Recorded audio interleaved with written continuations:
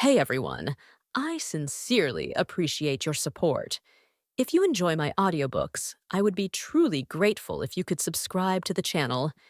And if you'd like to support even further, you're welcome to become a Patreon member, where you can access audiobooks of novels as long as they are freely available on the internet. Your kindness and support mean so much. Thank you. Silence. Elder Luo's face was stern, but the joy in his eyes betrayed him. The evaluations have concluded. Please welcome the sect master. Please welcome the sect master. The disciples of the Greenwood sect chorused, bowing in unison. Sect master Wu Sang rose to address the audience. Yu Zhao arched her brow as she saw the sect master. In her previous life, she had met sect master Wu Sang during a major cultivation competition. At that time, he always appeared burdened, with a frown etched deeply on his forehead. Now, however, his demeanor was completely transformed, spirited and radiant, as if he had aged in reverse. Was this change brought about by Mu Ye's victory? Mu Ye, a disciple of the Pill Hall, has innate talent and extraordinary aptitude, carrying the spirit of our ancestors. Today, after deliberation with the elders, I declare Mu Ye the young sect master of the Greenwood sect. May she forge ahead with determination and bring glory to our sect. Forge ahead with determination and bring glory to the sect. Forge ahead with determination and bring glory to the sect. Forge ahead with determination and bring glory to the sect. The cheers of the disciples echoed like a tidal wave across the sect square, their fervor filling the air. Yu Zhao couldn't help but be moved by the infectious atmosphere, feeling a surge of excitement rise within her. Mu Yi, meanwhile, stood frozen, her eyes brimming with tears.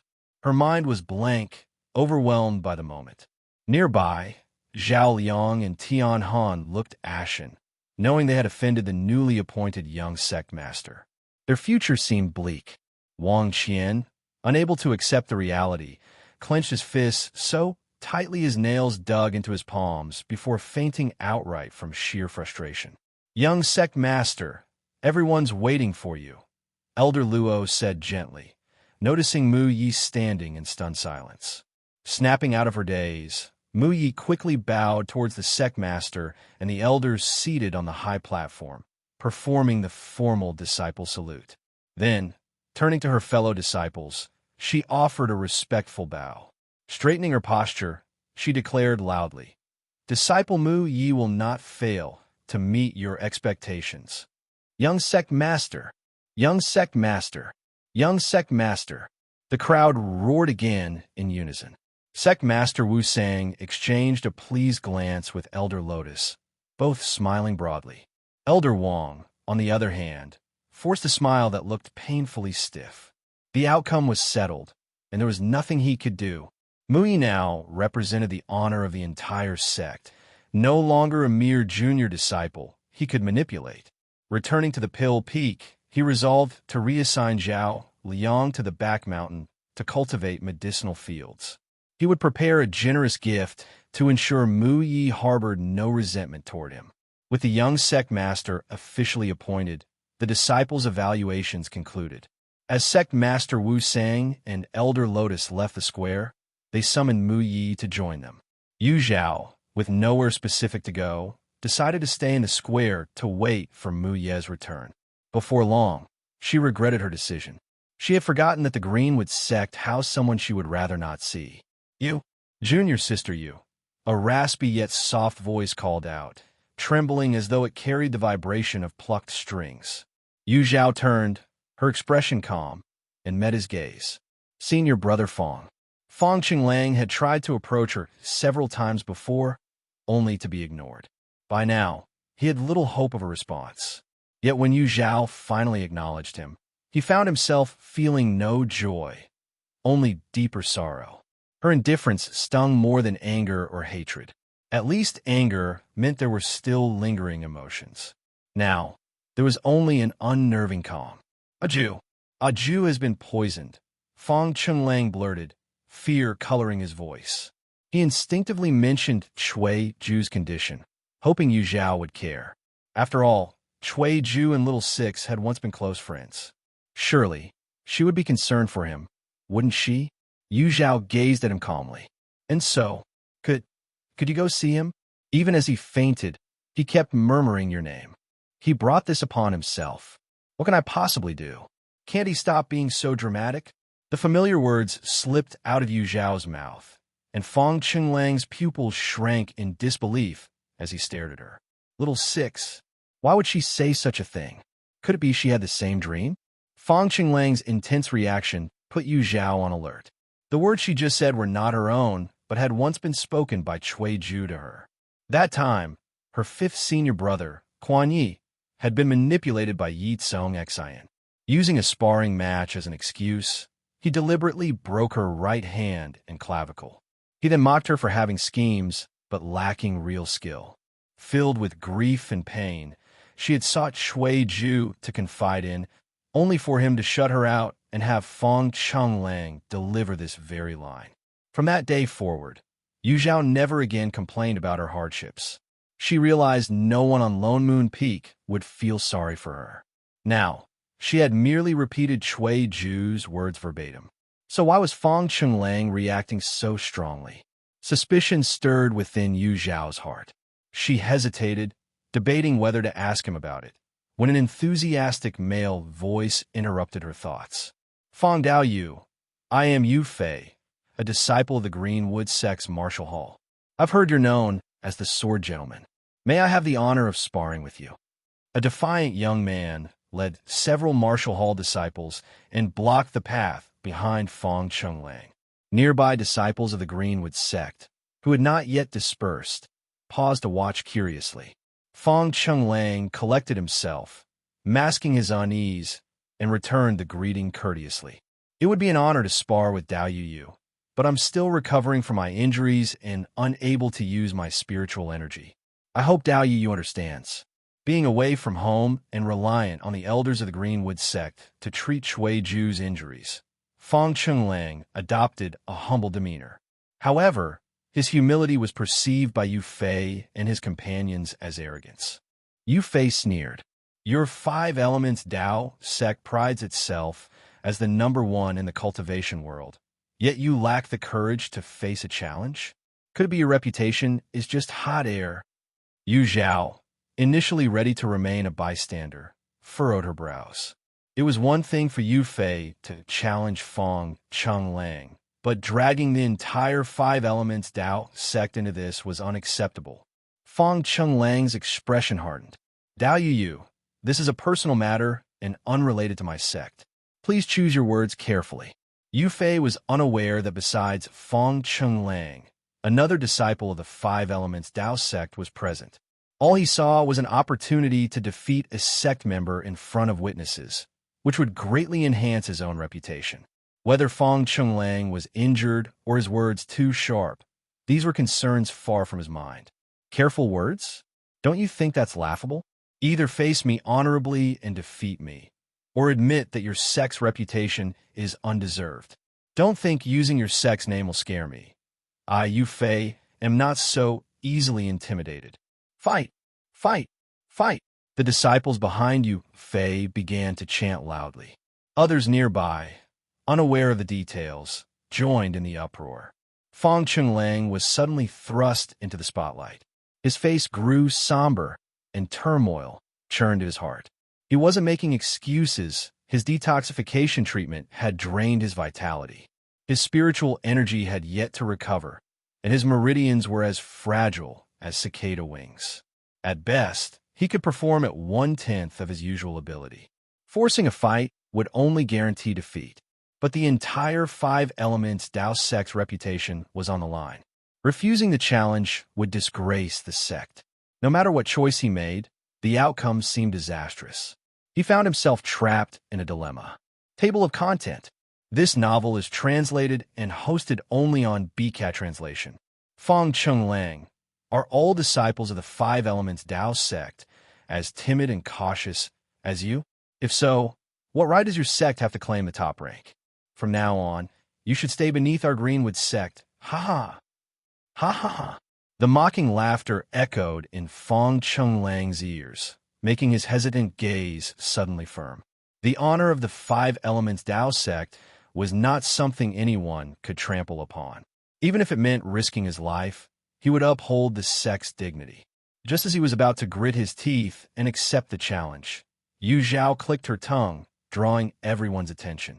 "You Fei, if you want to make a name for yourself by stepping on Fong Chenglang, I have no objection. But dragging the reputation of the Five Elements Tao sect into this? Do you really think we have no one to stand up for us?" In truth, Yu Zhao felt little attachment to the Five Elements Tao sect. However, it was a place senior sister Zhao Jin you had been willing to lay down her life to protect. Moreover, before Yu Zhao embarked on her journey, Sect Master Ji Yuan had generously provided her with a large number of spirit stones, saving her a lot of trouble. Even if just for these two people, she couldn't allow the sect to be maliciously slandered. "Oh, are you also from the Five Elements Tao sect?" Yu Fei and his companions froze in surprise. Wasn't it said that only 2 disciples from the Five Elements Tao sect were recovering in the sect? Or had this third person suddenly appeared? And a woman, no less. Yu Fei scrutinized Yu Zhao from head to toe, his eyes gleaming. Could it be that you're Zhao Jinyu of the Five Elements Tao sect? As the sect master's first disciple, Zhao Jinyu's reputation in the cultivation world rivaled that of Fong Chenglang. Yu Zhao chuckled lightly. "I'm not senior sister Zhao. My name is Yu Zhao, an inner disciple of the Five Elements Tao sect." A look of disdain flashed in Yu Fei's eyes. He dragged out his words. "Oh, so you're just an inner disciple." Just as the Greenwood sect had divisions between their Pill Hall, Medicine Hall, and Martial Hall, the disciples of the Five Elements Tao sect also had hierarchical distinctions. Naturally, the title of an inner disciple couldn't compare to that of a personal disciple. Yu Fei's challenge was aimed at Fong Chenglang, who bore the title of a personal disciple. "What? I don't mind you being from the Martial Hall, yet you, a Martial Hall disciple, look down on us inner disciples." Yu Zhao feigned astonishment. Arrogant. Yu Zhao's words struck a nerve with Yu Fei and his fellow Martial Hall disciples. They were already frustrated by the lower prestige of Martial Hall disciples compared to those of the Five Elements Tao sect. Now, for a mere Golden Core beginner inner disciple to provoke them was akin to a slap in the face. "Yu Zhao, if you don't apologize, don't blame me for being rude," Yu Fei snarled. Yu Zhao raised a hand and beckoned with her finger. "Bring it on. Little Six." Fong Chenglang was shocked. Setting aside the others, Yu Fei's cultivation at the late stage of the Golden Core realm alone made him an overwhelming opponent for Yu Zhao. Her provocative words had now ignited the fury of the entire group, ensuring she'd face severe consequences. "Fellow cultivators, my junior sister spoke rashly just now. I hope you can." Fong Chenglang tried to mediate, hoping to quell the anger of the Greenwood sect disciples. However, his words met a pair of disappointed eyes. Fong Chenglang. He froze mid-sentence. "Not again." "What? Not again?" Yu Zhao stared at him, her expression unreadable yet complex.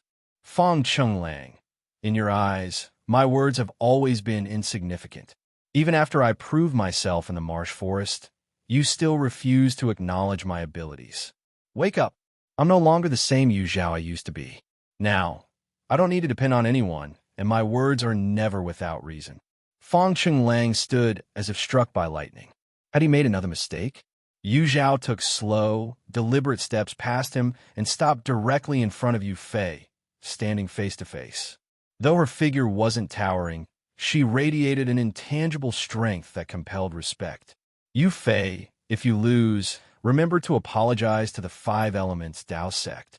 Yu Fei responded with a sneer. "I won't lose." Their gazes clashed like sparks, and in the next instant, both figures vanished from sight. "They're fighting. Quick, move aside. Back up, back up. Go on, don't block the way." Fong Chenglang, dazed and confused, felt someone drag him to the side. Yu Zhao's words kept echoing in his mind. Despite his mocking words about the Five Elements Tao sect, Yu Fei was deeply cautious. He stepped back, holding a defensive artifact in one hand while forming a defensive incantation with the other. His divine sense scanned the surroundings over and over. Once, twice. Huh? Where is she? The disciples of the Greenwood sect widened their eyes in disbelief. In the blink of an eye, Zhao had disappeared from the vast plaza. The elders, who had dispersed earlier, hurried back upon hearing the commotion. They weren't there to intervene, but rather to observe and learn. The Five Elements Dao sect had dominated the sect competitions for several years, and word had it their current disciples were even more exceptional than before. The elders were eager for this rare glimpse of their prowess, and saw no reason to interfere. However, when they arrived at the plaza, they were greeted by an eerily quiet scene. There were no sounds of fierce battle. Gathering together, they swept the area with their divine senses, and their initial excitement turned into disappointment. This match had no suspense. Why? Because Yu Fei's opponent was nearly on top of him, yet he remained oblivious, still scanning the field for any sign of her. When did the Five Elements Dao sect gain a disciple skilled in illusion techniques? How can anyone fight against that? An elder sighed. Strange. Her cultivation is only at the early golden core stage, yet her illusions seem flawless, enough to deceive even Yu Fei, who is at the late golden core stage, another observed. Illusions don't rely solely on spiritual energy, but on the strength of the soul. Clearly, her soul strength far surpasses that of others at her level. Another prodigy, one muttered in awe. Even the weakest of the Greenwood sect elders were in the early nascent soul stage. What the Golden Core disciples failed to perceive was crystal clear to them. Still, this didn't dampen their amazement. What's her name? Elder Luo, the only one with prior contact with Zhao, replied. Her name is Zhao. She claims to be an inner disciple of the Five Elements Dao sect, without any master. What? The elders were stunned. An inner disciple without a master, yet capable of overwhelming the top disciple of the martial division? What kind of monstrous strength did the sect's core disciples possess? The elders exchanged bitter glances.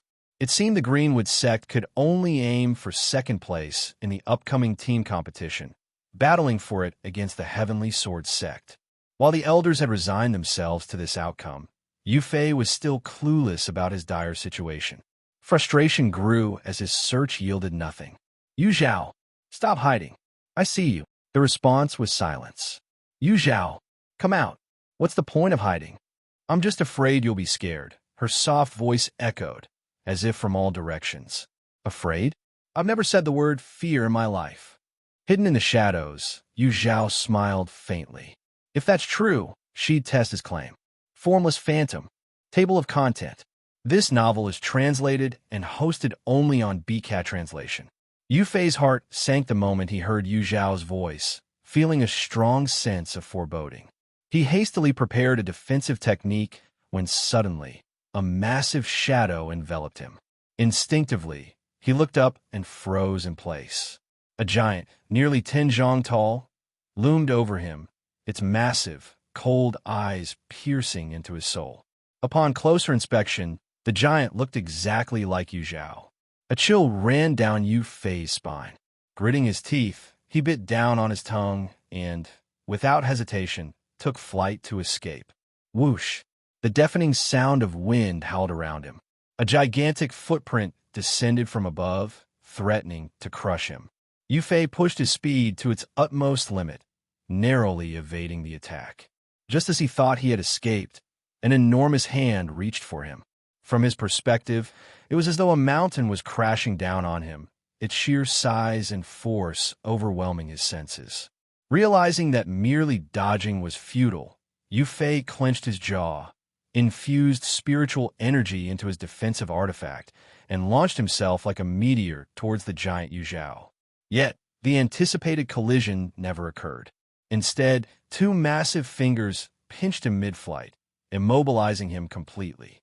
No matter how he struggled, the only sound was the creaking of his bones under immense pressure. A fear he had never felt before spread through him like wildfire. Is this it? Yu Fei thought, despair welling up. Is the reputation of the Five Elements Dao sect so terrifying that I can't even survive a single exchange? Before he could dwell on his humiliation, the giant Yu Zhao transferred him to her palm. Trapped within her grasp, Yu Fei's head was the only part visible, his face awash with shame and bitterness. Yu Fei attempted another desperate struggle, but it was utterly useless. Worse yet, the force binding him continued to grow, and he felt as though he was about to be crushed alive. This is just a sparring match. Is Yu Zhao really trying to kill me? Terror consumed him. Pride abandoned, he tried to surrender, only to find he couldn't utter a single word. Despair filled his eyes as tears began streaming down uncontrollably. No, I don't want to die, he screamed internally.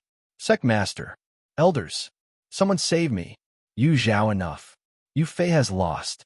Stop toying with him and give him some dignity. Elder Luo interjected, unable to bear the scene any longer. Losing is one thing, but this level of humiliation. Elder Luo thought, shaking his head. He feared that if this continued, Yu Fei might wake from the illusion unable to cope, leading to a shattered Dao heart. Truthfully, Yu Fei was talented and insightful, but his arrogance held him back. This battle, though harsh, might teach him a valuable lesson. Yu Zhao had no intention of pushing things too far. With Elder Luo's intervention, she withdrew her soul power, dissipating the illusion. The towering figure and her virtual presence vanished into the wind. Back in the sect's main square, silence reigned. No one dared to speak. It took Yu Fei a long time to recover from his shock. Staring blankly at his unharmed body, he could still feel the lingering sensation of death. Slowly, his gaze shifted to Yu Zhao, whose calm expression betrayed no emotion, and then to his fellow disciples, their eyes filled with sympathy. It was all an illusion. The disciples of the Greenwood sect watched Yu Fei's dazed expression, wanting to offer comfort but unsure how. They hadn't witnessed what he experienced, only that after casting a defensive spell, he seemed to attack aimlessly, as if in a trance. Then, frozen in place, his face twisted with pain and terror. It wasn't until Elder Luo spoke and Yu Zhao revealed herself that they understood what had happened. This little-known inner disciple of the Five Elements Dao sect managed to deceive everyone with her mastery of illusion techniques, ensnaring even Yu Fei in a spellbound state, unable to break free. Yu Fei was utterly defeated, so much so that it could only be described as a humiliating loss. It wasn't just Yu Fei who found this hard to accept. Even the disciples of the Greenwood sect were stunned. Fang Chenglang, too, felt as if he were dreaming. Even in his prime, Fang Chenglang would not have dared to claim victory against Yu Fei with the ease and elegance displayed by Yu Zhao. Yet, Yu Zhao had done precisely that. Her strength delivered a harsh slap to his face, shattering his hollow ideals and illusions. Regardless of whether Yu Zhao forgave him or not, their dynamic would never return to how it once was. Yu Zhao no longer needed to rely on anyone for validation. Her strength was her most reliable support. Fang Chenglang suddenly recalled how, when Yu Zhao first joined the sect master Ji Yuan had laughed and remarked that Master Qing Yan had finally accepted a disciple capable of carrying on his legacy. At the time, Fang Chenglang thought the sect master was joking. Now, he realized sect master Ji Yuan had been entirely serious. Yu Zhao. Yu Fei's hoarse voice broke the silence. Yu Zhao turned to him. With a face teetering between despair and composure, Yu Fei solemnly said, "I'm sorry. I shouldn't have belittled the Five Elements Dao sect earlier. I apologize to you, and I apologize to your sect." In a world of cultivation, the strong commanded respect. Yu Fei accepted his punishment willingly. Yu Zhao gave a slight nod, her calm demeanor signaling her acceptance of his apology. "Junior Yu Zhao, come here for a moment. The sect master wants to see you." Elder Luo called from afar, gesturing to her. A chill ran through Yu Zhao's heart. Why would the Greenwood sect's sect master summon her? Could it be that she had embarrassed the sect and was now to be held accountable? She quickly dismissed the thought. Surely a sect master wouldn't be petty enough to quibble with a mere disciple over such matters. "Understood," she replied, striding quickly toward Elder Luo. As soon as Yu Zhao left, a few disciples who had been standing behind Yu Fei hurried forward to support him, their faces filled with concern. "Senior brother Yu, are you all right?" they asked. Yu Fei managed a bitter smile. His physical condition was fine, but the shadow Yu Zhao had cast over his psyche would likely linger for years. Fang Chenglang instinctively wanted to follow Yu Zhao to ask about the situation, but as he stepped forward, the memory of her disappointed gaze froze him in place. He couldn't bring himself to take another step. It was clear Little Six no longer wanted to see him. On the other side, Yu Zhao followed Elder Luo to the main hall of the Greenwood sect. Outside the hall stood Mu Yi, who seemed surprised to see them arriving together. "Yu Zhao? So the sect master was waiting for you," Mu Yi exclaimed in surprise. Yu Zhao shook her head lightly, indicating that she had no idea what was happening either. Sensing that now was not the time for further questions, Mu Yi simply said, "The sect master is waiting for you inside. You may go in." Yu Zhao bowed to Elder Luo before stepping into the main hall. The spacious and brightly lit hall held only one figure, Sect Master Wu Sang. Stopping a respectful distance away, Yu Zhao performed a disciple's salute and introduced herself. Junior Yu Zhao, inner disciple of the Five Elements Dao sect, greets Sect Master Wu Sang. Sect Master Wu Sang raised his hand and smiled faintly. "Yu Zhao, you are remarkable. In less than 10 years, Master Qing Yan will undoubtedly regret his decisions." Yu Zhao wasn't surprised that Sect Master Wu Sang knew about her estrangement from Master Qing Yan. The cultivation world was a place of fierce competition, with rivalries between sects always closely monitored. Moreover, her public request to leave her master had caused quite a stir. Anyone paying attention to the Five Elements Dao sect would have known about it. "You flatter me," Yu Zhao replied modestly. Table of content. This novel is translated and hosted only on BCAT translation. Yu Zhao had decisively severed ties with the people of Lone Moon Peak, determined never to be entangled with them again. Whether Master Qing Yan regretted it later was of no concern to her, nor did she care to delve into it. Actually, Master Qing Yan didn't mean for it to turn out this way. He just... Forget it. Sect Master Wu Sang seemed to want to explain further, but upon seeing Yu Zhao's indifferent expression, he decided to let it go. "Mu Ye's breakthrough before the assessment owes much to your efforts. This is a token of thanks from the Greenwood sect. Please accept it." He retrieved a square box from his sleeve and sent it floating toward Yu Zhao using his spiritual energy. Yu Zhao was taken aback.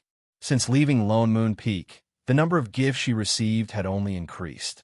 Clearly, Lone Moon Peak had been her nemesis. Sect Master Wu Sang, Mu Yi, and I hit it off instantly. It was only right for me to help. I can't accept this gift. However, I do have a favor to ask and hope Sect Master Wu Sang will grant it. Hearing her initial refusal, Wu Sang thought Yu Zhao was simply modest, but her next words revealed her intentions. He chuckled. "You must be referring to your two senior brothers. Rest assured, even if only for Master Qing Yan's sake, the Greenwood sect would never abandon them." He assumed he'd guessed her thoughts correctly, only to see Yu Zhao staring at him in surprise. "Sect Master Wu Sang, their situation has nothing to do with me. I have a different request." Wu Sang was momentarily embarrassed and cleared his throat. "What is it?" "I would like to borrow your sect's alchemy room." Without hesitation, Wu Sang agreed. But moments later, he realized Yu Zhao was of the water's spiritual root. Startled, he asked, "You can refine pills?" Now it was Yu Zhao's turn to feel awkward. "No." "Then why borrow the alchemy room?" Yu Zhao forced a sheepish smile. "To be honest, Sect Master Wu Sang, I want to use the alchemy room's fire vein to craft my life-bound artifact. I promise it's a one-time thing. It won't happen again." "You," Sect Master Wu Sang was dumbfounded. In all his years as a sect leader, no one had ever dared to make such a bold request. "Sect Master, I have no choice. Could you grant me this favor for Mu Ye's sake?" Initially hesitant to make the request, Yu Zhao had observed Wu Sang's satisfaction with Mu Yi, the young sect master.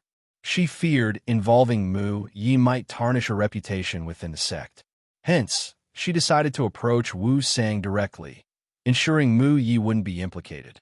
You're audacious beyond measure, Sect Master Wu Sang finally said with a laugh, shaking his head. The heavy weight in Yu Zhao's heart lifted instantly. Fine, just this once, for Mu Ye's sake. Wu Sang flicked a stone token from his sleeve. This is the pass to Alchemy Room 39. Remember, this is the only exception. Yu Zhao caught the token with both hands, bowing deeply. Thank you, Sect Master Wu Sang. Take the gift box as well. I, as the Sect Master, am not petty enough to take back a gift once given. Wu Sang's words left no room for further refusal. Accepting the box, Yu Zhao thanked him once more before retreating respectfully. Watching her careful demeanor, Wu Sang couldn't help but shake his head with a smile, recalling her audacious request. What an interesting disciple. A pity she has a water, spiritual root. But at least she had helped preserve his cherished young sect master, leaving him with little regret. Wu Sang was confident that Mu Ye's future achievements would not disappoint. Yu Zhao, you're out. What did the sect master say to you? Mu Yi eagerly approached Yu Zhao the moment she emerged, curiosity sparkling in her eyes. Yu Zhao glanced around and saw that it was just the two of them nearby. With an air of seriousness, she clasped her hands and performed a formal salute toward Mu Yi. Greetings, young sect master. Mu Yi froze for a moment before bursting into laughter. Ahem, you may rise, she replied, trying to match the tone of playfulness. The two locked eyes and then laughed together. Mu Yi flung herself into Yu Zhao's arms, hugging her tightly. Yu Zhao, thank you. Truly, thank you for being here. Thank you for showing up when I needed you the most. Thank you for helping me without holding back. You're welcome. This is what you deserve, Yu Zhao said gently, patting Mu Ye's back. Though Yu Zhao didn't know what had occurred during the Pill Hall disciple assessment in her previous life, nor why Wang Qian had taken the position of young sect master, she had seen Mu Ye's hard work and dedication firsthand in this life. Mu Ye had earned her title. After calming her emotions, Mu Ye invited Yu Zhao to a celebratory banquet hosted by the sect disciples. However, Yu Zhao politely declined, explaining that she planned to refine her life-bound artifact in the artifact refining chamber. Mu Ye was initially surprised by Yu Zhao's choice, finding it hard to believe. But since Yu Zhao trusted her, she decided to reciprocate that trust wholeheartedly. She escorted Yu Zhao to the 39th artifact refining chamber and watched as the doors slowly closed. For some reason, she felt an inexplicable excitement. Even during the banquet, her thoughts frequently wandered to Yu Zhao, hard at work in the chamber. Young sect master. As the banquet was nearing its end, an unexpected figure appeared before Mu Yi. She raised an eyebrow. Seeing your brother Fong. Fong Qinglang hesitated briefly before voicing his question. Why isn't junior sister Yu with you? Fong Qinglang had met Mu Yi before in Dragon Roar Valley and knew that Yu Zhao had come to the Greenwood sect because of Mu Yi. Seeing Mu Yi at the banquet without Yu Zhao made him uneasy. She's occupied with something, Mu Yi replied, deciding to conceal Yu Zhao's artifact refinement. Mu Yi had noticed back in Dragon Roar Valley that Yu Zhao didn't seem particularly close to her so-called senior brother. Since Yu Zhao didn't want to interact with him, there was no reason for Mu Yi to divulge her plans. Fong Qinglang sensed Mu Ye's guarded and dismissive attitude. He forced a bitter smile and said, I mean no harm. I just want to know if she's safe. Mu Yi frowned. Senior brother Fong, what are you implying? Why would Yu Zhao be in danger within the Greenwood sect's territory? I'm not saying, and besides, with her strength, the only ones who could threaten her are the nascent soul elders. Are you suggesting that our sect elders might harm her? No, I didn't mean. Oh, I get it now. You think her time at the Five Elements Dao sect wasn't great, so you're worried she's constantly in danger. Senior brother Fong, maybe you should reflect on yourself. Have you shown Yu Zhao enough care? Have you reined in the behavior of your fellow disciples? Poor Yu Zhao. No wonder she doesn't want to return. Mu Ye's cutting words landed like daggers, leaving Fong Qinglang pale and trembling. Did she really say that she doesn't want to go back? He asked, his voice shaky. Would she really prefer staying in a foreign sect over returning to the one that raised her? Did she truly hate them that much? Hate them enough to sever ties with her own sect? Hey, don't jump to conclusions. She didn't say anything. That's just my guess. Muyi quickly added. Table of content. This novel is translated and hosted only on BCAT translation. Muyi glanced at Fong Chunglang's expression and instantly guessed that he had imagined something outrageous. She quickly denied it. Fong Chunglang forced a faint smile, clearly unconvinced by Mu Ye's explanation. Muyi felt a headache coming on. Now she understood why Yu Zhao avoided interacting with Fong Chunglang. He was incredibly stubborn, always sticking to his own assumptions and ignoring others' words. Just then, someone approached Muyi. Shaking her head, she excused herself and left with her fellow sect member. Fong Chunglang, despondent, returned to his courtyard. His first stop was to check on Cui Ju, who was still unconscious. In this foreign place, Fong Chunglang had no one to share his troubles with, so he visited Cui Ju's room every day to talk to him. Ju, I didn't see little six again today. She's still angry at me, he said, sitting by Cui Ju's bed with a bitter expression. I truly know I was wrong. It's fine if she doesn't forgive me. I just wish she'd let me see her once in a while. But it seems even that small wish is too much for her. Little Six is getting stronger day by day. Her friends are impressive too. She doesn't need my protection anymore. Ju, when will you wake up? Senior brother wants to go home. Senior brother. Fong Chunglang froze and looked down in shock. Cui Ju had woken up at some point and was smiling faintly at him. Ju, you're awake, Fong Chunglang exclaimed. Cui Ju nodded weakly. Yes. Good, this is great news. Wait here for a moment. Fong Chunglang said hurriedly. He dashed out of the room, shouting, Elder Lotus. Elder Lotus, my junior brother is awake. Elder Lotus, who lived next door, was overjoyed to hear this. She rushed over to perform a thorough examination of Cui Ju. Elder Lotus, how's my junior brother? Is he fully recovered? Fong Chunglang asked anxiously, his hands tightly clenched. Cui Ju had been poisoned and tortured by Yao Wuji in Fong Chunglang's stead, and Fong Chunglang owed him his life. Elder Lotus withdrew her hand and sighed. Fong Chunglang's heart sank.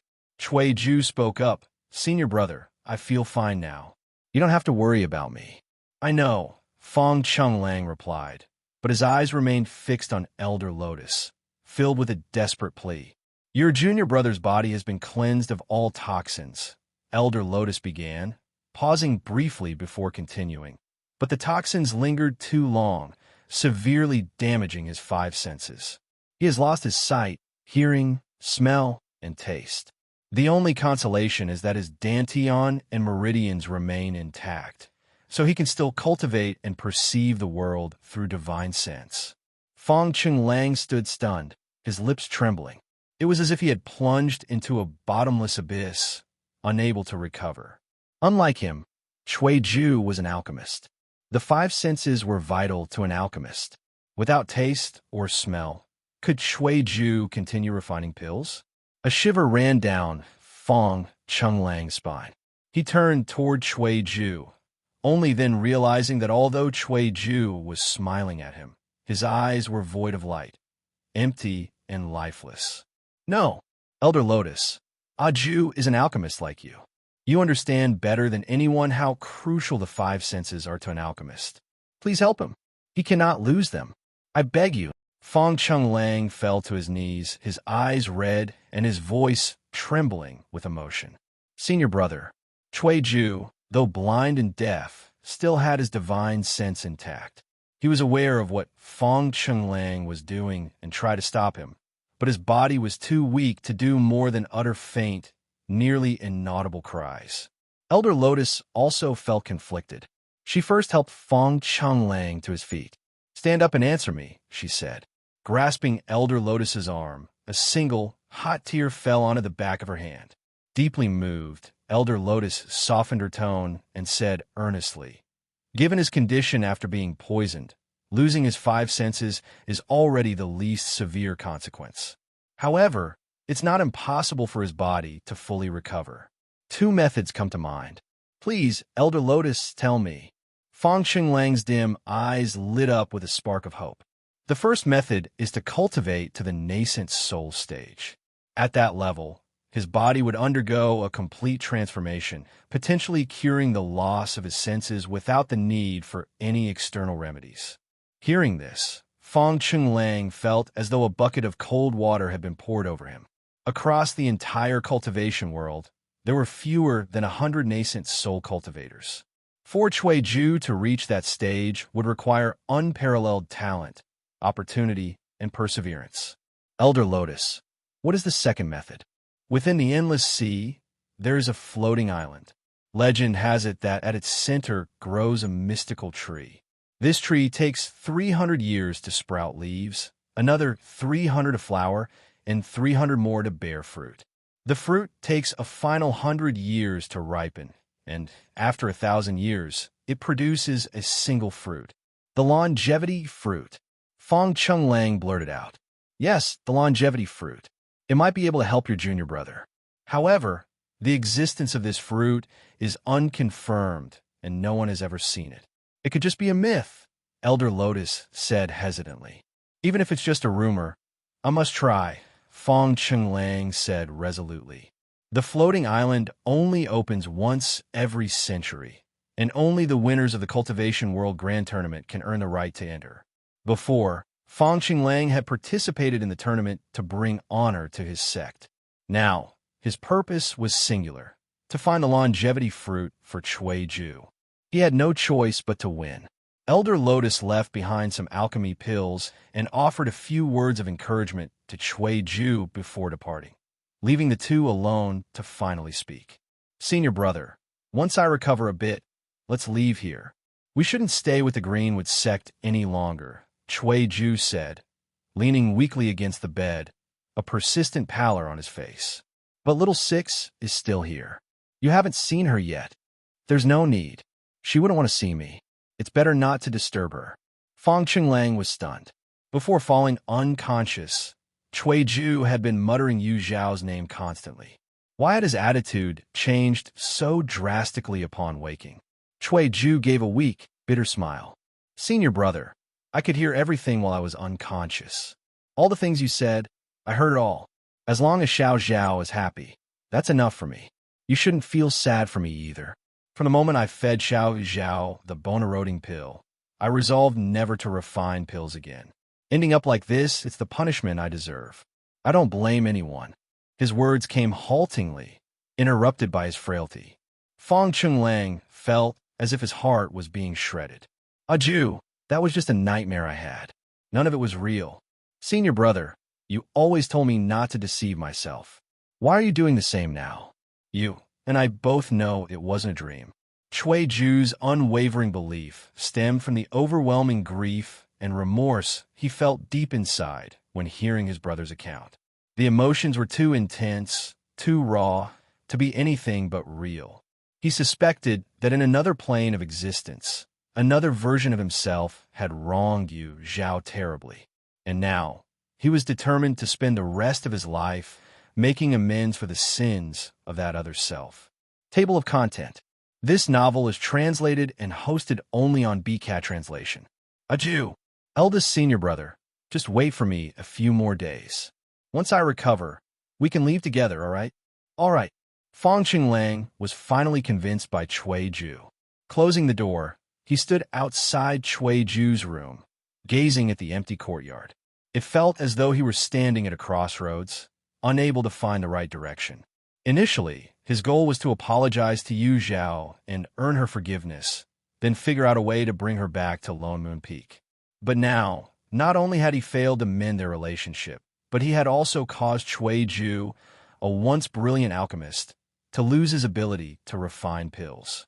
What was he even doing? Inside Alchemy Room 39, Yu Zhao opened her eyes, a sharp gleam flashing within. Stabilized. Time for the next step. Instead of retrieving the materials required for artifact crafting, she produced a transparent jade containing a single drop of milky white liquid. This was Millennium Jade Essence, a rare treasure gifted by an elder from the Merfolk tribe, known for its ability to enhance cultivation. To ensure absolute success in crafting, she decided to use it to raise her cultivation level first. Wrapping the jade essence with her spiritual energy, the transparent exterior melted like snow. An overwhelming surge of spiritual energy poured out, engulfing her. Carefully, Zhao consumed the drop of jade essence. Boom! A torrent of dense spiritual energy surged in her body like a tidal wave. Her golden core within her dantian began spinning rapidly. Without needing to meditate or guide the energy, her cultivation level soared at an incredible pace. In no time, Zhao advanced from the early golden core stage to the mid-stage. Yet the influx of spiritual energy showed no signs of slowing. Her meridians strained under the pressure, giving her the sensation of being on the brink of bursting apart. This isn't good, Zhao realized. She hadn't anticipated the jade essence's effects to be so intense. If she didn't find a way to release some of this energy, her body might suffer severe damage for being overwhelmed. She had no choice but to take a gamble. Determination gleamed in her eyes as she arranged the prepared crafting materials in front of her. Placing her right hand on the array controlling the fire vein, she resolved to start crafting immediately. This was her first time crafting an artifact. Saying she wasn't nervous would be a lie. However, during her inheritance of bright moon hermit's memories, she had witnessed her master crafting numerous times. Moreover, the life-bonded artifact she intended to forge wasn't overly complicated. She was confident of succeeding on her first attempt. A pale blue flame danced before her as she took a deep breath and threw the first material into the fire. Seconds later, the material turned to ash with a faint puff. "Assess," Zhao hissed, drawing a sharp breath. Her first material had failed. Thankfully, the initial materials were common in the cultivation world, and she had dozens of backups. Still, the failure served as a wake-up call, making her realize crafting wasn't as straightforward as she had assumed, particularly in controlling the fire's intensity. Ignoring the rampaging energy within her, she focused deeply, her gaze thoughtful. How could she precisely control the fire? Using mere experience wouldn't suffice. What if she tried using her divine sense? Her idea spurred her into action. She tentatively guided her divine sense toward the flame and found no resistance. Encouraged, she merged her divine sense with the flame. Apart from an initial sensation of heat, she encountered no discomfort. It was feasible. Zhao swiftly tossed the second batch of artifact crafting materials into the flames. Under the watchful gaze of her divine sense, she adjusted the temperature precisely as the material began to melt, ensuring stability. Before long, the material transformed into a small golden orb. "Success!" she exclaimed, her heart swelling with joy. Without hesitation, she pressed forward, adding the next set of materials to the flames. Then another and another. As time passed, more materials were consumed by the fire, fusing seamlessly. Eventually, a black-golden liquid began to flow within the flames. By this point, only 3 materials remained in front of her: supreme essence water, heavenly fairy herb, and the mystic magnetite, a substance uniquely effective against metallic artifacts. "Next comes the second step, shaping," Zhao murmured. Her right hand maintained control over the fire vein array, while her left hand lifted, channeling her spiritual energy to mold the liquid within the fire. It was only during this intricate process that she discovered her innate desire for aesthetics. No matter how many times the liquid took shape, she found flaws, forcing herself to start over. She couldn't bear the thought of her life-bonded artifact being anything but beautiful. After countless attempts, she finally nodded in satisfaction. Suspended in the flames was a piece with 8 petal-shaped edges, its inner circle adorned with intricate phoenix and floral carvings. The center was hollow, and the artifact, with its black-gold hue, appeared both peculiar and ancient. It was only a half-finished product, but it held promise. Glancing at the 3 remaining materials, Zhao decisively cast them into the flames together. The heavenly fairy herb immediately dissolved into smoke, which the supreme essence water and mystic magnetite absorbed as if alive, merging seamlessly with the black golden artifact. Beads of sweat formed on Yu Zhao's forehead, trickling down as she stared unblinkingly at the flames. This was the most critical phase, finalizing the shape. The supreme essence water and mystic magnetite gradually melted under the fire's heat, bonding perfectly with the edges of the artifact's inner circle. Viewed from the front, the black mystic magnetite resembled a mirror, blending harmoniously with the artifact's black golden body. From the back, the supreme essence water formed a circular, liquid-like surface nestled at the center. From afar, it looked like a watery mirror framed in black gold. One side was dark, the other light, representing both malevolence and benevolence. As the black golden water mirror solidified, Yu Zhao felt a faint yet profound connection with it. She smiled softly. From now on, your name is Fleeting Life Mirror. The Fleeting Life Mirror trembled gently, emanating an aura of joy as if responding to its name. Yu Zhao lifted her right hand, extinguishing the flames. The mirror floated effortlessly into her palm. She traced its edge with her fingertips, her expression a mix of wonder and satisfaction. After years of planning and effort, she finally had a life-bonded artifact crafted by her own hands. She left her divine sense imprint on the mirror, her reluctance to part with it evident. Only after admiring it for a long moment did she remember to check her cultivation state. What she saw left her stunned. During the crafting process, she had unknowingly broken through another stage, reaching the late golden core stage. In less than 3 years, she had advanced from foundation establishment late stage through 3 realms. The news would undoubtedly shock many, but Yu Zhao knew the truth. Her progress had not come easily. Her swift advancements were partly due to fortunate opportunities in this life, and largely due to the foundation she had built in her previous one. In her past life, limited by her physical condition, she had struggled for results no matter how hard she worked. Now, those years of preparation bore fruit. With her life-bonded artifact complete, it was time to return to the 5 Elements Dao sect and prepare for the grand cultivation competition of the cultivation world. Table of Content. T. This novel is translated and hosted only on BCAT Translation. Sister Yu, are you really not staying for a few more days? Muyi clung to Yu Zhao's sleeve outside the gates of the Greenwood sect, her large, watery eyes pleading. Yu Zhao laughed gently, shaking her head. I'd love to stay, but if I delay, I might miss the deadline to return to the 5 Elements Dao sect in time for the Cultivation Realm Tournament. But you could just travel with us later. Muye's voice faltered, growing softer. The Cultivation Realm Tournament was divided into sect and individual competitions.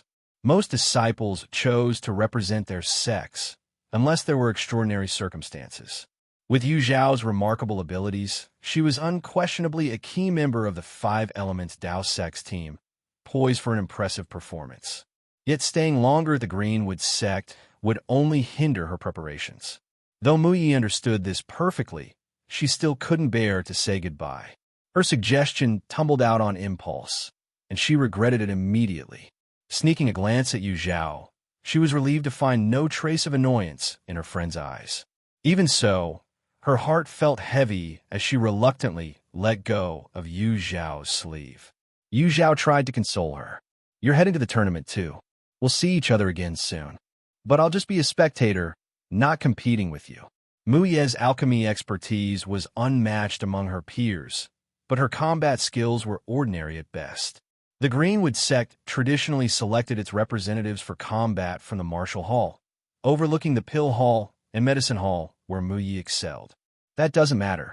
Yu Zhao tousled Muye's hair, her expression growing serious. Keep an eye on Wang Qian, Guoming In, and Tian Han. They're not as harmless as they appear. Guoming In and Tian Han aren't worth worrying about. As for Wang Qian, Muye's gaze sharpened. Ever since he failed the selection, he's been in seclusion. I doubt he'll cause trouble. Better to be cautious than regretful. I'll remember. Though Muyi had initially dismissed these individuals as insignificant, Yu Zhao's repeated warnings left her more vigilant. After bidding a reluctant goodbye, Yu Zhao turned into a streak of light and soared into the sky. Mu Yi remained by the gates, staring after her friend's fading figure. At the Five Elements Dao sect, Lone Moon Peak. Eldest senior brother, did Master really say that? Lan Ziyu's voice was incredulous, his eyes wide with disbelief. Fang Chenglang nodded solemnly. This affects our fourth junior brother's future. Master might indulge little junior sister, but how could he make such a rash decision? Lan Ziyu's frustration grew palpable.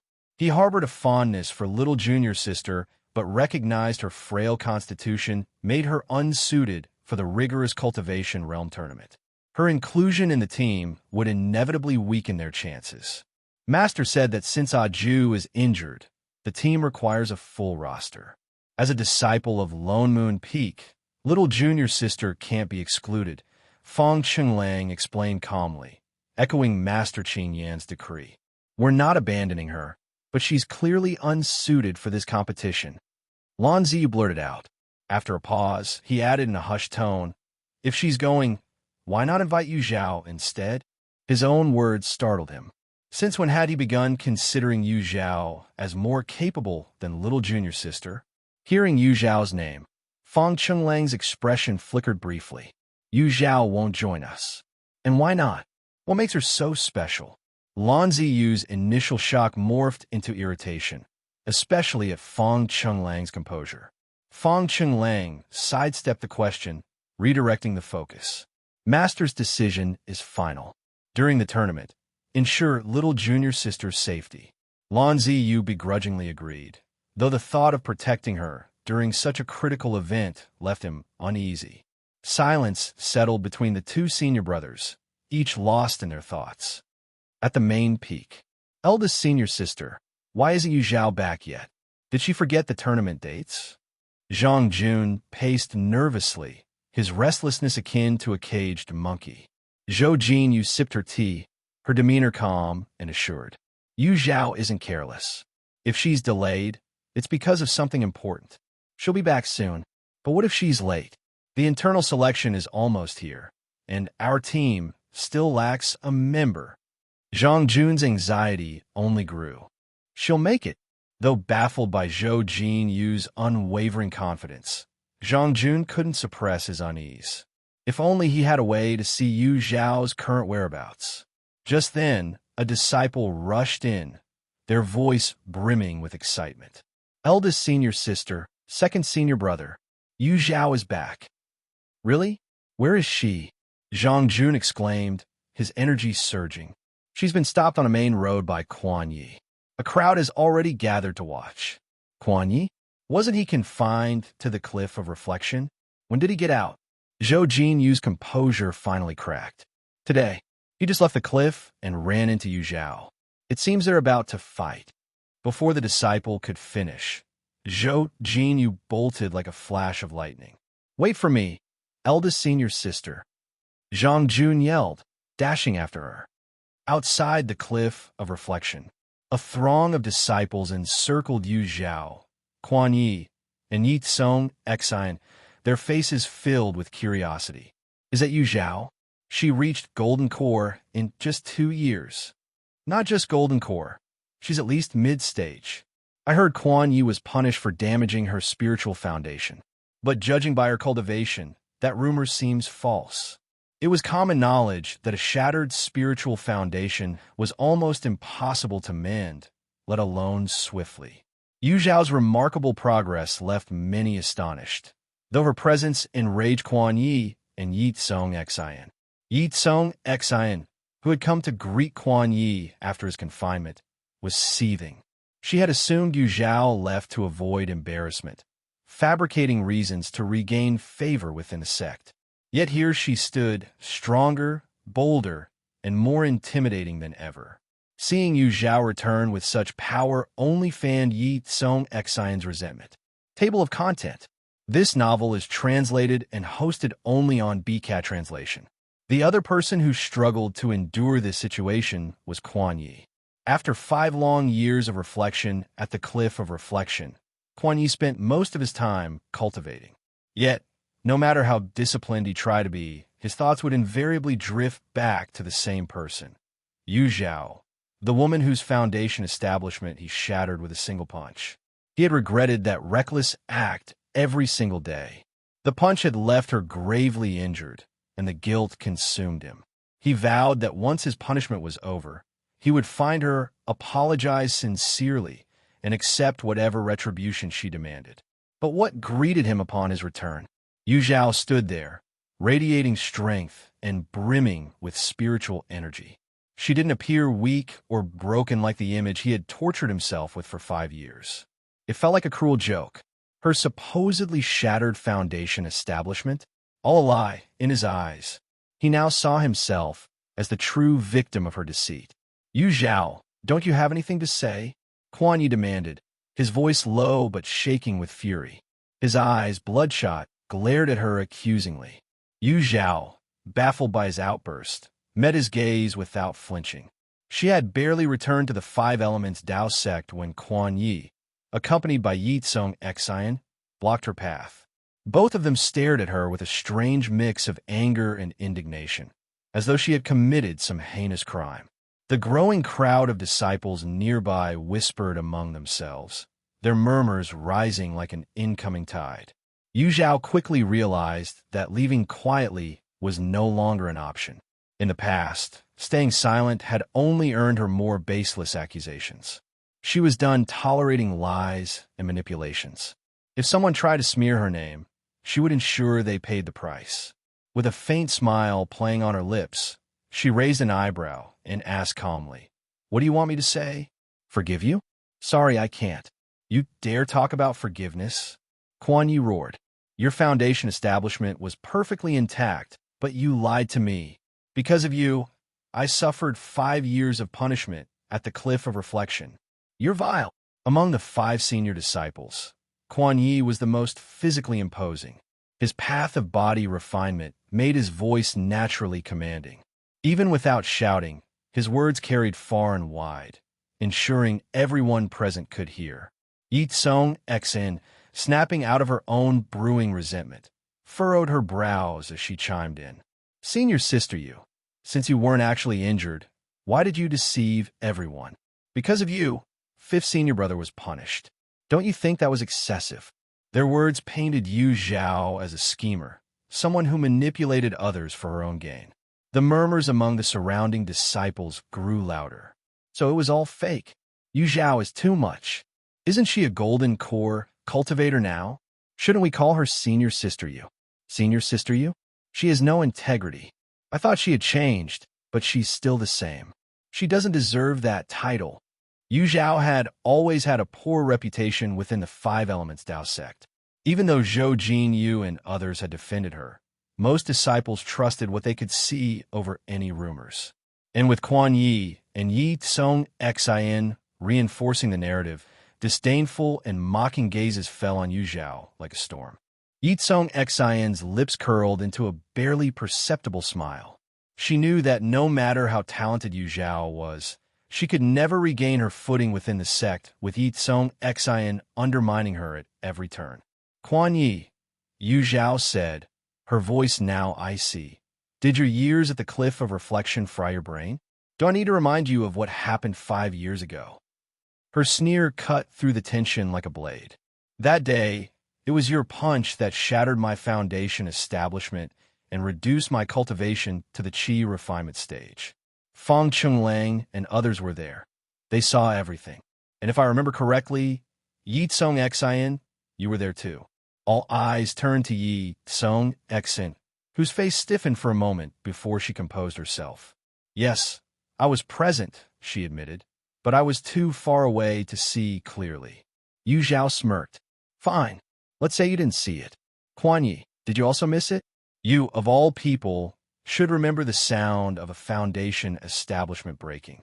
Quan Yi opened his mouth, but couldn't muster a response. How could he forget? That heart-wrenching sound still haunted his dreams, echoing in his mind countless nights. It was why his guilt consumed him, why he could never sleep peacefully. But Yu Zhao standing before him, unbroken and confident, it didn't align with his guilt-ridden narrative.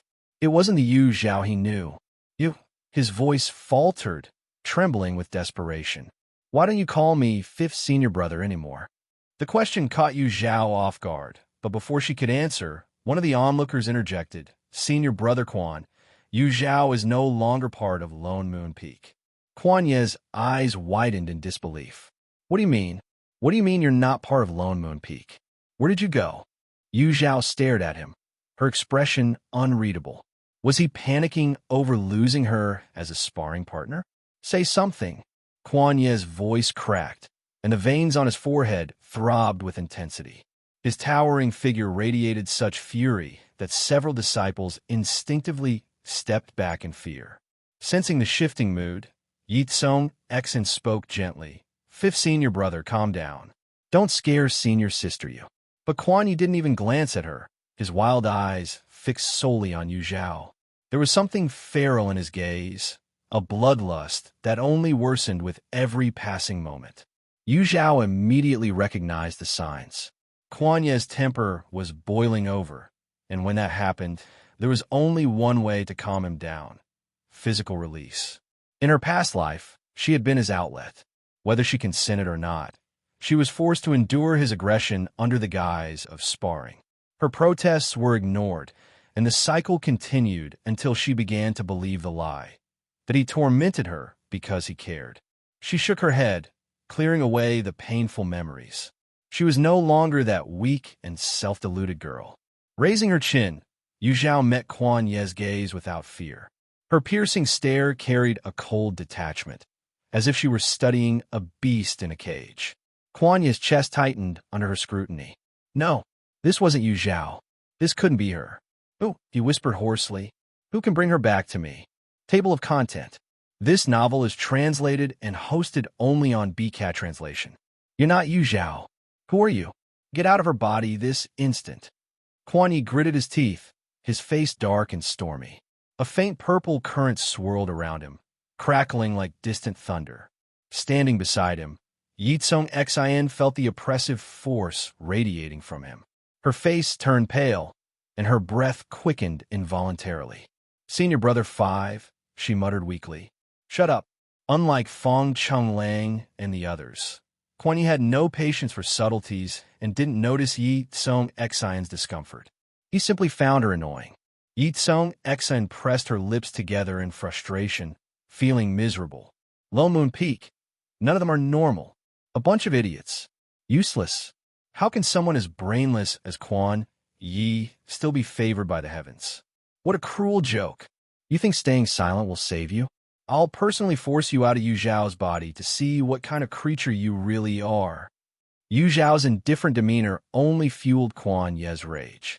With a savage grin, he clenched his fists and lunged at her. His movements were accompanied by a deafening roar of thunder, powerful enough to shake the surroundings. Yu Zhao stood her ground, unfazed. Her right hand formed a seal, and with a single thought, layers of illusions expanded outward from her position. Stop! Just as Kuan Yi was about to step into the illusion, two angry shouts rang out simultaneously. Before he could react, two forces abruptly pinned him to the ground midair. Boom! The heavy impact silenced the entire crowd. From two different directions, groups of people pushed their way through the onlookers. When Yu Zhao caught sight of the woman on her right, her icy expression softened, and she smiled. Senior Sister Zhao. Zhou Jinyu quickly approached, her gaze scanning Yu Zhao anxiously. Are you all right? Did Kuan Yi hurt you? Don't worry, I'm fine. Yu Zhao smiled faintly, though a tinge of regret lingered in her heart. If Senior Sister Zhou had arrived, just a moment later, she could have seen how Kuan Yi was ground into the dirt by her own hands. Relieved to see Yu Zhao unharmed, Zhou Jinyu finally noticed something else. Yu Zhao's cultivation level. It was now the same as hers, late golden core stage. She was astonished and delighted. Junior Sister Yu, you've broken through. Arriving slightly later, Zhang Jun's eyes nearly popped out of his head. Which powerful hidden realm did Yu Zhao stumble into? How had her cultivation surpassed his so quickly? Just a stroke of luck, Yu Zhao replied calmly. Meanwhile, Fong Chenglang, Lan Ziyu, and Su Ming arrived hurriedly, their expressions complicated as they observed Zhao chatting with Zhou Jinyu. A swirl of emotions churned within them. Zhao's transformation was astonishing. They could hardly recognize her anymore. Senior Brother 5 is still on the ground. Ye Cong Xin interjected, unable to bear all the attention being on Zhao. He looks like he's in pain. Shouldn't we help him up? Fang Chenglang cast a glance at the fallen Quan Yi and said coldly, Quan Yi just finished his punishment and is already causing trouble again. He deserves to suffer. Senior Brother 5 didn't mean to. He was just worried about Senior Sister Yu. Ye Cong Xin argued, trying to defend him. Junior Sister, excessive leniency will only harm Quan Yi. Fang Chenglang said meaningfully, silencing her. Zhou Jinyu, having finished her conversation with Zhao, turned to Fang Chenglang with a stern expression. Junior Brother Fang, keep your Lone Moon Peak disciples in line. Zhao is now an inner sect disciple. If they continue to bother her, I will handle it according to sect rules. Lan Ziyu and Su Ming bristled at her words, their eyes filled with defiance and resentment. Even if Zhao had left Lone Moon Peak, she was still intricately connected to them. Why shouldn't they seek her out? Rest assured, Senior Sister Zhou, I will ensure they behave. Fang Chenglang replied with a solemn nod. Unexpectedly, Fang Chenglang calmly agreed without questioning or bargaining. Zhou Jinyu cast a suspicious glance at him before heading back to the main peak with Zhao and Zhang Jun. With the main players gone, the remaining disciples, losing interest in the spectacle, dispersed quickly. Only the disciples of Lone Moon Peak were left on the scene. Senior Brother, why did you agree to Senior Sister Zhou just now? Among the hundreds of rules in the Five Elements Tao sect, is there any that forbids us from speaking to Zhao? Does being the Grand Senior Sister give her the right to suppress us with sect regulations? Su Ming immediately protested as soon as the others left. This was an internal matter of Lone Moon Peak, and even the sect master had no authority to interfere. Lan Ziyu remained silent, but his expression clearly showed he agreed with Su Ming's sentiments. Fang Chenglang didn't respond directly to them. Instead, he turned to ask Ye Cong Xin, Junior Sister, do you feel the same? Su Ming and Lan Ziyu immediately looked at Ye Cong Xin expectantly. Ye Cong Xin hesitated for a moment before deciding to give the safest response. I will follow Senior Brother's lead. Su Ming and Lan Ziyu thought Ye Cong Xin was siding with them and were overjoyed. However, Fang Chenglang discerned the underlying meaning in her words. He chuckled lightly, though the sound carried a deeper implication. Very well, since you'll follow me. Then from now on, none of you are to approach Zhao or acknowledge her. Senior Brother, Lan Ziyu, Su Ming, and Ye Cong Xin stared at him in shock. Fang Chenglang had been the one most eager to bring Zhao back to Lone Moon Peak. He had even stubbornly remained in the marsh forest, refusing to return until he saw her. Yet, ever since he returned to the Five Elements Tao sect with the injured Cui Ju, it was as if he had become a completely different person. He no longer mentioned Zhao or allowed anyone else to bring her up. Now, he was even forbidding them from interacting with her altogether. Senior Brother, did Zhao say or do something to upset you? Su Ming asked cautiously. He remembered how furious he had been when Zhao had once used illusion techniques to toy with him. Back then, he'd wanted nothing more than string her up and give her a good beating. But after cooling down, he'd joined his senior brothers in searching for her. He suspected Fang Chenglang might have experienced something similar and was still angry. If you still consider me your senior brother, then do not disturb her anymore, Fang Chenglang said firmly, avoiding Su Ming's question. Though Lan Ziyu and Su Ming were reluctant, they reluctantly agreed, constrained by Fang Chenglang's usual authority and respect. Ye Cong Xin, meanwhile, maintained a composed expression but was laughing inwardly. Zhao's attempt to withdraw and feigned disinterest had backfired spectacularly. Fang Chenglang seemed utterly disillusioned and ready to give up on her entirely. Having angered Lan Ziyu and Su Ming before, and now alienating Quan Yi, the only one who still felt guilty toward her, Zhao had sealed her fate. She would never set foot on Lone Moon Peak again in this lifetime. Second brother, third brother, I'll leave Quan Yi in your care. Make sure he learns the importance of speaking and acting with caution. Fong Chenglang instructed before leaving abruptly, his decisiveness leaving no room for further discussion. Lan Ziyu and Su Ming exchanged uneasy glances. Fong Chenglang had never delegated the task of disciplining junior disciples to them before. He had always taken charge personally. Now, their senior brother had changed, so much that he felt unfamiliar and unsettling. Would Lone Moon Peak ever return to how it once was? Table of content. This novel is translated and hosted only on BCAT translation. The main peak. Yu Zhao firmly said, I agree. Zhou Jinyu's face lit up like a blossoming flower. Junior sister Yu, I knew you'd accept. Zhang Jun punched the air with excitement. With you on board, our team is guaranteed first place. Seeing Zhou Jinyu and Zhang Jun genuinely thrilled brought a warm sense of relief to Yu Zhao, dispelling the negative mood caused by Quan Yi. Before returning to the Five Elements Dao sect, she hadn't been sure whether senior sister Zhou would reserve a spot for her on the team. After all, each team competing in the grand tournament was limited to just 5 members, and each sect could only send 2 teams. Every position was extremely precious. She had set her expectations as low as possible before returning. Fortunately, the reality exceeded her hopes. Senior sister Zhou had indeed kept a spot for her, and Yu Zhao had no reason to refuse. In addition to me and Zhang Jun, the team includes Lu Li and Pu Xinghe. You'll meet them during tomorrow's sect selection process, Zhou Jinyu explained. Yu Zhao wasn't unfamiliar with the names of the other 2 teammates. Lu Li and Pu Xinghe were esteemed disciples under other peak masters, well known within the Five Elements Dao sect. However, a shadow of doubt flickered through her eyes. Senior sister Lu Li had a gentle temperament and was easy to get along with. However, Pu Xinghe had targeted her multiple times in her previous life because of Yi Cong Xin. Would history repeat itself?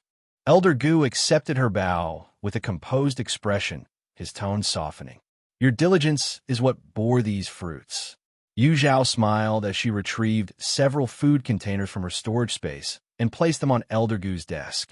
Elder Gu's eyes widened in surprise. What's this? Take it back. I don't want anything from you. These are regional specialties I picked up during my travels, Yu Zhao explained gently. They aren't expensive, just a small token of my appreciation. You'll see for yourself. Elder Gu, half convinced, opened one container. A golden aroma wafted out as he revealed a box of glistening fried fish balls. The elder swallowed audibly. He opened the second container, uncovering a bowl of thin, translucent sashimi that shimmered like crystal. Snapping the lid back on, Elder Gu's face crinkled into a smile, deepening the lines etched by age. You're thoughtful, child. Yu Zhao chuckled softly and took out several coarse ceramic jars from her storage space. This is some rice wine I bought in a small town. It's light, but has a unique flavor. This time, Elder Gu didn't refuse and accepted them all. The atmosphere grew even more harmonious after that. When Elder Gu learned that Yu Zhao had obtained another part of the illusory tides technique inheritance, he sighed in admiration at the workings of fate. He had only acted out of pity back then, wanting to help Yu Zhao so her talent wouldn't be wasted. Unexpectedly, his small intervention ended up helping her discover a cultivation method even more suited to her. Will you participate in tomorrow's sect selection? Elder Gu asked. Yes, I've already teamed up with senior sister Zhou from the main peak, Yu Zhao replied. Elder Gu was overjoyed. With the 2 of you, the Five Elements Dao sect is certain to claim first place in this tournament again. Yu Zhao merely smiled without speaking. Seeing her confidence, Elder Gu grew even more pleased. Yu Zhao chatted with Elder Gu in the archive pavilion for 2 hours before the elder finally sent her away, reminding her to perform well in tomorrow's election. Yu Zhao readily agreed. After leaving the pavilion, she prepared to head back and adjust her state of mind for the selection.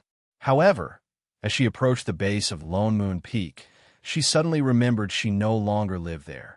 Her current residence was in the inner courtyard, reserved for inner disciples. She immediately changed direction toward the inner courtyard.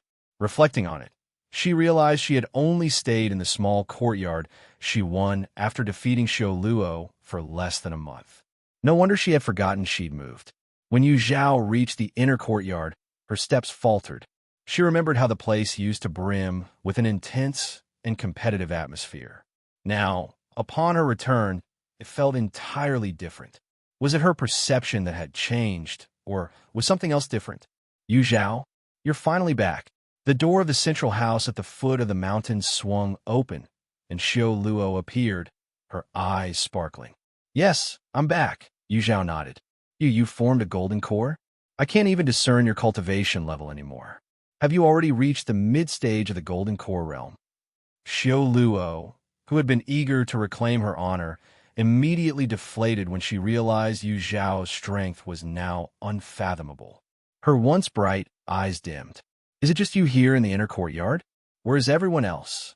Yu Zhao asked curiously. They're here, Xiao Luo replied, her tone lackluster. Probably cultivating in their rooms. Yu Zhao raised a surprised eyebrow. If they were cultivating, why wasn't the intense atmosphere she remembered present? Perhaps her confusion was too apparent. For Xiao Luo added with a touch of disdain, they've long been corrupted by their desires. Naturally, they don't cultivate as fervently as before.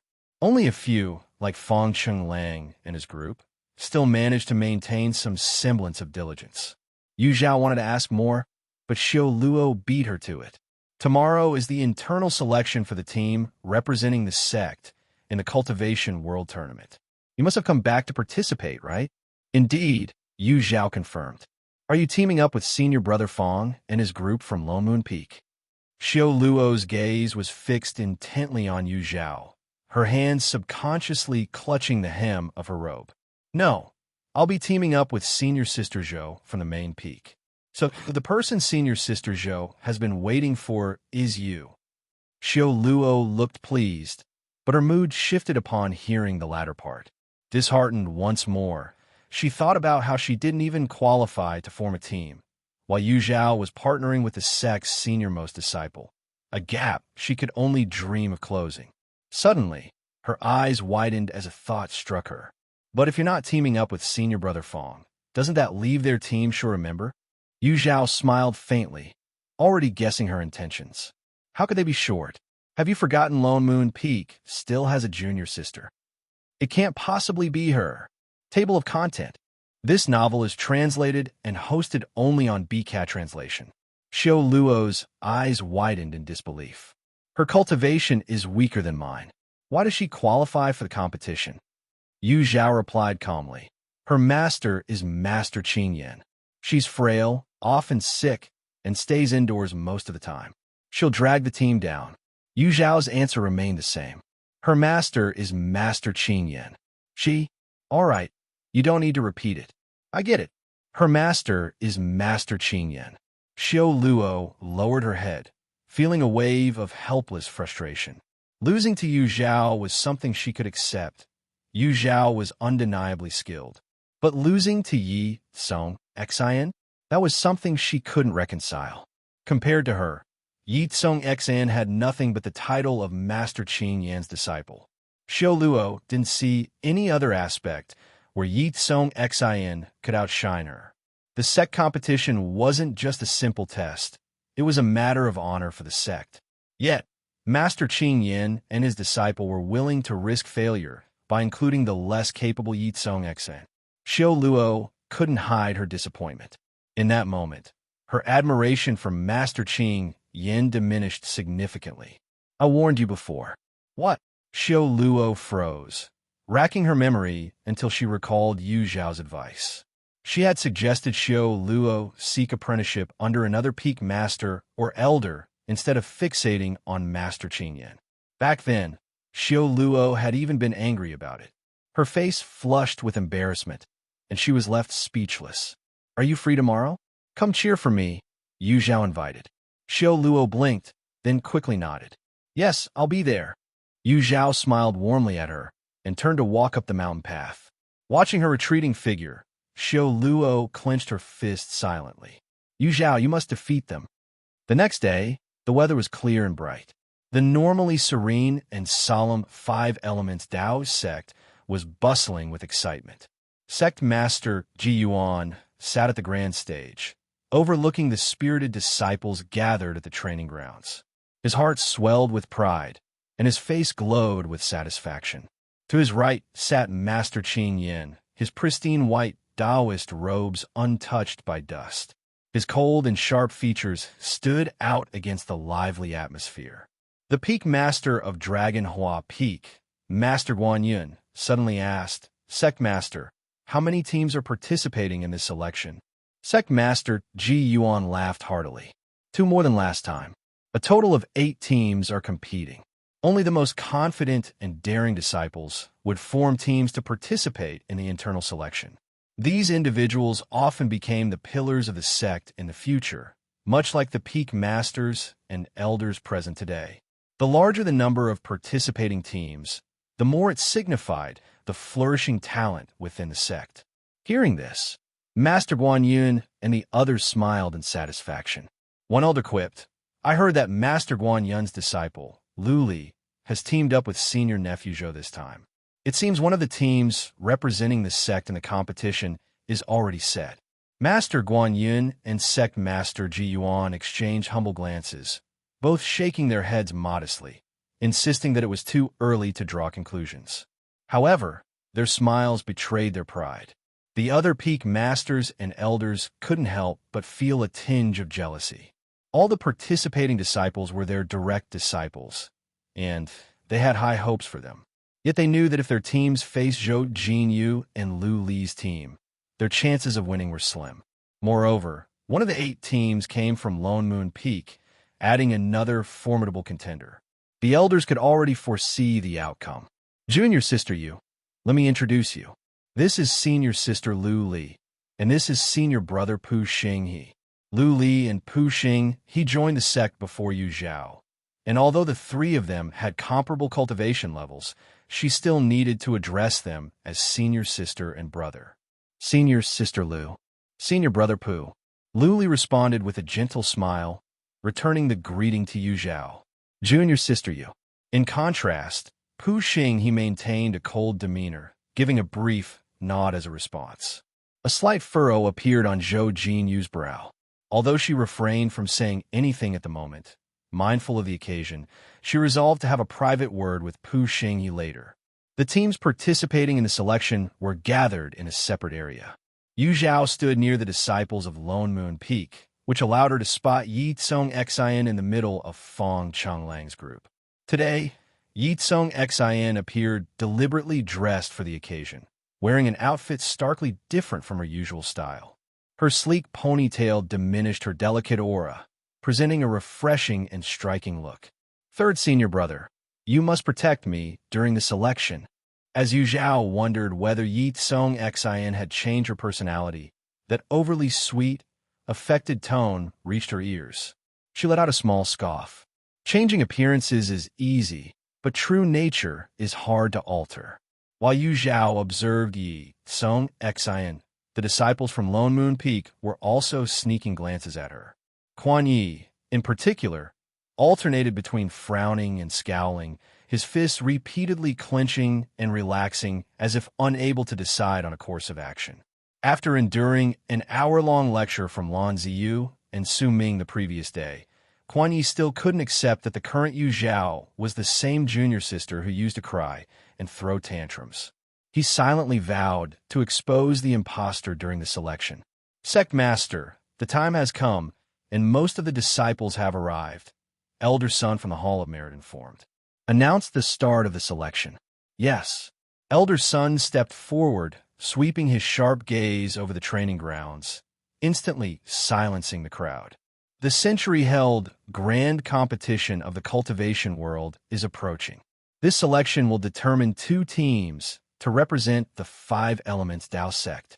8 teams are participating in the selection, each assigned a number from 1 to 8. Elder Sun wasted no time, laying out the rules of the selection.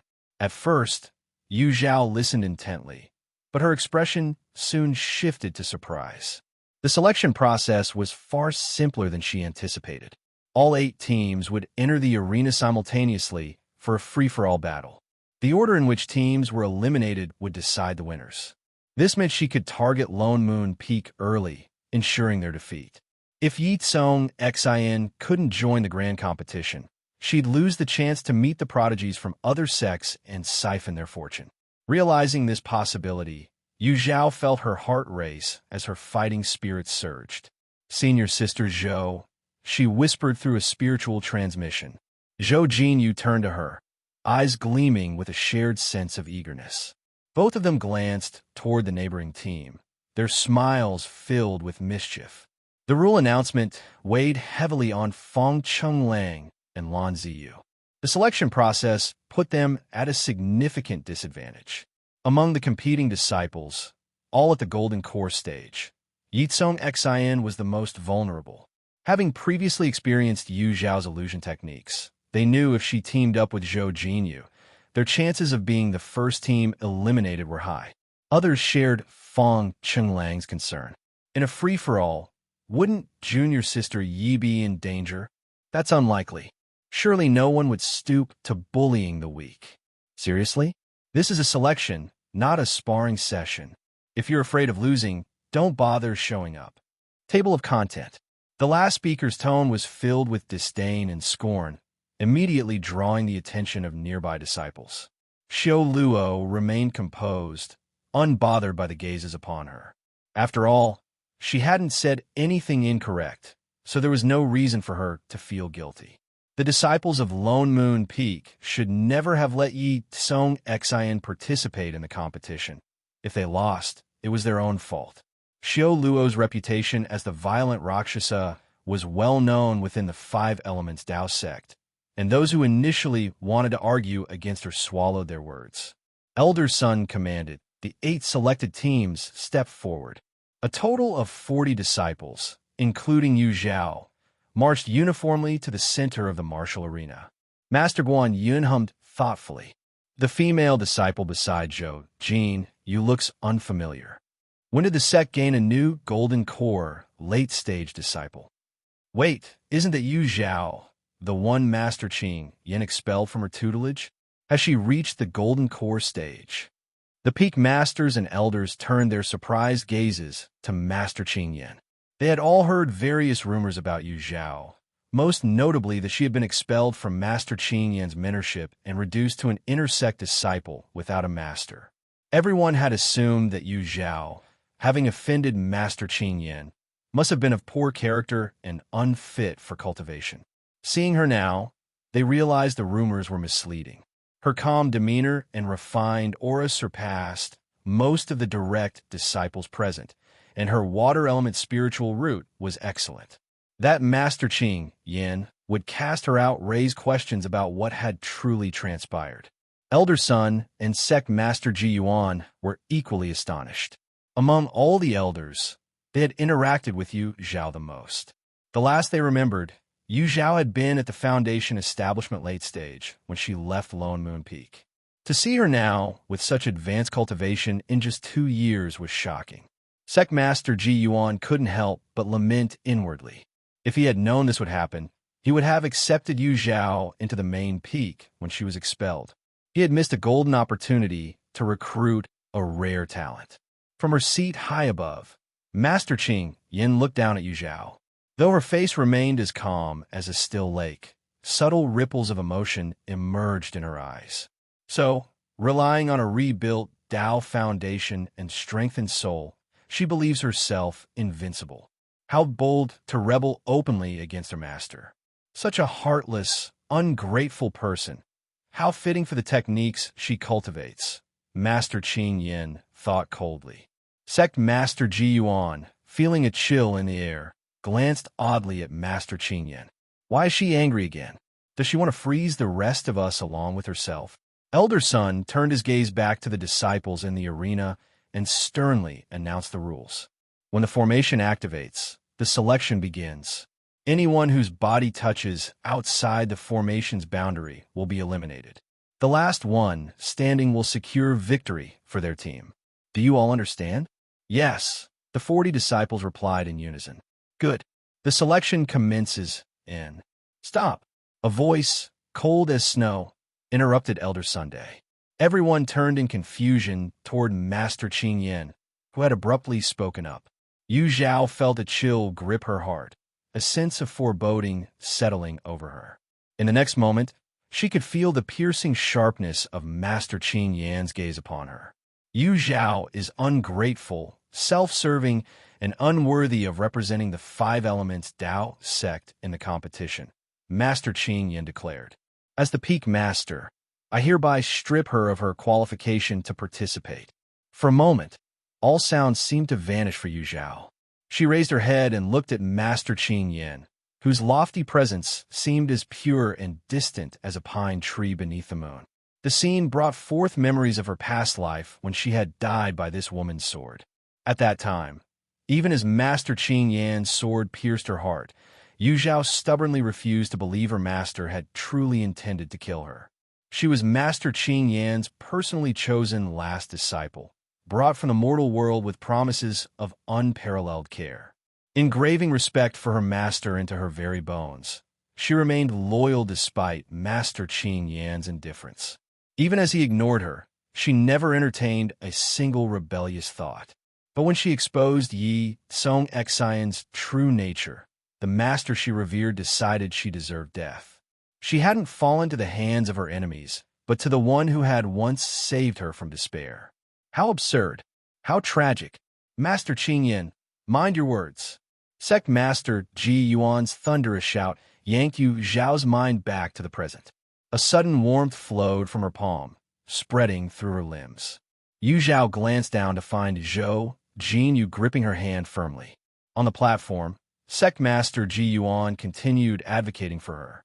I was present when Yu Zhao severed ties with her sect. It is nothing like what Master Qing Yin claims. There's no need for such harshness toward a disciple. His voice trembled with suppressed rage, his tiger-like eyes glaring fiercely. She was my disciple. I am better qualified to judge her, Master Qing Yin responded, his tone steady, yet carrying an oppressive aura. The elders seated on the high platform felt an unbearable pressure as though submerged deep underwater. Around them, the disciples whispered freely, unhindered by the elders' reservations. With Master Qing Yan's personal condemnation, the rumors about Yu Zhao seemed validated. No wonder Master Qing Yan expelled her.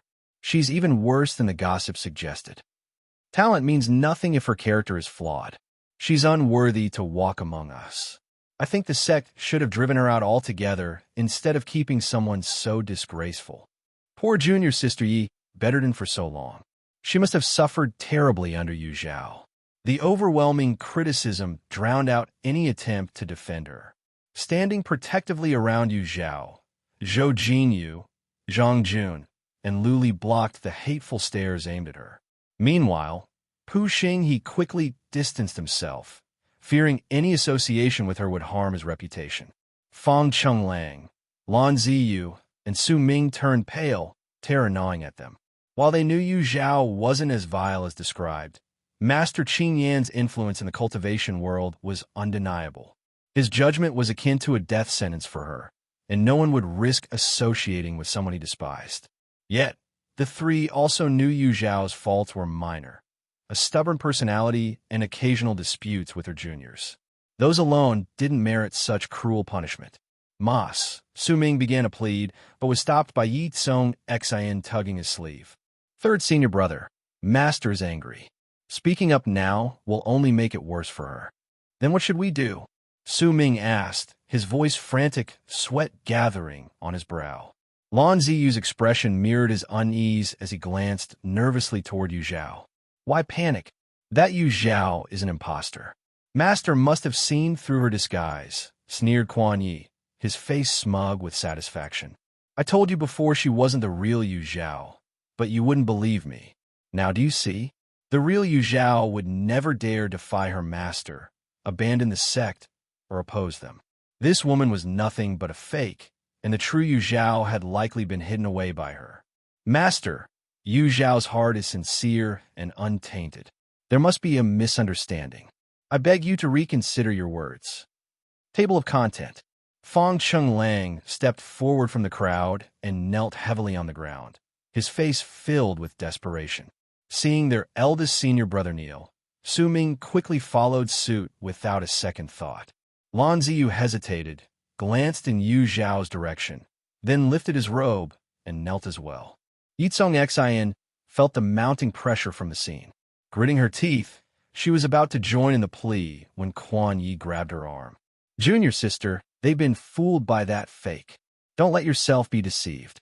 But eldest senior brother and the others, Ye Cong Xin was secretly delighted but forced a worried expression on her face. Forget about them. If they want to kneel, let them. Master will punish them anyway, Quan Yi said with glee. Chung Lang, are you defying me as your master? Master Qing Yan's calm voice carried a subtle edge of anger. Fong Chung Lang bowed deeply. Disciple would never dare.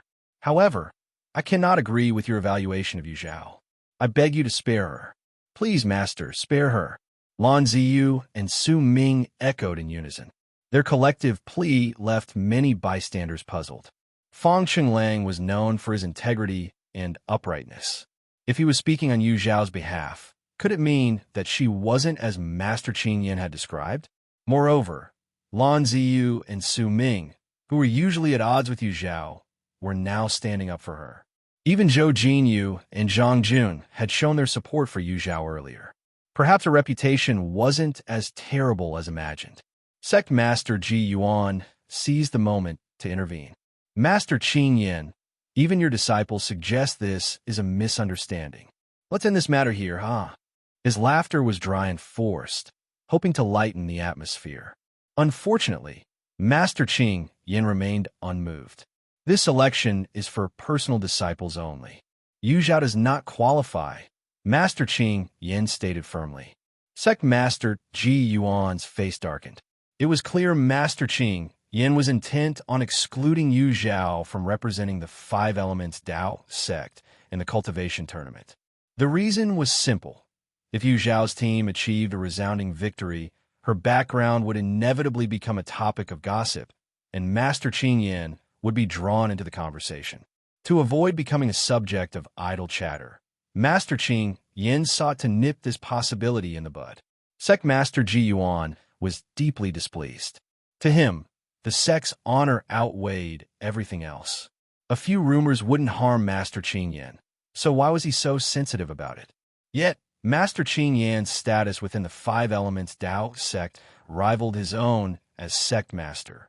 Anything Master Qing Yan said carried significant weight, forcing Sect Master Ji Yuan to reconsider.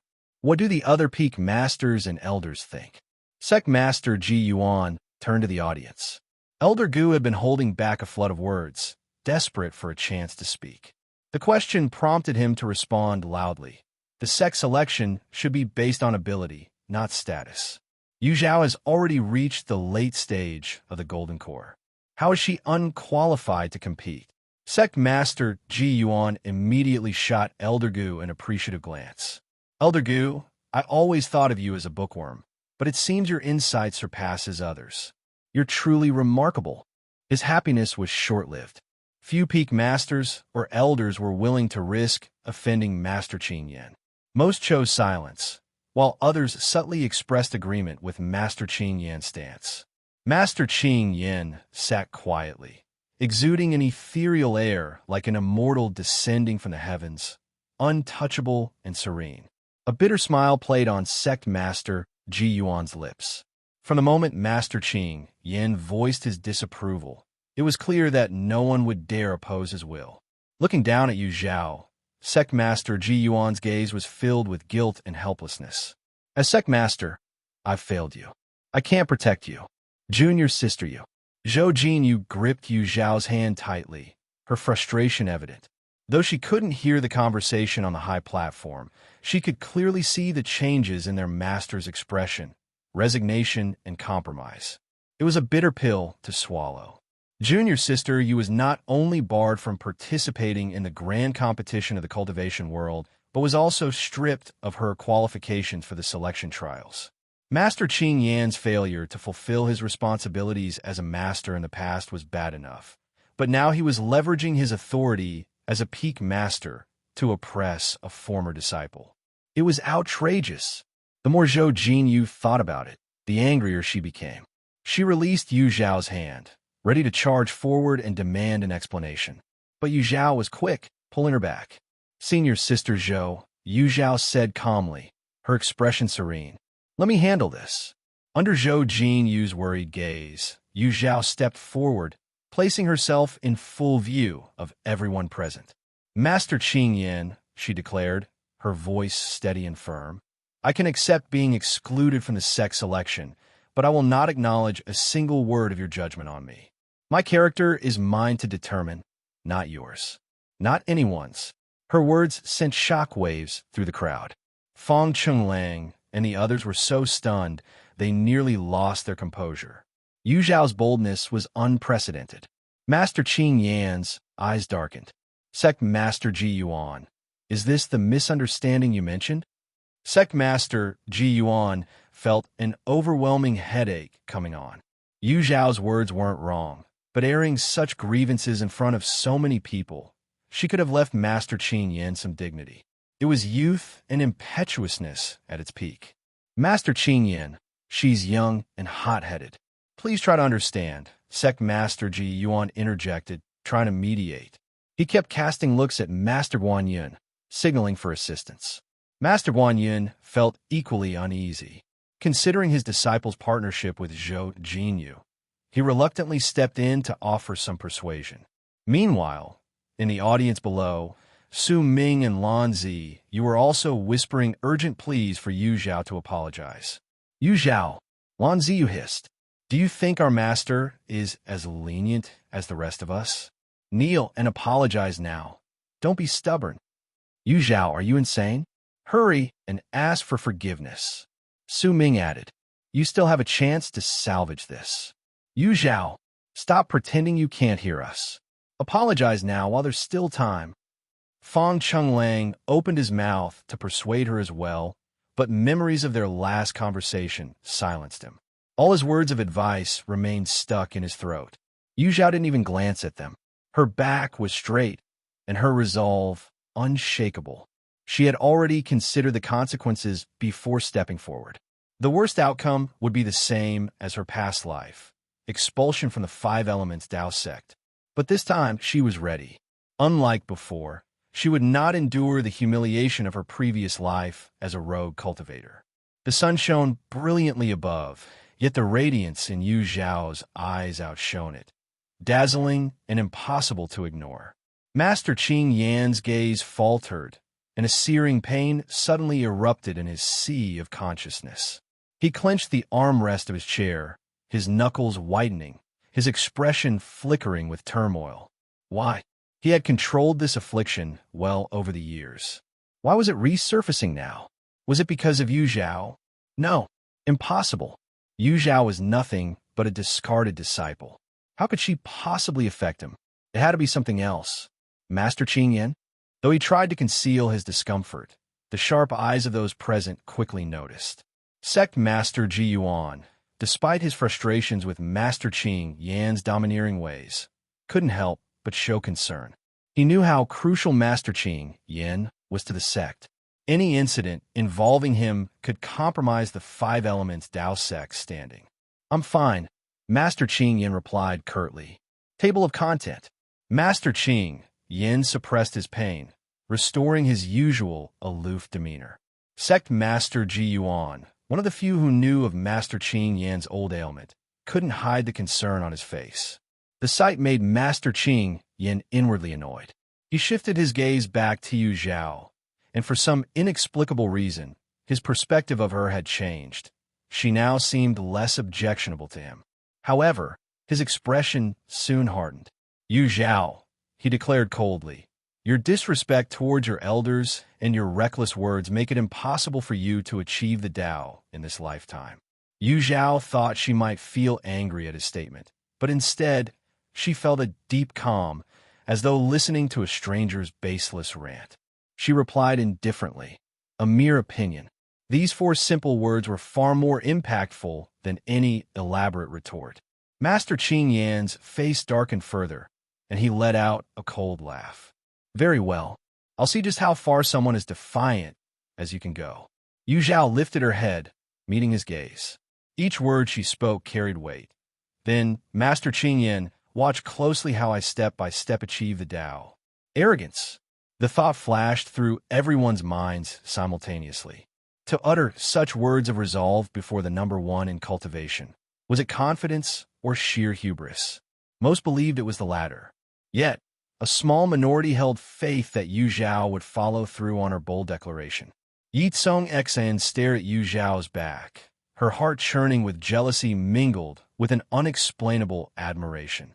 She, too, wished to live as fearlessly and freely as Yu Zhao, unrestrained and unyielding. But instead, she was bound to the system, tirelessly currying favor with so-called great luck bearers, reduced to a docile yes-woman. Yu Zhao possessed everything she desired, yet took it for granted. It was only fitting, then, for her to take it all away. Master Qing Yan staggered, a sharp pang in his mind intensifying. His brows furrowed deeply, and Sect Master Ji Yuan could no longer sit still. Master Qing Yan's worsening condition was apparent. If he endured much more agitation and something irreparable happened, it would spell disaster. Hastily, Sect Master Ji Yuan transmitted instructions to Elder Sun to resume hosting the qualification trials. Elder Sun hesitated, glancing at Yu Zhao. Master Qing Yan had decreed her expulsion from the trials, which would leave Zhou Jin Yu's team short-member. Replacing her on such short notice seemed uncertain. Yu Zhao, Elder Sun began. Yu Zhao bowed respectfully. I am willing to withdraw from the selection, but I asked for some time to find a replacement. Granted, Elder Sun agreed. Yu Zhao walked over to Zhou Jinyu, guilt written across her face. Senior Sister Zhou, I'm sorry for failing to live up to your kindness. Zhou Jinyu's eyes reddened. No apologies. This isn't your fault. Sigh, you were just caught in an unjust mess. Zhang Jun let out a heavy sigh, his expression sympathetic. Luli showed no blame toward Yu Zhao either, her voice soft and comforting. Stop consoling her. Pu Xing, he interjected irritably. We should focus on finding a replacement instead. He had been against Yu Zhao's inclusion from the beginning, only agreeing because Zhou Jinyu vouched for her. Now his earlier misgivings felt vindicated, and he couldn't hide his frustration. What's the difficulty in that? Zhou Jinyu shot Pu Xing a sharp look before turning to the surrounding disciples. Who is willing to join us? Me. Senior Sister Zhou, pick me. I'm tall, fast, and strong. The perfect candidate. Senior Sister. Grand Senior Sister. Let me join instead. They're no match for such a crucial role. Everyone could see how strong Zhou Jinyu's team was, undoubtedly a top contender for the grand prize in the cultivation tournament. The chance to join such a formidable team was a rare opportunity, and no one wanted to miss it. Even disciples who had already formed teams couldn't help but show interest. If not for the risk of turning against their teammates, many might have volunteered on the spot. Zhou Jinyu, well aware of her fellow disciples' capabilities, quickly selected a replacement for Yu Zhao in less than half the time it takes for an incense stick to burn. The chosen candidate, Luo, cheerfully ran up and grabbed Yu Zhao's hands, repeatedly expressing gratitude. Yu Zhao gave a helpless smile, shared a brief hug with Zhou Jinyu, and then exited the training field. Wherever she passed, disciples avoided her, as if she were untouchable, leaving a wide gap around her. Cowards! Xiao Luo, annoyed, pushed through the crowd and decisively stood beside Yu Zhao. Yu Zhao, you were right. I should never have held on to false hopes about Master Qing Yan. After today's selection is over, I'll find another elder to take as my teacher. Inner disciples could choose an elder or peak master to apprentice under after advancing to the Golden Course stage. Elder Sun had hinted more than once that Xiao Luo could become his disciple, but her fixation on Master Qing Yan had kept her from accepting. Now, with her illusions shattered, it was time to move on and plan for her future. Yu Zhao's lips curved slightly. Congratulations for seeing the truth. Xiao Luo was about to respond when she abruptly changed the subject. Why are you all here? Feng Qiyun, Wang Chun, and several other inner disciples approached, surrounding Yu Zhao and Xiu Luo in the middle. Feng Qiyun casually tossed his hair. Senior sister Yu Zhao is an inner disciple, one of us. If we don't stand up now, the personal disciples and outer disciples will mock us later. Exactly.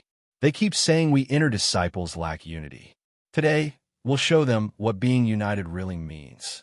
Together, we're a blazing fire, apart, just little sparks. Maybe some people who can't talk properly should just stay quiet. Their chatter quickly shifted the once somber atmosphere to a lively buzz. Xiu Luo sniffled and whispered to Yu Zhao, "Yu Zhao, I think we're just as good as the personal disciples now." "You're all amazing," Yu Zhao replied softly. "I think so too." After this lively interlude, the selection resumed. Perhaps the earlier commotion had dampened everyone's mood, as the spectators now watched with far less excitement and enthusiasm. As expected, the team led by Zhou Jinyu and Feng Chenglang prevailed, earning victory. They would represent the 5 Elements Dao sect in the upcoming inter-sect tournament, competing for spots on the floating island. Notably, Ye Cong Xin's performance stood out during the competition. Though she didn't last until the end, she delayed her opponents long enough to give Feng Chenglang's team critical opportunities to eliminate more contenders. "Ye Cong Xin is stronger than I imagined," Xiu Luo remarked, stroking her chin in surprise. When Yu Zhao didn't reply, Xiu Luo turned to find her wearing a serious expression. "What's on your mind?" she asked curiously. Yu Zhao snapped out her thoughts. "Nothing. I was just thinking Ye Cong Xin's health seems much improved." Xiu Luo pondered this. "You're right. Even after such intense fighting, she didn't show any obvious signs of discomfort. Could her illness be fully cured?" Table of content. Ye Cong Xin had been frail and sickly since birth. Her mother died during childbirth, so her father, Elder Yi, brought her back to the sect and raised her personally. However, when she was 10, Elder Yi tragically passed away, leaving her in an awkward position within the 5 Elements Dao sect. Fortunately, her endearing personality and tragic background garnered sympathy, sparing her from much mistreatment. Later, during a public match, she was gravely injured and vomited blood after battling Yu Zhao. To quell the whispers among the sect, Master Qing Yin took her as a disciple. Even though Xiu Luo had never paid much attention to Ye Cong Xin, she could recite her life story by heart. Xiu Luo hadn't thought much of it before, but Yu Zhao's recent reminder made her realize something peculiar. "Strange. Why didn't I think of that?" Xiu Luo muttered, a puzzled look in her eyes. Yu Zhao remained silent. This was the second clue. Knowing Ye Cong Xin's secret, Yu Zhao had kept a close eye on her during the chaotic skirmishes between the 8 teams. That's when she noticed something unusual. Ye Cong Xin's prolonged presence on the battlefield wasn't due to any significant improvement in her skills. Rather, the disciples fighting around her seemed to bypass her as if they couldn't perceive her existence. Even Yu Zhao found that when she became distracted, Ye Cong Xin's figure would disappear from view. It wasn't until she deliberately searched and locked her focus on her again that she could pinpoint her location. This couldn't be a coincidence. Yu Zhao suspected Ye Cong Xin had made another deal with malevolent forces, exchanging something for a strange technique that concealed her aura. A sense of urgency swelled within Yu Zhao. While she was pushing herself forward, Ye Cong Xin hadn't stopped her plundering. In fact, her pace of fortune plundering was even faster than in Yu Zhao's previous life. Yu Zhao glanced at Zhou Jinyu, who was currently receiving praise ahead of her. A plan began to form in her mind. As the selection tournament ended, many disciples came forward to congratulate the winners, including Zhou Jinyu, Feng Chenglang, and others. Yet, aside from Pu Xinghe, Quan Yi, and the unexpected victor He Luo, the rest of the winners showed little joy. Their expressions were heavy with worry, leaving the onlookers baffled. Zhou Jinyu expressed brief thanks to her fellow disciples before excusing herself and heading out. Feng Chenglang and Lan Ziyu exchanged glances, fully aware that Zhou Jinyu was likely going to find Yu Zhao. They watched her leave with complicated emotions, feeling a whirlwind of mixed thoughts. When Yu Zhao and Zhou Jinyu finally met, neither spoke immediately. Instead, they moved to a quiet, secluded area. Senior Sister Zhou, Yu Zhao began. Yu Zhao, let me speak first. Zhou Jinyu interrupted, looking at her earnestly. Even though you can't represent the 5 elements Dao sect in the sect competition, you can still participate in the individual trials as an independent contender. As long as you place in the top 20, you'll still earn a spot on the floating island.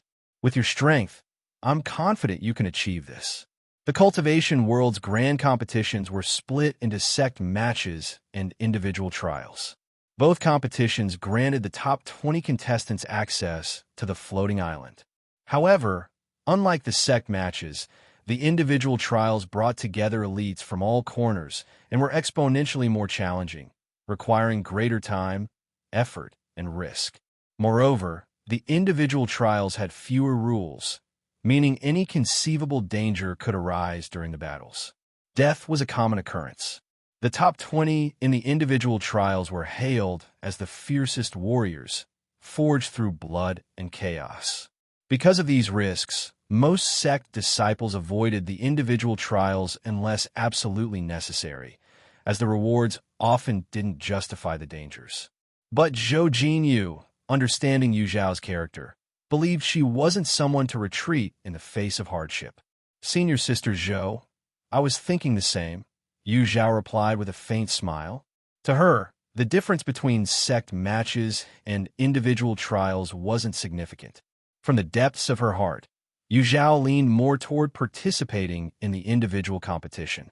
Only by walking the fine line between life and death could she fully unleash her potential. After all, in her previous life, Wu Xiaozhen managed to rise above a sea of exceptional talents. Yu Zhao believed that her current abilities were not inferior to his. In fact, she was confident she could surpass him. If you decided to join the individual competition, you should leave for Wending Pavilion as soon as possible. There's less than a month left before the registration deadline, Zhou Jinyu reminded her.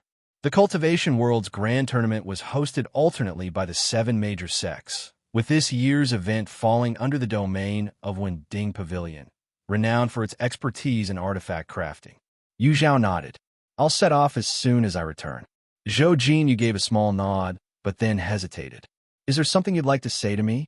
You know me well, Senior Sister Zhou, Yu Zhao said solemnly. There's something strange about Ye Cong Xin. Please be cautious around her.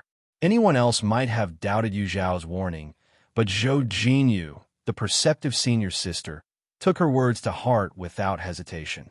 Understand. I'll keep a close watch, she replied. In truth, Zhou Jinyu was already monitoring Ye Cong Xin. Without solid evidence, saying more would be pointless. If Ye Cong Xin harbored ill intentions, her slip-ups would eventually come to light. See you at the grand tournament, Senior Sister Zhou. See you there. Yu Zhao stayed in the sect for less than a day before setting out again for Wending Pavilion in the eastern region. Meanwhile, Zhou Jinyu returned to the main peak, only to be summoned by the sect master Ji Yuan. Jinyu, what did Yu Zhao say? She's not upset with the sect, is she? I was forced into this decision. The sect master began, clearly troubled. Zhou Jinyu had initially harbored some resentment toward her master, but seeing his haggard appearance softened her heart. She sighed lightly. She's headed to Wending Pavilion to prepare for the individual competition. The individual competition? Sect Master Ji Yuan was momentarily stunned before bursting into hearty laughter. Excellent. The individual competition is perfect. Master, Zhou Jinyu's tone turned sharp with disapproval. Hurriedly, the sect master explained. Jinyu, I'm genuinely happy for Yu Zhao. If Master Qing Yin undervalues her, this competition will allow her to showcase her strength. But so many cultivators lose their lives in the individual competition. I'm worried. With Yu Zhao absent, Zhou Jinyu finally voiced her fears. You're underestimating Yu Zhao, the sect master said with a knowing smile. If you were to face her, the odds would be 50-50. Hearing this, Zhou Jinyu's tension eased. She didn't mind if Yu Zhao surpassed her. What she feared was Yu Zhao being too weak to achieve her dreams. Good child, the ones who should worry now are those on Lone Moon Peak. Once the competition starts, they'll realize how deeply they've erred, Sect Master Ji Yuan remarked. He could only wonder what their reactions would be when that moment came. Lone Moon Peak. Lan Ziyu, Su Ming, Quan Yi, and Ye Cong Xin stood outside Master Qin Yan's cave residence, stealing glances inside. Pacing back and forth anxiously, Su Ming muttered, "Do you think the master will punish our eldest senior brother for speaking up for an outsider?" Quan Yi crossed his arms and sneered, "Of course. The master must be furious." Su Ming shot him a glare. "Fifth senior brother, have you forgotten what we taught you yesterday? Do I need to call second senior brother to jog your memory?" Lan Ziyu's icy stare fell on Quan Yi, silencing him instantly. Though he tilted his chin defiantly, he dared not speak further. Among his senior brothers, Lan Ziyu had the fiercest temper and showed no mercy when disciplining others, making him the one Quan Yi feared most. "Senior brothers, stop arguing. Let's focus on worrying about our eldest senior brother," Ye Cong Xin interjected, her soft voice laced with concern. Table of content.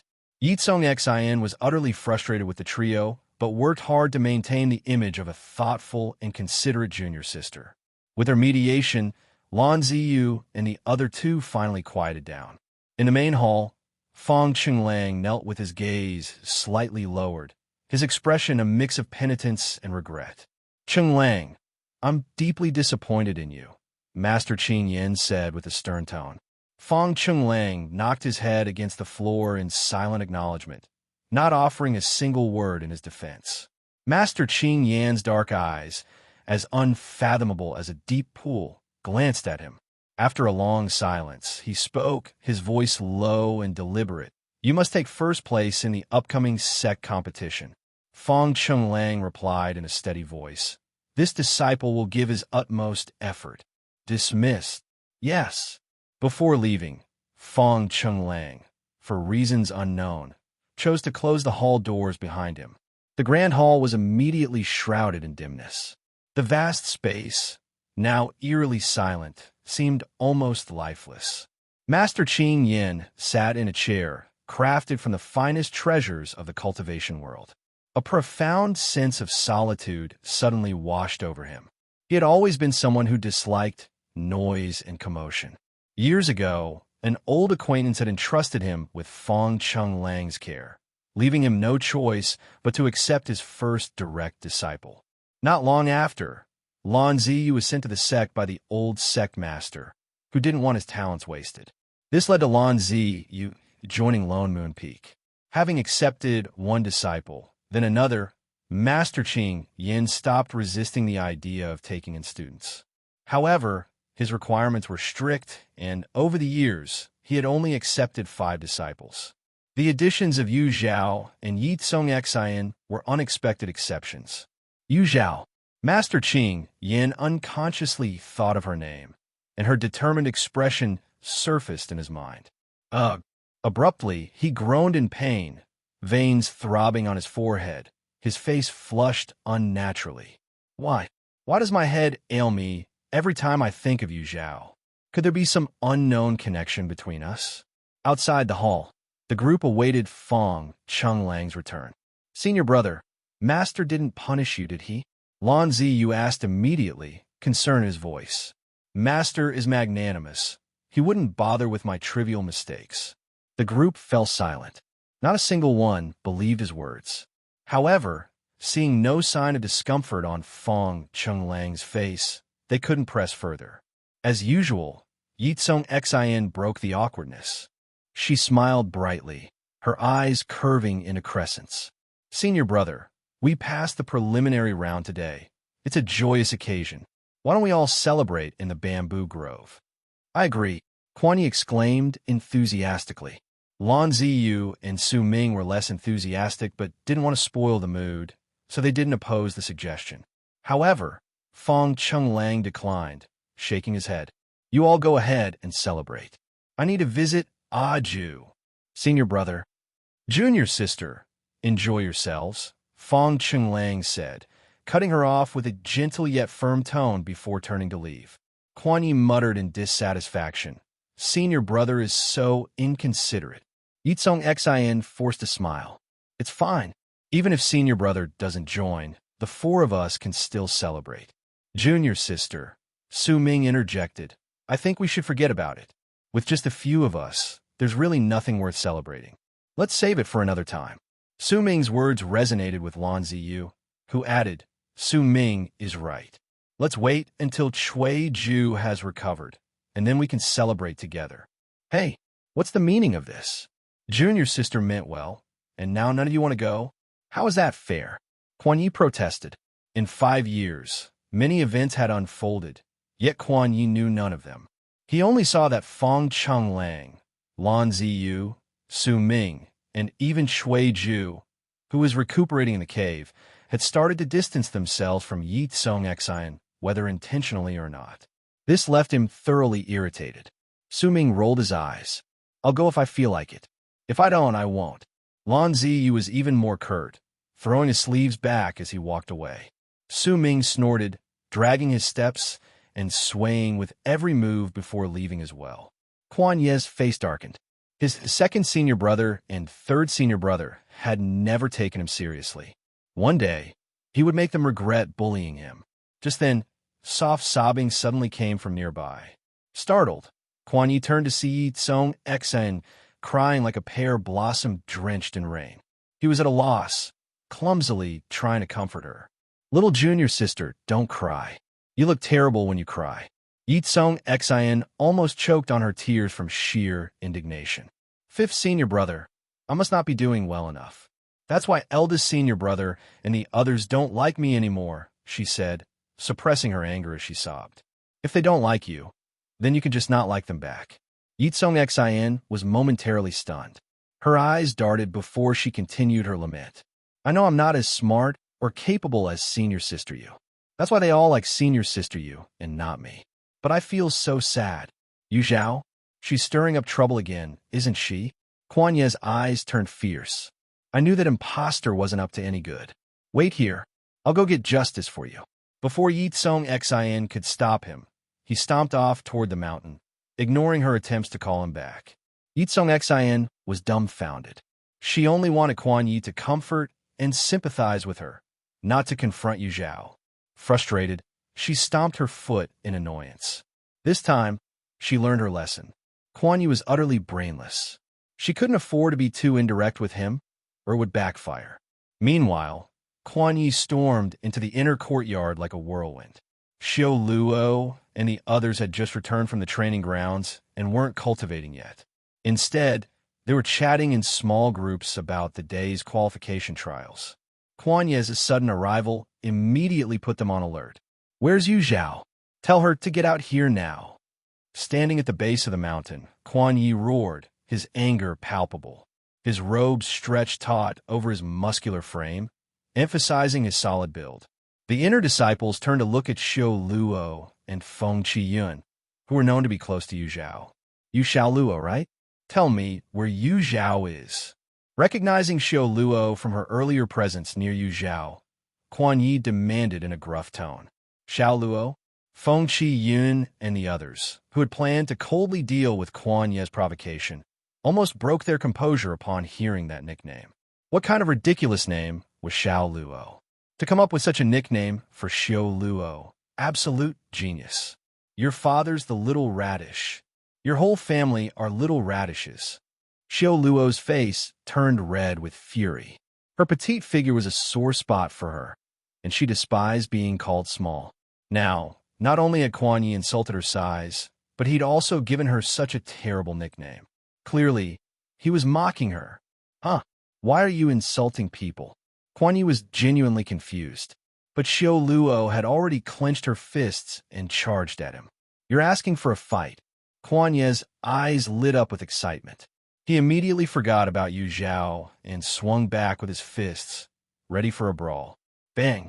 Nearby, Lan Ziyu and Su Ming, who had split ways earlier, met again and were now awkwardly staring at each other. Hearing the commotion, their expressions shifted dramatically. Not good. That's Kuan Yi. He's after Yu Zhao too. Could they already be fighting? Let's hurry. Table of content. Bang, bang, bang, bang. The terrifying collision sounds echoed like rhythmic drumbeats. Two figures were locked in a fierce battle, their movements causing surging waves of energy that swept outwards, making their robes flap wildly. When Lan Ziyu and Su Ming arrived, they saw Xiao Luo delivering a powerful kick to Quan Ye's abdomen, producing a dull thud. The two drew sharp breaths. That was close, just 1 inch lower. It would have been the legendary lineage-ending kick. Though Quan Yi suffered from Xiao Luo's attack, he wasn't one to back down. He retaliated with a crushing blow to Xiao Luo's right shoulder, forcing her to sink slightly into the ground. This time, it was Feng Qiyun and the others who winced. Quan Yi's recklessness truly knew no bounds. By now, both Xiao Luo and Quan Yi were consumed by their fight. They moved from ground to sky and back again, leaving marks of their clash all over the inner courtyard. Their combat style lacked the elegance of other cultivators. It was a pure clash of brute strength, igniting passion in onlookers and filling them with excitement. Senior brother Lan, if they keep going, they might attract the elders, Feng Qiyun said anxiously. They no longer tried to stop Xiao Luo and Quan Yi, as the inner courtyard's rooms were nearly reduced to rubble. Lan Ziyu also feared the consequences of this escalating. His cold voice rang out, "Both of you stop immediately." However, Xiao Luo and Quan Yi were so engrossed in their battle that they couldn't hear a word. Their only thought was to bring down their opponent. Seeing himself ignored, Lan Ziyu's expression darkened. Without hesitation, he flung a long flute from his sleeve. The flute, like an iron spear, shot out with a piercing whistle. With two crisp clangs, the movements of both fighters halted abruptly. Each clutched their reddened foreheads, their faces filled with confusion. The flute, having completed its trajectory, spun back and landed in Lan Ziyu's hand. Lan Ziyu sneered coldly. When words failed, force became necessary. "Second senior brother, you hit me again." Quan Yi protested indignantly, finally finding a worthy opponent, only for his senior brother to ruin it, left him fuming. "Quan Yi, you've just come back from the Cliff of Reflection. Are you eager to return so soon?" Lan Ziyu asked icily, fixing Quan Yi with a sharp glare. The mention of the Cliff of Reflection silenced Quan Yi immediately. "Apologize to Xiao Luo," Lan Ziyu commanded. "Why should I?" Quan Yi exclaimed, his eyes wide with resistance. "Because you're the one who started this for no reason. Choose, the Cliff of Reflection or an apology," Lan Ziyu retorted. Having been confined on the cliff for 5 years, Quan Yi had nearly gone mad from the solitude. He had no desire to go back. Reluctantly, he gritted his teeth and muttered to Xiao Luo, "Sorry." Xiao Luo, however, didn't even spare him a glance. Her eyes remained fixed on Lan Ziyu as she said firmly, "Senior brother Lan, though the status of inner disciples may not compare to that of direct disciples, we are not ones to be trampled upon. If those from Lone Moon Peak come looking for trouble again, I will report it to the elders and sect leader for judgment." Lan Ziyu could clearly hear the disdain and displeasure in her tone. In the past, he would have responded with biting sarcasm, mocking the inner disciples from top to bottom. But times had changed. With their eldest senior brother no longer taking charge, he had to shoulder more responsibility. Grinding his teeth, he shot another glare at Quan Yi. "Get out!" Quan Yi stormed off, his fiery anger evident even in his retreating figure. Lan Ziyu turned back to Xiao Luo, but seeing her cold expression, he hesitated and decided not to inquire about Yu Zhao. Unlike Lan Ziyu, Su Ming had no such reservations. He blurted out, "Where's little Zhao? With all this commotion, why isn't she out to watch the fun? Everyone, why aren't you saying anything? Where did she go?" Su Ming pressed, puzzled. "We're not worms in Yu Zhao's stomach. How will we know where she went?" "Senior brother Su, maybe save such pointless questions for another time," someone replied sharply. Xiao Luo had finally figured it out. Everyone from Lone Moon Peak seemed to have something wrong with their heads. And it wasn't just a minor problem either. They barely cared about Yu Zhao when she was still on the peak, Yet now that she had left, they were scrambling to pester her. Were they using Yu Zhao to entertain themselves? Disgusting. Aren't you close to Yu Zhao? How could you not know her whereabouts? Hey, I'm not done talking. Where are you going? Su Ming's frustrated question was answered by the loud slam of a door. Feng Qi-yun and the others exchanged awkward glances before they dispersed. Meanwhile, a few inner disciples tried to cozy up to Su Ming and Lan Ziyu, hoping to gain information about Yu Zhao. But they were as clueless as anyone else, and their impatience grew. These inner disciples must be crazy. It was just a few questions. They didn't have to be so rude.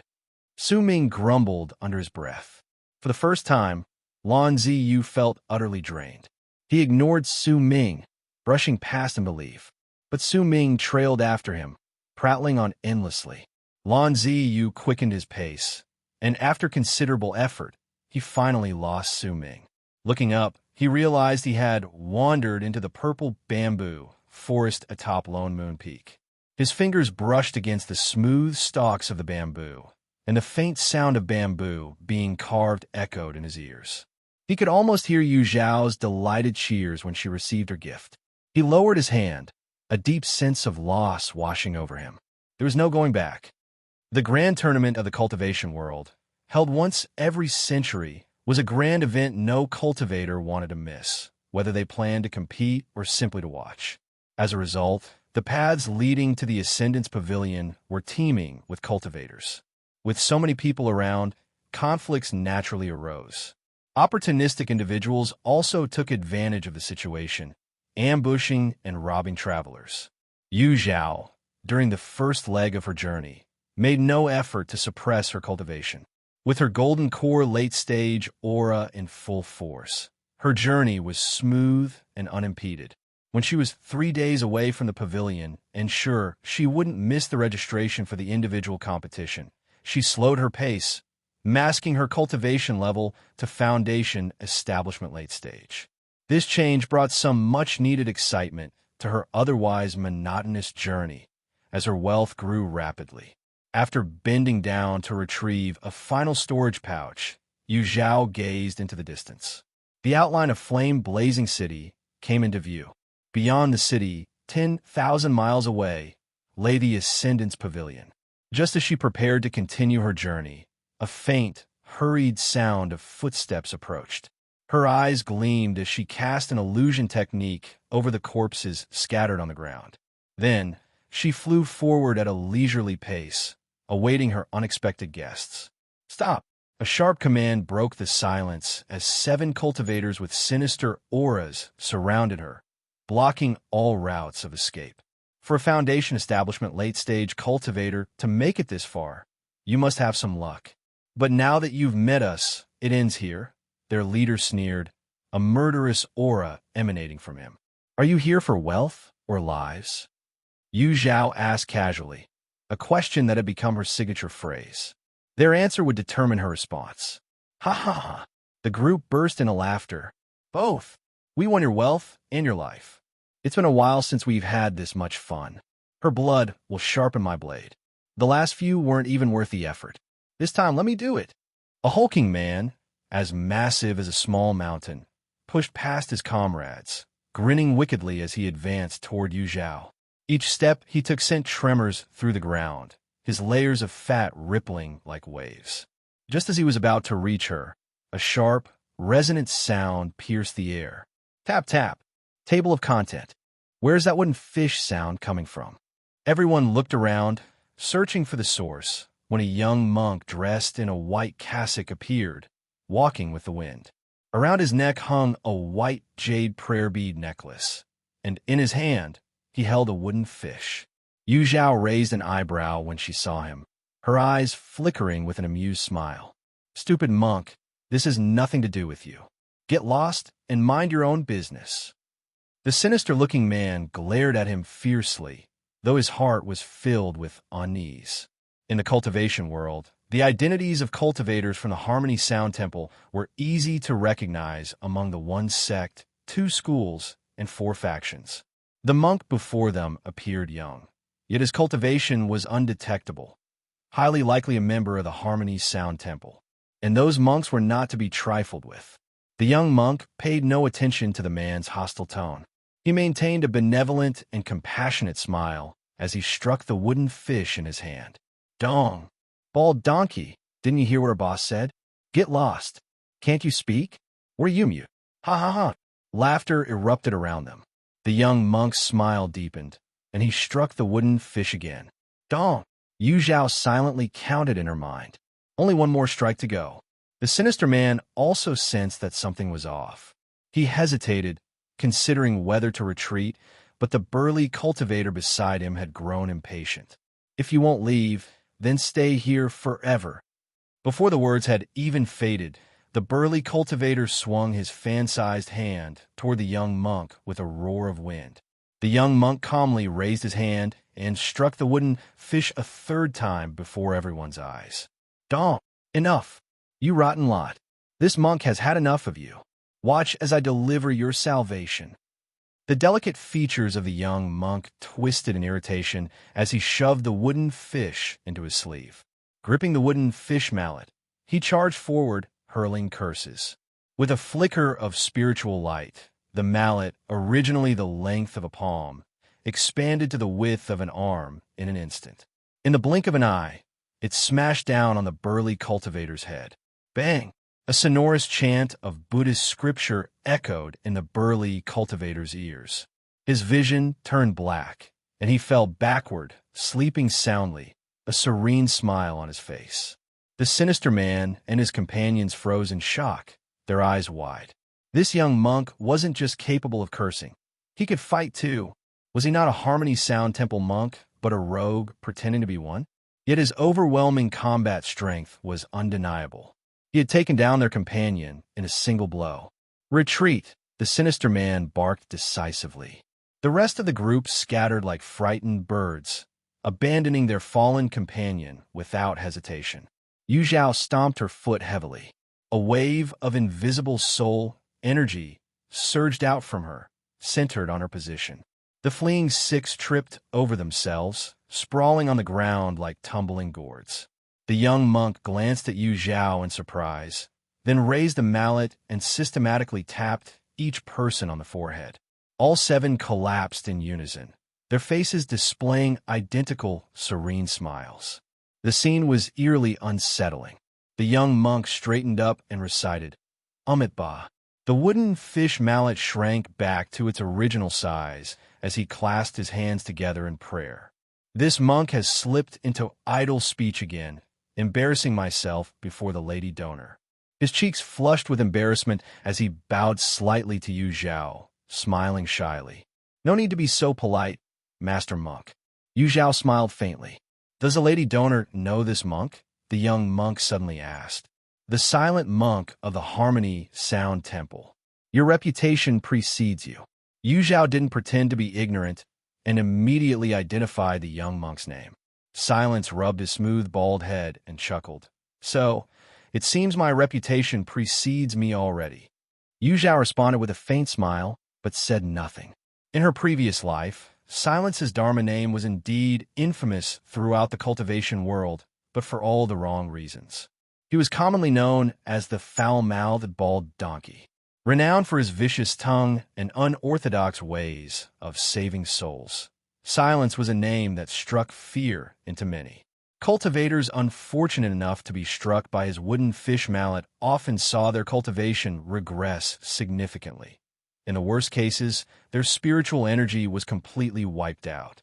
His deeds left countless evil cultivators trembling at the mere mention of his name.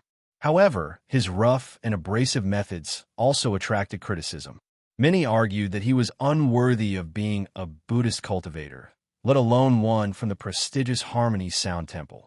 Silence, for his part, was troubled by this reputation. Abandoned at birth and raised in a brothel by a courtesan, he had grown up in the streets and picked up the coarse language of his environment. Even after becoming a monk at Harmony Sound Temple, his sharp tongue remained a constant struggle. Eventually, the temple's master Ye Cong Xin devised a solution. Silence would practice silent meditation to reduce his verbal offenses. Every time he felt compelled to curse, he was required to strike the wooden fish 3 times. Only if his anger persisted after the 3rd strike was he permitted to speak. Through this discipline, Silence eventually rose to prominence as a revered monk. Judging by the timeline, however, he had just begun practicing silent meditation. His mind was still unsteady, and he often broke his vows. Lady Benefactor, these men reek of bloodshed. I have successfully saved them. Keeping their possessions will only bring further calamity to their souls. As I see it, we should confiscate their belongings. It would be a meritorious act, Silence proposed with a serious expression. Yu Zhao blinked, momentarily stunned, before her lips curved upward. This monk was truly an amusing character. Master, your reasoning is impeccable. Yu Zhao humbly learns from your wisdom, she replied. With mutual understanding, the two divided the spoils from the 7 men's storage pouches under the guise of fairness and compassion. Lady Yu, Silence began. Master Silence, please call me by my name, she interrupted. Yu Zhao, he readily obliged. I assume you're heading to the flame-blazing city for the Cultivation World Tournament. It's just up ahead. Shall we travel together? I was about to suggest the same. With their destination so close, Yu Zhao abandoned her plans for further ambushes and prepared a journey to flame-blazing city alongside Silence. Unexpectedly, the monk paused, closed his eyes, and began chanting under his breath. Before Yu Zhao could ask what he was doing, the corpses she had concealed with illusion techniques began to shrivel and, within moments, disintegrated into fine powder carried away by the wind. Her eyes widened slightly. Clearly, Silence had seen through her illusion techniques from the start. Let's go, he said quietly. With that, the two leapt into the sky, transforming into streaks of light heading toward flame-blazing city. Meanwhile, in the northern region, 1,000 miles away, at the Heavenly Sword Sect, large snowflakes descended from the sky, blanketing the mountain range in thick, pristine snow. The peaks, covered in layers of white, resembled a chain of majestic snow-capped mountains. Suddenly, a sharp sword light pierced through the sky. The sheer force of the sword energy sent snowflakes spiraling upward. From the air, sect leader Chongyang, the sword's sovereign Jiuhua, and others materialized, their faces filled with awe. Jiuhua, Jihan Zhou's speed in breaking through is truly remarkable. Admit it, do you have some secret teaching method you're hiding from us? Teased an elderly woman with silver hair. Despite looking the oldest among the group, she was actually younger than Jiuhua, and their long-standing friendship allowed her such casual remarks. Jiuhua spread his hands helplessly. This has nothing to do with me. That kid went on a trip, came back deeply inspired, and has been training like a madman ever since. He's practically hanging from beams and stabbing himself with needles at this point. Ha! Good for Jihan Zhou.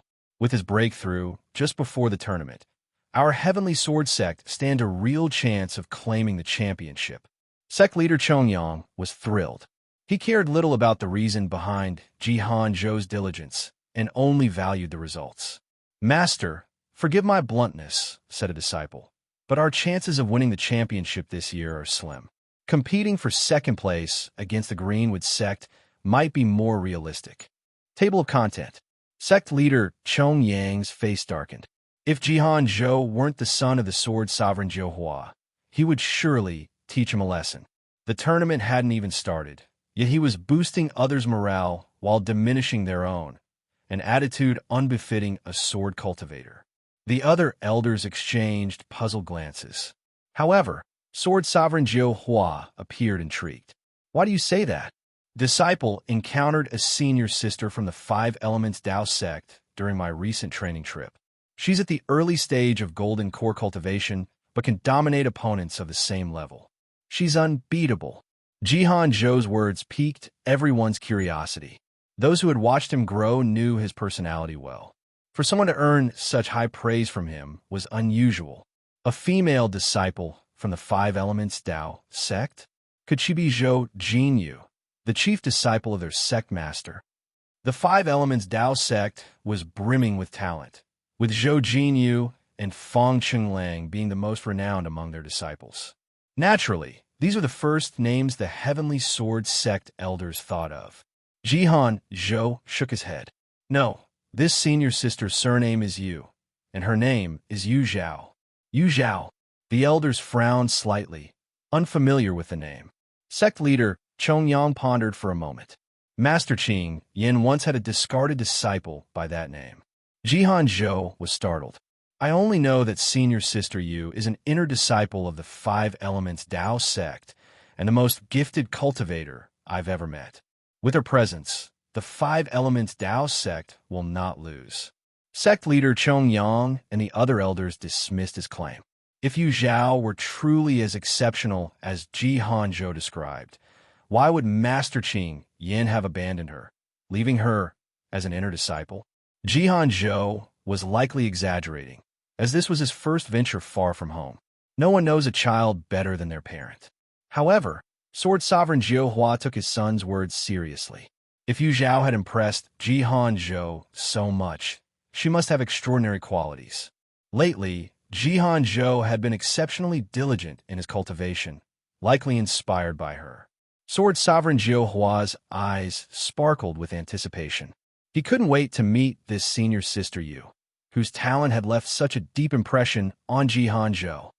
In flame-blazing city, Yu Zhao and Silence strolled down the bustling streets.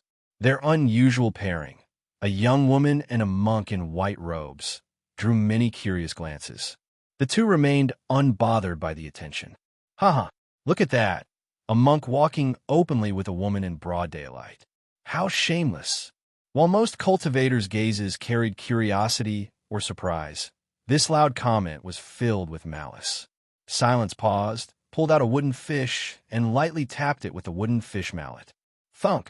He let out a slow breath, a faint smile curving his lips, while silently reciting, "Do not get angry. Do not get angry. Anger harms the body, and no one else will bear the consequences." Yu Zhao followed the sound of the voice and spotted 3 cultivators on the second floor of a tea house. They were leering at her in silence with ill intent. Coincidentally, Yu Zhao recognized them. The only woman among the 3, self-proclaimed Yao Ji, was renowned for her beauty and arrogance. She was at the late Golden Core stage and had placed second in the individual competition during the last grand tournament. The round-faced man seated to her right was Tang Rui, a cultivator of similar strength. Despite his youthful appearance, he was ruthless and responsible for the deaths of half the competitors in the last tournament. The final figure, 10,000 Slayer, was a thin, middle-aged man. Though he hadn't ranked in the top 10 of the individual competition, his enigmatic curses had earned him widespread notoriety. Yu Zhao had expected to see these 3 during the tournament, not to run into them so soon. The same mocking voice continued. "Little monk, why aren't you chanting scriptures in a temple? What are you doing out here with a woman? Aren't you breaking your vow of celibacy? Buddha will be displeased." Tang Rui's teasing did not provoke a response, so he joked again. Hearing this, the people around couldn't help but chuckle, and some even burst out laughing. "You don't get it. Monks are people too, and people have needs." "Little monk, you're pretty lucky," said 10,000 Slayer, winking lewdly, which caused another round of laughter. The veins on Silence's smooth, shiny forehead twitched furiously. Thump! The crisp sound of a wooden fish striking silenced the laughter in the room. Silence closed his eyes. Restraint. He had to exercise restraint. He had already committed 1 verbal offense today. He was a man of the monastic path and would not lower himself to argue with fools. "Little monk, you're a man of the cloth. Monks shouldn't speak recklessly. I'll ask you a question. If you answer it, I'll let you all go," said Yao Ji, gently waving her feather fan. Her voice was as sweet and alluring as honey. Many cultivators blushed, their faces enraptured by her charm. Silence opened his clear, desireless eyes and looked at Yao Ji. She smiled faintly. "My question is," Yu Zhao sighed inwardly. The monk's nickname would soon be impossible to hide. "Do you think I'm beautiful?" Yao Ji asked. As soon as her words fell, many people shouted eagerly. "Beautiful! The beauty of Yao Ji is unparalleled. Yao Ji, you're peerless." Amid the cacophony of praises, the sound of the wooden fish rang out once again, stark and jarring. 3 beats of the wooden fish announced the return of the foul-mouthed monk. Beautiful, beautiful, beautiful, always swinging that silly feather fan to show off. Shake it enough to straighten your brain before you talk to this poor monk. Instead of flaunting, why not read more books and work on your inner beauty? And you, sharp-nosed mantis, don't think I won't scold you just because you're ugly. Those frog-green eyes of yours make you think everyone's as filthy as you are. And you little fatty, stop looking around. I'm talking about you. You look human, but you can't even talk like one. Forgot to rinse your mouth after eating garbage yesterday, huh? Your breath stinks. Come here and let this monk exorcise you. Silence's verbal barrage was relentless, his fighting prowess unmatched in the art of scolding. The crowd was left speechless. This was a monk? No. Clearly, he was a vulgar ruffian. You bald donkey! How dare you insult me? You must be tired of living. Tang Rui slammed the table and stood up, his plump, round face filled with rage. Although Yao Ji and 10,000 Slayer did not rise, their expressions darkened as they glared at Silence, as though wishing to flay him alive with their stares. Having vented his anger, Silence felt completely at ease. Remembering his identity, he sighed, clasped his hands together, and bowed to everyone. This poor monk has sinned again with words. I feel remorse. My apologies, my apologies. Everyone's eyelids twitched wildly. If only he could put down the wooden fish mallet, as thick as an arm, in his hands, those words might sound marginally more believable. Yu Zhao, having only heard tales of Silence's legendary exploits, was now witnessing his verbal sparring for the first time. She was in awe. No wonder Silence's nickname was so widely known in the cultivation world. The contrast was truly astounding. She wondered how the masters at Harmony Sound Temple, who had allowed Silence to act independently, would feel when they received word of his antics. Meanwhile, far away at Harmony Sound Temple, the kind-faced master Jiechun felt his left eyelid twitch heavily. His hand, which had been turning a string of prayer beads, froze mid-motion. Junior brother? Jiechun's senior brother, Master Jietan, looked at him with puzzlement. Hesitating, Jiechun said, Senior brother, I just had an ominous feeling. The prayer beads in Jietan's hand came to a halt. Table of content. Does it concern the Cultivation World Grand Competition? Master Jietan asked. Master Jiechun shook his head. Master Jietan smiled faintly. Everything is predestined. Let it unfold naturally. Jiechun nodded and continued turning the Buddha beads in his hands. After a long pause, he couldn't help but speak again. Senior brother, I suspected Silence causing trouble outside. A month ago, Silence had requested to go ahead alone to the Aspiration Pavilion. Jiechun disapproved, but Silence's incessant nagging eventually wore him down, and he reluctantly agreed. The moment Silence left, Jiechun regretted his decision. Silence hadn't practiced silent meditation long enough. His temperament was unstable and prone to losing control. If he got into an argument with someone, hiss. The thought alone was too disturbing for Jiechun to entertain further. Jietan's expression remained serene. Junior brother, you're overthinking. Silence is imbued with Buddhist virtue. He can surely control his emotions with ease. Jiechun hesitated, his lips twitching as though he wanted to say more. He felt his senior brother didn't truly understand Silence. When Silence got angry, his mouth reacted faster than his mind. If Silence could exercise restraint, he wouldn't have been made to practice silent meditation in the first place. But seeing Jietan already closing his eyes to chant scriptures, Jiechun decided not to disturb him further. He could only bottle up his concerns. Meanwhile, Tang Rui jumped down from the second floor, landing directly in front of Silence. The two faced off. You bald donkey, say that again. I'll skin you alive and use your hide for lamp oil. Tang Rui bellowed. Round-faced fool, dumb and pale, better bow and quickly bail. Silence immediately crafted another rhyming insult. The rhyme was so catchy that the onlookers couldn't help but silently repeat it to themselves several times, stifling laughter as their faces flushed with effort.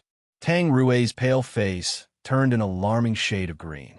Infuriated, he drew 3 flying needles from his belt, his eyes glinting with murderous intent. "You bald donkey, I'll kill you. Stop." Just as Tang Rui was about to release the needles, a cultivator clad in the robes of the Aspiration Pavilion appeared swiftly on the scene. He scanned the crowd, his mere presence exuding authority without a trace of spiritual energy. Yet, there was a palpable sense of danger about him. The crowd quickly understood. This man must be a nascent soul elder of the Aspiration Pavilion. Tang Rui realized the man's identity too and dared not act recklessly, though his frustration was palpable. "Senior, I didn't start this. It was that bald monk who insulted me first," Tang Rui protested. The nascent soul elder turned to silence. Clad in white robes and wearing a look of compassionate sorrow, Silence truly resembled an enlightened monk when silent. Under the elder's sharp gaze, Silence offered no explanation. Instead, he calmly performed a Buddhist gesture. Amitabha. This humble monk's silence greets the senior. The elder's expression softened immediately. But when he turned back to Tang Rui, his gaze grew sharp and menacing. Slandering others adds to your offense. If you cause trouble again, you'll be expelled from flame-blazing city and barred from the competition. Tang Rui wanted to cry, but couldn't. He dared not argue with a nascent soul elder, so he had no choice but to accept the scolding, though he silently cursed Silence and Yu Zhao in his heart. Silence deserved to die, and the woman accompanying him deserved the same fate. Tang Rui swore that if he encountered them in the individual matches, he would make them understand the meaning of living hell. Above in the tea house, Yao Ji and 10,000 Slayer were equally infuriated with Silence. He had insulted them so brazenly in front of so many people. If they let this slide, their reputations would be trampled into the ground, leaving them to be devoured by others without a shred of dignity remaining. Naturally, Yu Zhao was also added to their growing list of targets. Since she was clearly allied with Silence, eliminating her along with him was the only way to root out the problem entirely. Unaware that she had gained 3 more mortal enemies, Yu Zhao left the chaotic scene with Silence after the Aspiration Pavilion elder departed. With previous events as a lesson, the crowd dared not tease or block the pair. They could only watch with complicated expressions as the two walked away, their gaze lingering on Silence's imposing figure, which left an indelible mark in their minds. Once they had left the city, Silence suddenly stopped and looked apologetic. "The 3 I confronted earlier are not virtuous people. I fear they may also resent you because of my actions. That is my fault." His earlier outburst had been satisfying, but as he calmed down, he began to regret it. If he were alone, it would have been no issue. However, Yu Zhao had been by his side, and with the temperament of those 3, she had likely become their enemy as well, dragged into trouble she hadn't caused. Yu Zhao responded calmly, "Master Silence, you need not worry. I would have clashed with them sooner or later. This only changes the timing, not the outcome." Silence was taken aback. "You're not here for the set competition, but the individual competition?" "Yes, but..." He wanted to question why she, clearly a disciple of a sect, was not competing on behalf of her sect. However, recalling their brief acquaintance, he swallowed his words. Yu Zhao had no intention of explaining. "Let's continue. I need to reach Aspiration Pavilion before the individual competition registration closes." "All right." Although Yu Zhao seemed unbothered, Silence still felt guilty for the potential trouble he might have brought upon her. As a result, he became noticeably quieter during their journey, complying with her lead without much conversation. After 2 days of continuous travel, they finally arrived at Aspiration Pavilion just before sunset. Outside the pavilion's mountain gate, a long queue stretched in orderly lines. Shouts, exclamations, and muffled thuds blended into a cacophony of noise.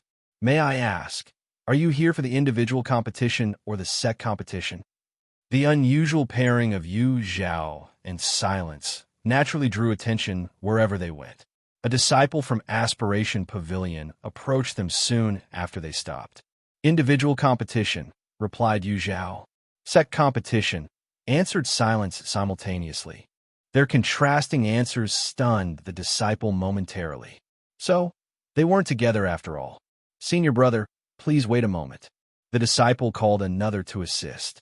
Take this senior brother to your sect's resting area. Yes, this way, senior brother, the newly arrived disciple said, gesturing for silence to follow. Silence glanced at Zhao, who gave him a reassuring nod.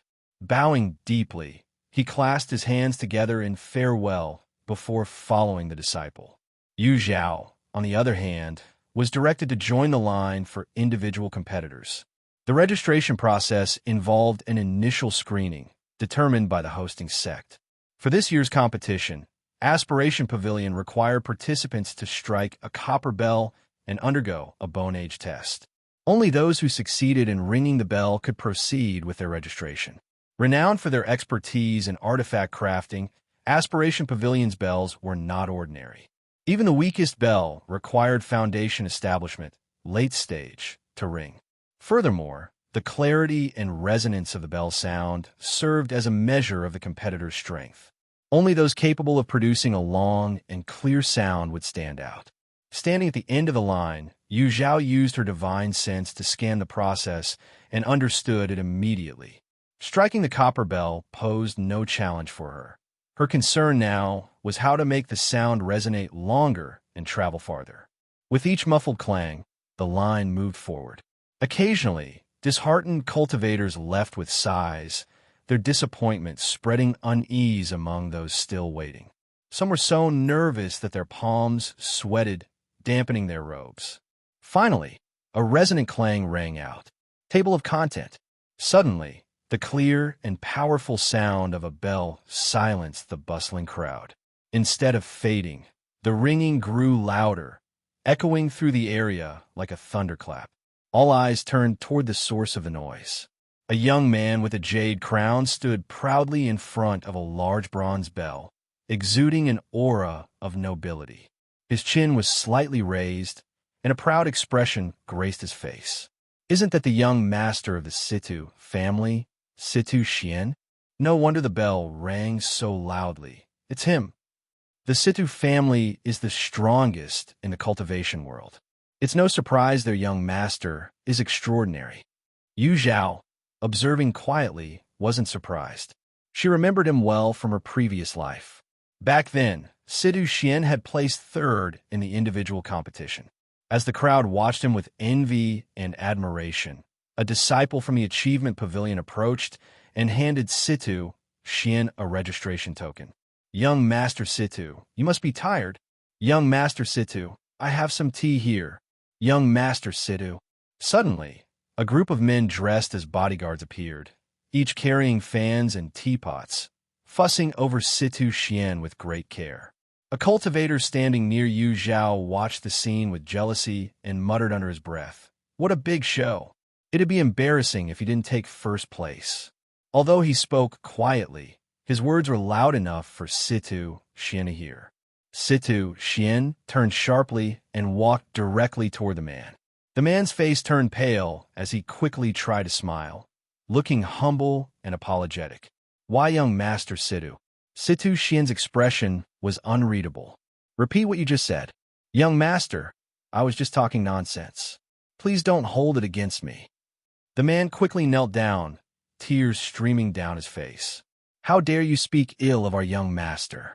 Are you tired of living? One of Situ Xian's bodyguards shouted angrily. I was wrong. Please don't kill me. Don't kill me. The man's cries grew louder, drawing the attention of nearby disciples from the Achievement Pavilion. What's going on here? One of the disciples asked. The kneeling cultivator crawled over to the disciples, pleading, Please help me, Senior. He's going to kill me. The disciples from the Achievement Pavilion exchanged wary looks before eyeing Situ Xian cautiously. This is the territory of the Achievement Pavilion. Fighting is strictly prohibited, one of the disciples declared firmly. Our young master never said he was going to fight. This guy is just spouting nonsense, a bodyguard offended. You've received your token. Please leave the area, the disciple said, his tone firm but not friendly. Situ Xian snorted coldly. There's no rule that says I have to leave after registering. Today, I'm staying right here. Ada, understanding immediately, the bodyguard named Ada pulled out an intricately carved wooden chair, a matching table, and a large parasol that resembled a pavilion roof from his storage bag. Situ Xian sat down, casually pointing at the table with his chin. Another bodyguard quickly brought over tea and snacks. The smoothness of their actions left the onlookers speechless. The Achievement Pavilion disciple's face reddened with frustration. He wanted to argue more, but his companion quickly reminded him in a low voice, "That's the young master of the Situ family." The Situ family? The one with a nascent soul stage ancestor? The disciple regained his composure. The Situ family was the most powerful in the cultivation world. They had not only an ancestor at the nascent soul stage, but also the family head and 3 elders who were nascent soul cultivators and nearly 100 golden core cultivators. Offending Situ Xian could mean offending the entire Situ family, a risk no mere disciple could afford. But apologizing to Situ Xian in front of everyone was too humiliating. So, his companion stepped in to smooth things over. There's no rule against staying after registering. If young Master Situ wishes to remain here, we won't stop you. Please feel free. With that, the Achievement Pavilion disciples left, taking the crying cultivator with them. Young Master, should we? To lean down slightly, his eyes gleaming with malice. Situ Xian sneered. Don't bother. He's just a clown. That guy better hope he doesn't run into me on the battlefield. If he does, I'll make sure he learns the consequences of running his mouth in front of me. Zhao watched the whole scene quietly, her opinion of Situ Xian's arrogance growing. In her past life, she hadn't paid much attention to the individual competitions and only vaguely remembered the names and ranks of the competitors. Situ Xian was one of the few she recalled. As the young master of the powerful Situ family, many expected Situ Xian to take first place in the individual competition. Some even placed large bets on him. However, the final results surprised everyone. A relatively unknown cultivator named Wu Shaojin clinched first place, while Situ Xian ended up in third. Unable to accept his defeat, Situ Xian disappeared right after the competition, missing his chance to enter the prestigious floating island. Some called him arrogant, others thought him foolish, but most felt he had wasted a great opportunity. Zhao's thoughts drifted back to these events, her gaze lingering on Situ Xian. Noticing her stare, Situ Xian frowned and returned a cold look. He saw a female golden core cultivator watching him intensely without blinking. Annoyed yet flattered, he knew it was common for women to admire him. However, this woman's gaze was too direct. She lacked subtlety. Just as he was about to ask Ada to intervene and address the woman's apparent infatuation, she flashed him a bright, shy smile before looking away. Situ Xian reconsidered. Never mind. Being admired by female cultivators seemed to be his fate. Zhao, realizing she had stared too long, quickly shook off her daydream and smiled apologetically. She remembered how Situ Xian couldn't handle being third in his previous life and wondered how he would cope this time. Nonetheless, her determination to take first place remained firm. After Situ Xian's registration, no other bell rang as loudly. The crowd began to recognize that his reputation as the young master of the strongest family in the cultivation world was indeed justified. This novel is translated and hosted only on BCAT translation. Just when everyone thought Situ Xian would surely win the top spot, Zhao walked up to the registration table. Name, the disciple asked. Zhao, she replied. Age, 19. The disciple, who had been busy writing, suddenly stopped and looked up in surprise. The other cultivators around also turned to stare at her, puzzled. Did she say it wrong? But did I hear wrong? How could she be only 19? A golden core cultivator under 20? Who would believe that? She's lying. Doesn't she know they check bone age during registration? She's going to embarrass herself. Despite the skepticism, Yu Zhao remained calm, her confidence intact, ready to showcase her skills in the upcoming competition. The Aspiration Pavilion's grand competition was a prestigious event held every 100 years, requiring participants to have a bone age under 150 and allowing each individual only one lifetime entry. To prevent fraud, all participants underwent bone age testing prior to registration. Many assumed that Yu Zhao was ignorant of these rules and had deliberately lied. Their scornful gazes were evident. The disciple overseeing registrations, Li Fei, frowned impatiently. "Place your hand on the disc," he instructed curtly. Yu Zhao complied without hesitation. As her palm touched the disc, a wave of heat coursed through her hand. Moments later, golden light burst forth, projecting two ancient golden characters onto the desk. Li Fei abruptly stood up, his eyes wide. 19. You're truly 19 years old." A collective gasp rippled through the crowd, leaving mouths agape. 19 years old. A golden core stage cultivator at 19? Where did this monster come from? Open your eyes and take a closer look. She isn't just at the golden core stage. She's already at the late golden core stage. What? Late golden core? Damn you heavens. I'm done treating you like a benevolent grandparent. Clearly, you don't see me as a beloved grandson. Yu Zhao's astounding display left the crowd reeling. Many cultivators were emotionally overwhelmed, laughing and crying simultaneously. Even the C2 family members were shaken. Their young master, C2 Xian, had been hailed as a prodigy for reaching the golden core stage near the age of 30, making him the family's most promising heir for nascent soul advancement. Yet Yu Zhao, a young woman under 20, had already reached the late golden core stage, merely a step away from the nascent soul. Such terrifying talent was almost unheard of in the cultivation world. With her in the competition, C2 Xian's chances of victory seemed to vanish. The C2 family's guards nervously glanced at C2 Xian, whose face alternated between pale and flushed. What thoughts brewed in his mind remained unclear. Meanwhile, Li Fei stood frozen like a statue, overwhelmed by the revelation of Yu Zhao's age. A faint knock on the table brought him back to reality. Yu Zhao had tapped her knuckles lightly, her expression calm. Li Fei quickly composed himself. The earlier disdain in his eyes was gone, replaced with respect. After steadying himself, he solemnly recorded 19 years old next to her name, then gestured toward the bronze bell behind him. "Senior sister Yu, please strike the bell to complete your registration." Yu Zhao nodded and approached the bronze bell. Standing nearly 3 meters tall, the bell exuded a dignified and solemn aura.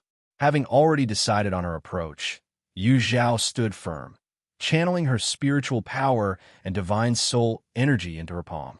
Her gaze sharpened as her hand struck the bell with blinding speed. Dong! A thunderous chime erupted, echoing like a sudden clap of thunder. Lower-level cultivators felt their ears ringing, their vision blurred. C2 Xian bolted upright. Yu Zhao's strike was louder than his own. He had lost. Before he could fully absorb the bitterness of defeat, the bronze bell rang out again. 2 chimes. C2 Xian was utterly stunned and leapt to his feet. He had clearly seen Yu Zhao strike the bell only once. How could it be 2 chimes? The second chime overlapped with the first, its resonance intensifying. Many cultivators began feeling unwell, abandoning their orderly queue to retreat farther back. Li Fei's face turned pale, his pupils trembling violently. As a disciple of the Aspiration Pavilion, he knew the secrets of the bronze bell. The elders had explicitly stated that only nascent soul cultivators could achieve multiple chimes with a single strike. How had Yu Zhao, merely at the late golden core stage, accomplished this? Dong!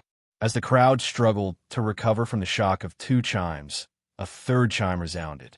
Expressions froze in place as the cultivators descended into stunned silence, their minds unable to process the event. Their disbelief transformed into resignation as the third chime enveloped them. Yu Zhao's abilities clearly transcended their understanding. Their emotions of envy or jealousy failed to arise, perhaps because the gap between them was simply too vast. Whoosh, whoosh, whoosh. Suddenly, streaks of radiant light darted across the sky. Several imposing figures, emanating profound auras, appeared around Yu Zhao, their eyes glowing with anticipation. A 19-year-old at the late Golden Course stage. Not bad, not bad. Would you consider becoming my disciple? I am Elder Sacrificial Blade from the Aspiration Pavilion. Isn't this my long-lost obedient disciple? Finally, I've found you. Come with me, and I promise your master will make up for the hardship you've endured all these years. Bah, shameless old fogies. This little girl has extraordinary talent and is obviously destined to be with me. Anyone who dares to snatch her away, I'll tear down their cave dwelling. Li Fei watched in disbelief as these usually dignified elders bickered like children, uttering absurd statements. His embarrassment reached the point where he curled his toes tightly inside his shoes. Yu Zhao was equally torn between laughter and helplessness. Esteemed elders, I already have a master. I must respectfully decline your kind offers. Elder Sacrificial Blade frowned. Your small, insignificant sect can't possibly compare to our Aspiration Pavilion. You'd be wasting your talent if you stayed there. Indeed, indeed. You need only nod in agreement, and we'll compensate your original sect generously. If you truly can't part with them, why not have your entire sect relocate to the Aspiration Pavilion? That way, you can focus on your cultivation without worry.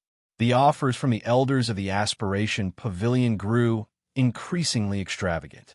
The onlookers weren't sure how Yu Zhao felt about the proposals, but their hearts were bursting with excitement. What was this? When one person ascends, everyone benefits. Not only could Yu Zhao receive superior resources, but even her original sect could reap endless benefits. How they wished such an opportunity had fallen into their laps instead.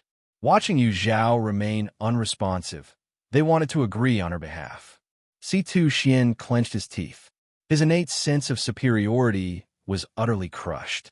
He had always seen himself as an unparalleled cultivation genius, superior even to disciples of top-tier sections. Full of confidence, he had come to participate in the cultivation world's grand competition, boasting to his clan that he would seize the top prize. Yet, before the competition even began, he was utterly defeated. There's always someone stronger and a sky beyond the sky. Today, he finally understood the meaning of those words. Yu Zhao remained polite, unwilling to embarrass the overly enthusiastic elders. I truly appreciate your kindness, esteemed elders, but my sect cannot join the Aspiration Pavilion. I hope you can understand. Her tactful rejection was meant to provide them an exit, but the elders seemed to think Yu Zhao was simply being stubborn. If Yu Zhao's sect had any standing in the cultivation world, she wouldn't have needed to compete in the individual trials. It was undoubtedly an insignificant and obscure sect. Such a sect, instead of helping Yu Zhao, would only hinder her progress. The elders couldn't bear to see her waste her talent, and persisted in persuading her. Even the crowd began to think Yu Zhao was being unreasonably obstinate. Left with no choice, Yu Zhao revealed the truth. I am a disciple of the 5 Elements Dao sect. The entire crowd fell silent. For a long moment, no one spoke. Finally, Elder Sacrificial Blade forced out a few awkward laughs. Ha ha ha! Ha ha ha! A disciple of the 5 Elements Dao sect. No wonder you're so talented. How presumptuous of us. Now, it wasn't just the disciples like Li Fei feeling awkward. Even the elders of the Aspiration Pavilion turned crimson with embarrassment. What had they just said? To suggest merging the 5 Elements Dao sect into the Aspiration Pavilion? What a disgrace. Table of content. Ahem, it's a fine day today. Everyone can disperse now, said one elder. Oh no, the fire in my artifact refining furnace isn't out yet. I must get back to my refining, said another. If you're all leaving, then I'll leave too. In the blink of an eye, the elders all vanished as if their feet had been greased. Yu Zhao turned her gaze to Li Fei. This time, Li Fei was quick to react. Holding the identity token with both hands, he respectfully handed it to her. Senior Sister Yu, The first round of the personal competition will take place in 10 days at the Martial Arena, located 100 miles from the Aspiration Pavilion. Yu Zhao nodded and accepted the token. Li Fei continued. There's a resting area for the disciples of the Five Elements Tao sect inside the Aspiration Pavilion. Would senior sister you like to rest there for a while? Much appreciated. You're too kind, senior sister you. Li Fei called over a fellow disciple to take over his registration duties and personally led Yu Zhao into the Aspiration Pavilion. As Yu Zhao left, the base of the mountain erupted into a cacophony of chatter. Everyone was talking about Yu Zhao, who had risen to prominence out of nowhere. Meanwhile, Situ Xian, once the center of attention, was now thoroughly ignored. Situ Xian narrowed his eyes, his expression shifting unpredictably. Golden core, late stage, and under 20 years old. Very well, Yu Zhao. You've certainly piqued my interest. Let's see how strong you really are. Under Li Fei's guidance, Yu Zhao entered the rooms designated for the Five Elements Tao sect to rest and prepare for the upcoming competition in 10 days. Thousands of miles away, a flying boat was speeding toward the Aspiration Pavilion. Towering as high as a 5-story building, the flying boat was inscribed with intricate, profound array patterns. It glided through the misty clouds, its luminous spiritual energy giving it a magnificent appearance. On the deck, Zhou Jinyu stood, her eyebrows perfectly shaped like a painting. Even the simple disciple robe she wore couldn't hide her captivating beauty. Hearing approaching footsteps, Zhou Jinyu paused for a moment before turning around. Taoist Zhou, came the greeting. She inclined her head slightly. Taoist Li Jingrang, the eldest senior brother of Tai by Academy, stepped forward and stood beside her. Zhou Jinyu's eyebrows knit briefly in displeasure. The Tai by Academy and the Five Elements Tao sect had crossed paths during their journey, prompting their elders to decide on traveling together. Zhou Jinyu had only exchanged a few words with Li Jingrang, their acquaintance being rather superficial. On the other hand, Ye Cong Xin, her fellow sect member, seemed to get along quite well with the Tai by disciples. Zhou Jinyu had often seen them gathered, chatting amiably. Why isn't Li Jingrang off discussing poetry with Ye Cong Xin today? Why come her instead? She wondered. Her thoughts were interrupted when Li Jingrang spoke. Taoist Zhou, is there some misunderstanding between you and junior sister Yi from Low Moon Peak? I believe it's better to clear up any differences to maintain harmony among sect members. Understanding flickered in Zhou Jinyu's eyes before her face darkened. None of your business. She had no intention of explaining anything to Li Jingrang. Matters between her and Ye Cong Xin were not something an outsider from Tai by Academy had any right to meddle in. Li Jingrang blinked in surprise, clearly not expecting her curt response. I meant no harm, Zhou Jinyu cut him off impatiently. Taoist Li, whether your intentions are good or bad, this has nothing to do with you. Please refrain from sowing discord between me and your junior sister. Annoyed, she inwardly cursed her bad luck and turned to leave. However, Li Jingrang persisted. Taoist Zhou, are you avoiding the topic because you're guilty of something? As the grand senior sister of your sect, you should be impartial. Anything less is a dereliction of duty. Zhou Jinyu stopped abruptly and turned around. Li Jingrang's refined features and upright posture exuded an air of elegance and scholarly grace. Even just standing there, he seemed warm as jade, cultured and dashing. At this moment, his face was solemn, his eyes filled with doubt and disapproval toward Zhou Jinyu. Zhou Jinyu felt as if she had stepped on something filthy, utterly revolted. When she first met Li Jingrang, she thought he was someone with great depth. Now, she realized how completely wrong she had been. Li Jingrang, do you even understand Ye Cong Xin? What gives you the right to question me? Of course I do. Yi Junior's sister is as graceful as an orchid, her talent unparalleled, and despite her grave illness, she remains steadfast and resilient, earning admiration. When Li Jingrang spoke these words of high praise, his expression was resolute, and his gaze was full of tenderness. Zhao Jinyu couldn't detect even the slightest hint of unease on his face. She was stunned. As the head disciple of Tai by Academy, Li Jingrang so easily trusted others without even verifying the facts. He couldn't wait to stand up for someone else. Where was his brain? Did he leave it back at the academy? What's wrong? Speechless? Do you have anything else to say in your defense? Li Jingrang, seeing her silence, assumed he had torn away Zhao Jinyu's facade of hypocrisy. His smug expression made her feel even more nauseated. Zhao Jinyu smirked coldly. Li Jingrang, as far as I remember, aren't you engaged? Now you're standing up for Ye Cong Xin. Are you falling for her and planning to abandon your fiancé?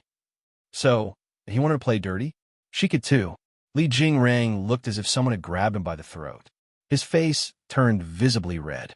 Zhao Jinyu, Yi Junior's sister and I are innocent. Don't spew baseless accusations. This is a reasonable suspicion. If you can question me, why can't I question you? The best way to counter rumors wasn't self-defense, but to sidestep the traps set by the opponent and kick them into it instead. Besides, Zhao Jinyu thought her accusation was far more convincing. Seeing Li Jingrang's flustered appearance, who would believe there was nothing between him and Ye Cong Xin? She couldn't speak for Ye Cong Xin, but it was clear that Li Jingrang's intentions weren't pure. Yi Junior's sister and I share a profound connection like mountains and streams. We discuss poetry and art, not things vulgar people like you could comprehend. Their heated exchange finally drew the attention of the other disciples on the ship. Zhang Jun was the first to rush over. Senior Sister Zhao, what's going on? He questioned her while casting a wary and slightly hostile glance at Li Jingrang. Zhao Jinyu was about to reply when other disciples from Five Elements Dao sect, including Lu Li, Fong Chenglang, and Lan Ziyu, came over to stand behind her. They said nothing but silently showed their support. The disciples from Tai Bai Academy, noticing the commotion, hurried over to bolster their own eldest senior brother, even though they had no idea what had happened. Two distinct groups formed, the tension so palpable it seemed a single spark could ignite conflict. What are you two doing? A soft voice broke through the confrontation. As the focus of the dispute, Ye Cong Xin finally arrived, albeit slowly. Zhao Jinyu raised an eyebrow. Yi Junior's sister, just in time. Tai Bai Academy's lead Daoist here suddenly came to me, said a lot of incomprehensible things, and even warned me not to bully you. Your senior sister is at a loss for words. Would you care to explain on my behalf? Ye Cong Xin forced a smile. Senior Sister Zhao, there must be some misunderstanding. Another misunderstanding? Li Daoist just asked if there was a misunderstanding between you and me. Why don't you clarify? Who exactly has misunderstood whom? All eyes turned to Ye Cong Xin. Her fingers clenched the hem of her robe, and her face grew even paler. Table of content. Enough. Fellow Daoist Zhao, stop pushing things too far. Li Jingrang couldn't hold back any longer. Junior Sister Yi was so fragile and sensitive. She could never endure the pressure from Zhao Jinyu. He simply wanted to ensure Junior Sister Yi could have a better life, not to cause her hardship. For her sake, he was willing to compromise. This matter ends here, he said through gritted teeth, his expression filled with endurance. His humility and forbearance only served to amuse Zhao Jinyu, who let out a cold laugh. Li Jingrang, you rushed in just now to baselessly accuse me, and now you're trying to dismiss everything with a simple "it ends here." Are you looking down on me, Zhao Jinyu, or on the Five Elements Dao sect? You didn't suffer any loss, Li Jingrang muttered, recalling how Zhao Jinyu had responded to him earlier. Oh, so I should endure being wrong just because I didn't lose anything? Her voice dropped, laced with the authority of the Grand Senior Sister. The pressure emanating from her presence silenced everyone. Even Zhang Jun, who was always joking and carefree around Zhao Jinyu, straightened up nervously, not daring to laugh. The ones in the most awkward position were undoubtedly Ye Cong Xin and Li Jingrang. Ye Cong Xin was seething internally. She had placed her sights on Li Jingrang because of his overwhelming fortune and his status as the top disciple of Tai by Academy. Who could have predicted that he would turn out to be all flash and no substance? Outwardly clever, but inwardly foolish, he had boarded the Five Elements Dao sect's flying boat and, under the noses of its sect master and elders, dared to provoke the sect's grand senior sister. Such foolishness! Yet, Li Jingrang himself didn't realize the gravity of his actions. He still believed Zhou Jinyu was acting arrogantly, bullying others, and suppressing junior sister Yi out of jealousy. Of course, it must be envy. Wasn't junior sister Ye's beauty, well, maybe not beauty, but surely her talent? Yes, her talent. Zhou Jinyu was jealous of junior sister Ye's talent and was intentionally oppressing her. His sense of righteousness surged. However, as his gaze swept across the deck, crowded with disciples from both sects, totaling 300 or 400, his lips moved as though to speak, but closed quickly. There were things he simply couldn't say in front of such an audience. Jin Yu, an elder from Tai by Academy, just came to me, asking for leniency. Let's split the compensation 50-50. What do you say? The sly voice of sect master Ji Yuan rang softly in Zhou Jinyu's ears. Her eyes lit up as her lips moved silently. 70-30, she mouthed. Deal. As everyone braced themselves for what seemed an inevitable clash, Zhou Jinyu's imposing aura suddenly dissipated.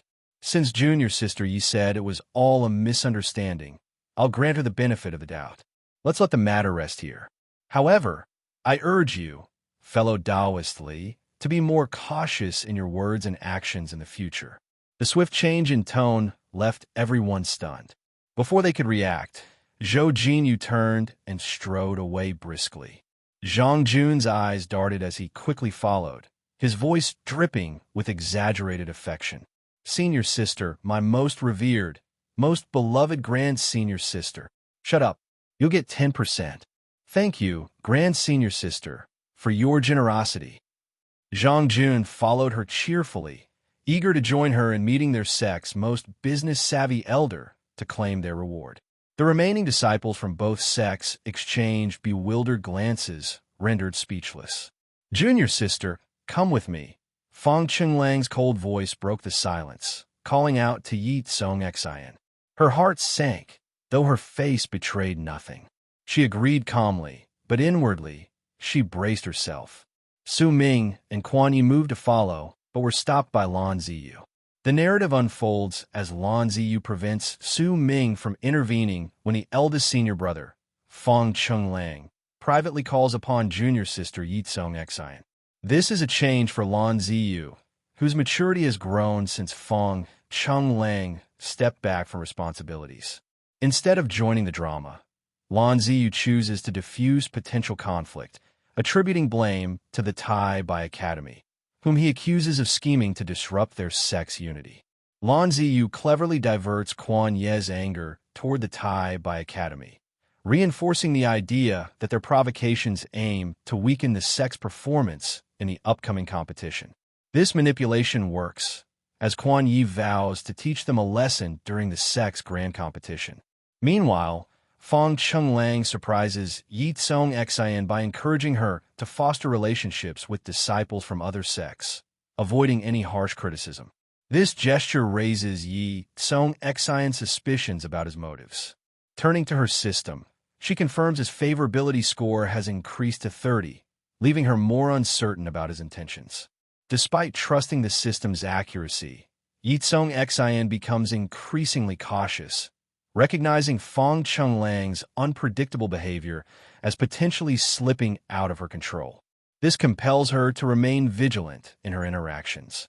10 days later, Yu Zhao prepares for the individual competition, awakening early and stepping outside into a quiet courtyard. As a disciple of the Five Elements Dao sect, she notices the sect participants are still en route due to differing schedules. On her way to the competition grounds, Yu Zhao encounters Silence, a monk holding prayer beads. Silence has been waiting for her, acknowledging her growing reputation within the Aspiration Pavilion. His gesture of support reflects his earlier recognition of Yu Zhao's extraordinary abilities and his intent to aid her during the competition. After expressing her gratitude, Yu Zhao and Silence head together toward the martial grounds, ready to face the challenges ahead. Table of content. The martial practice field buzzed with excitement. From a distance, the sight of densely packed heads created an overwhelming scene. Silence, holding a wooden fish, moved his lips briefly as if to speak, but swallowed the words just in time. Instead, he quickly pulled out his wooden fish mallet and struck the fish twice. Yu Zhao stood, awestruck, gazing at the spectacle before her. In her previous life, when she arrived on the Five Elements Dao Sec's flying ship, the Aspiration Pavilion competition had already reached its third round. Although the audience was sizable, the participating cultivators numbered no more than 1,000. But now, at least 100,000 cultivators had gathered, with more streaming in from all directions. A grand event like this, happening only once every century in the cultivation world, truly lived up to its reputation. Yu Zhao, a cheerful, bright female voice came from behind her. Yu Zhao turned to see Yao Wuji in her vivid red attire, seated atop a red spider, flying toward her. A hint of surprise flickered across Yu Zhao's face. Yao Wuji hadn't missed the competition this time around in this life. Since when did you have a monk for a friend? Yao Wuji leapt off her red spider, storing it in her spirit pet pouch, and curiously sized up Silence. Silence remained calm under her scrutiny. This humble monk is called Silence, he said plainly. Silence. Yao Wuji raised an eyebrow mischievously. Did your master name you that because you talk too much? You jest, benefactor, Silence replied serenely, though his hand seemed tempted to strike the wooden fish again. Fortunately, Yao Wuji didn't linger on Silence for long. After introducing herself, she shifted her attention back to Yu Zhao. No wonder I lost you last time. You're clearly at the late golden core stage, but concealed your cultivation. So sneaky, she exclaimed, recalling their encounter in the marsh forest. Being bested by a peer had left a lasting impression on her. Yu Zhao responded with a faint, knowing smile. While they chatted, the elders and disciples of Aspiration Pavilion arrived and summoned all participants to the martial practice field. Yu Zhao bid farewell to Silence and joined Yao Wuji, holding their identification tokens as they entered the arena. The moment Yu Zhao took her place, countless gazes converged on her, some notably intense. She scanned the crowd and recognized them immediately. Yao Ji, Tang Rue, and 10,000 Slayer, all of whom had clashed with Silence. Unexpectedly, there was also C2 Xian. Caught off guard, C2 Xian quickly averted his eyes, clenching his fists in frustration. He had only wanted to glance at the woman standing beside Yu Zhao. How had she caught him so easily? Would Yu Zhao misunderstand and think he harbored impure thoughts about her? Heavens above, he had no such intentions. While C2 Xian was lost in his turmoil, the elders of Aspiration Pavilion ascended the central platform. The cacophony of voices hushed instantly, and the steady, authoritative voice of Elder Sacrificial Blade echoed across the expansive field. Due to the large number of participants in the individual competition, the elders had devised a grueling first round to filter out those lacking sufficient strength.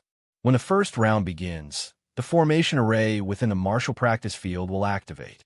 The 5,000 contestants who withstand its attacks until the end will advance to the second round. Crushing your identification token will signify surrender. After delivering these concise rules, Elder Sacrificial Blade wasted no time. Together with the other elders, he activated the formation array. Golden light spread out from beneath everyone's feet, quickly crisscrossing and extending to the field's perimeter. The light surged skyward, forming a shimmering dome that enveloped the entire arena. A massive wave of pressure descended, instantly shattering the protective spiritual energy shields of many cultivators. Some couldn't even last a breath before being pinned to the ground, their faces scraping harshly against the rough stone surface. Somebody let out a startled gasp. In the next moment, his body was transported outside the training arena. He raised his head with a blank expression. Why was he out here? Oh, I almost forgot to mention earlier. Anyone who makes a sound will also be considered eliminated. Elder's sacrificial blade calmly added, his tone unhurried. The cultivators, who had been planning to vent their frustration through sound, immediately shut their mouths, fully focused on withstanding the ever-increasing pressure around them. Up on the high platform, Elder's sacrificial blade clicked his tongue in amazement as he spoke to the elder beside him. Look at you, Zhao, calm and composed. There's no doubt she'll claim first place in the individual competition this time. Another elder sighed with regret. The 5 elements' doubt sex ambitions are growing by the day. They're no longer content with just winning the sect competitions. Now, they even aim for the top in the individual contests. With countless rogue cultivators across the land, but few opportunities, the 5 elements' doubt sect stooping to compete for these small benefits against them is unseemly, another elder remarked. Although the elders had varying opinions, they all subconsciously agreed on one thing. Yu Zhao was undoubtedly the frontrunner of this individual competition. An hour passed, and nearly a quarter of the cultivators were eliminated, unable to withstand the steadily increasing pressure. By now, those still standing in the arena were all golden core cultivators. Drip, drip, beads of sweat the size of soybeans fell from their faces. Some turned red-faced, others had veins bulging, and some, unable to bear the overwhelming force, dropped to one knee, struggling to endure. As the trial progressed, it became clear that it was testing more than just cultivation and defense. It also measured willpower and patience. And fortunately, Yu Zhao had an abundance of both.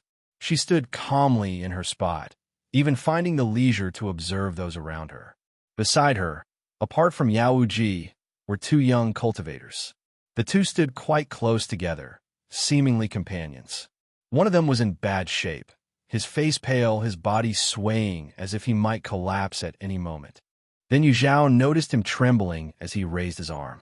Just as she thought he would crush the identity token in his hand, signaling his withdrawal, he unexpectedly snatched the token from his unsuspecting companion and crushed it instead.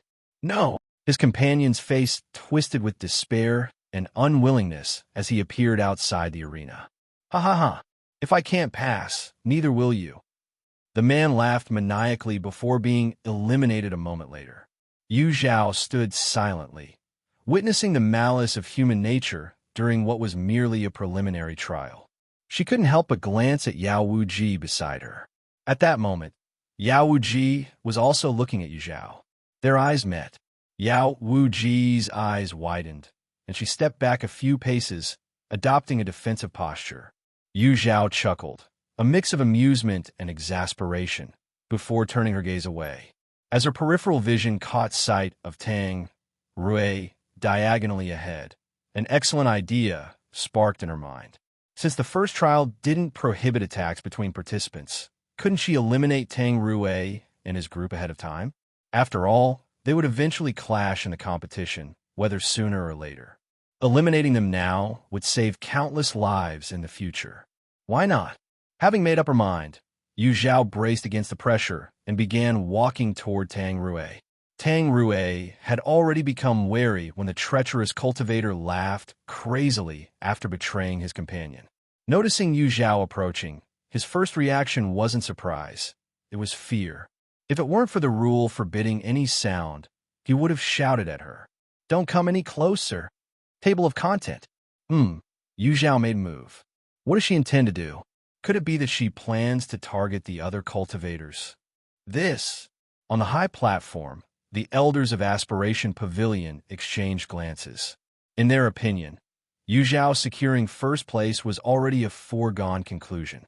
Why waste energy and potentially make herself a public enemy among the rogue cultivators? Talented, yet lacking maturity, one elder commented with a sigh.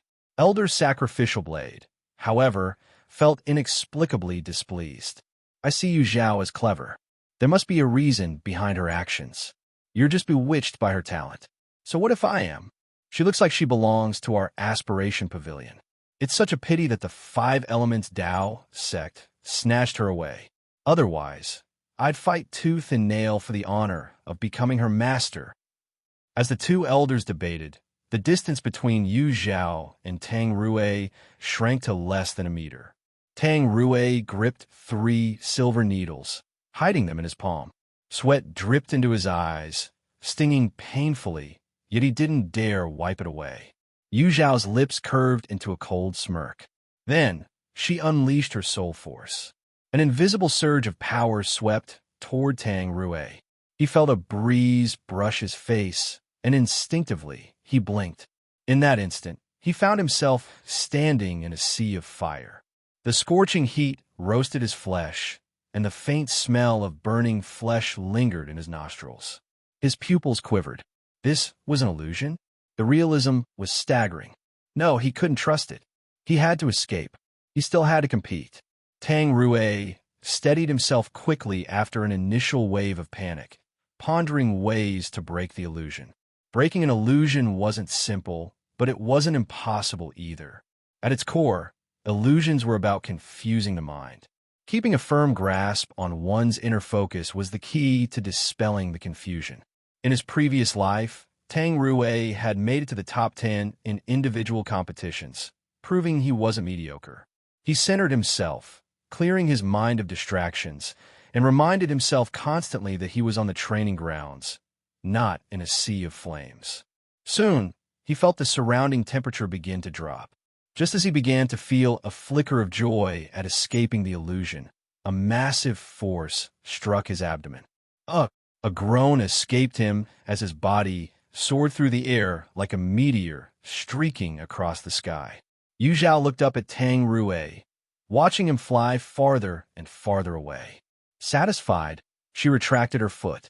Indeed, the illusion couldn't cause real harm, but she certainly could.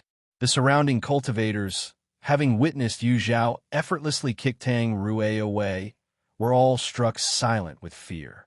Their gazes darted nervously, avoiding Yu Zhao's eyes, terrified of becoming her next victim. Ha ha ha! Fascinating. Absolutely fascinating. Elder's sacrificial blade burst into laughter. Yu Zhao's kick was clean and precise. Even more impressive was that her opponent didn't even resist, turning into a literal punching bag. The more Elder's sacrificial blade looked at Yu Zhao, the more pleasing he found her. He almost wanted to snatch her away on the spot. The other elders, however, were focused on Yu Zhao's mystical illusion technique. A late-stage golden core cultivator like Tang Rui had no defenses against her, losing utterly. If their disciples faced her, they would likely meet the same fate. In hindsight, the elders felt fortunate that Yu Zhao hadn't participated in the sect grand tournament, as it would have been disastrous for their side. While the elders of Aspiration Pavilion were secretly relieved, Yao Ji and 10,000 Slayer felt their doom looming, their eyes practically falling out of their sockets. Who could have guessed that the woman sitting quietly beside that foul-mouthed bald monk would be more terrifying than his verbal attacks? Tang Rui hadn't even lasted a single round before being kicked out of the competition. How many rounds could they endure? Although there was no deep grudge between them, the idea of lowering their heads and admitting fault crossed their minds. Would the opponent spare them if they apologized? This thought was quickly dismissed. Their opponent acted decisively, not even giving Tang Rui a chance to explain. They knew there was no way such a ruthless person would show them mercy either. There was only one way to avoid being eliminated by her. Eliminate the others first, and in the first round of the competition early. In that split second, Yao Ji and 10,000 Slayer reached a silent agreement. Chaos erupted across the entire martial arts arena. Every cultivator with any strength began plotting to eliminate their competitors. This thwarted Yu Zhao's plan to eliminate Yao Ji and 10,000 Slayer from the competition. Meanwhile, Tang Rui, battered and disoriented, coughed up blood and groggily raised his head. What greeted his eyes was a shiny bald head. Tang Rui. Silence. The monk grinned and quietly raised the wooden fish mallet in his hand. Outside the arena, Yu Zhao and Yao Wuji noticed silence, standing with a serene smile, waiting at the edge. Yao Wuji paused and circled him. Silence. I feel like you're smiling weirdly. Were you up to no good while we weren't looking? Silence's smile froze for a moment as he wondered how Yao Wuji had figured it out. Yu Zhao swept the area with her divine sense, but found no trace of Tang Rue, concluding that the monk must have freed him from the competition. She quickly shifted the topic. Yao Wuji, do you have a place to stay? The first round of the competition had ended early, leaving 3 days before the second round began. Yao Wuji waved nonchalantly. I've lived in the wild since I was a child. Trees for roofs, earth for a bed. The whole world is my home. Don't worry about me. I'll be there in 3 days. She summoned her red spider and sat cross-legged on its back. In a flash, she was gone. Yu Zhao and Silence were about to head back to Aspiration Pavilion when they were suddenly blocked by C2 Xian. Both looked at him in confusion. I'm C2 Xian from the C2 family of the Eastern region, he stammered, finally managing a self-introduction after a long pause. Yu Zhao and Silence exchanged glances. C2 Xian was acting oddly, but out of respect for his family, they responded. Yu Zhao of the Five Elements Dao sect. Silence, a monk from Harmony Sound Temple. C2 Xian responded eagerly. Greetings, Taoist Yu and Taoist. Silence. Wait, why can't he have a last name? Also, he's a monk. Calling him Taoist isn't exactly polite. Silence felt an urge to hit the wooden fish again. C2 Xian, oblivious to Silence's mood, tried his best to strike up a conversation with Yu Zhao. Though initially patient, Yu Zhao soon realized C2 Xian bore no ill intent and seemed genuinely interested in forming a connection, much to her surprise. She had assumed his arrogant demeanor meant he wouldn't actively seek friendships. While he carried himself with the poise of a young master, he wasn't as condescending or prideful as rumor suggested. Reflecting on this, she suddenly recalled how C2 Xian had vanished after the competition in her past life. Perhaps it wasn't voluntary, but due to some unforeseen misfortune. Yu Zhao froze momentarily, startled by her own speculation. You Taoist, are you tired?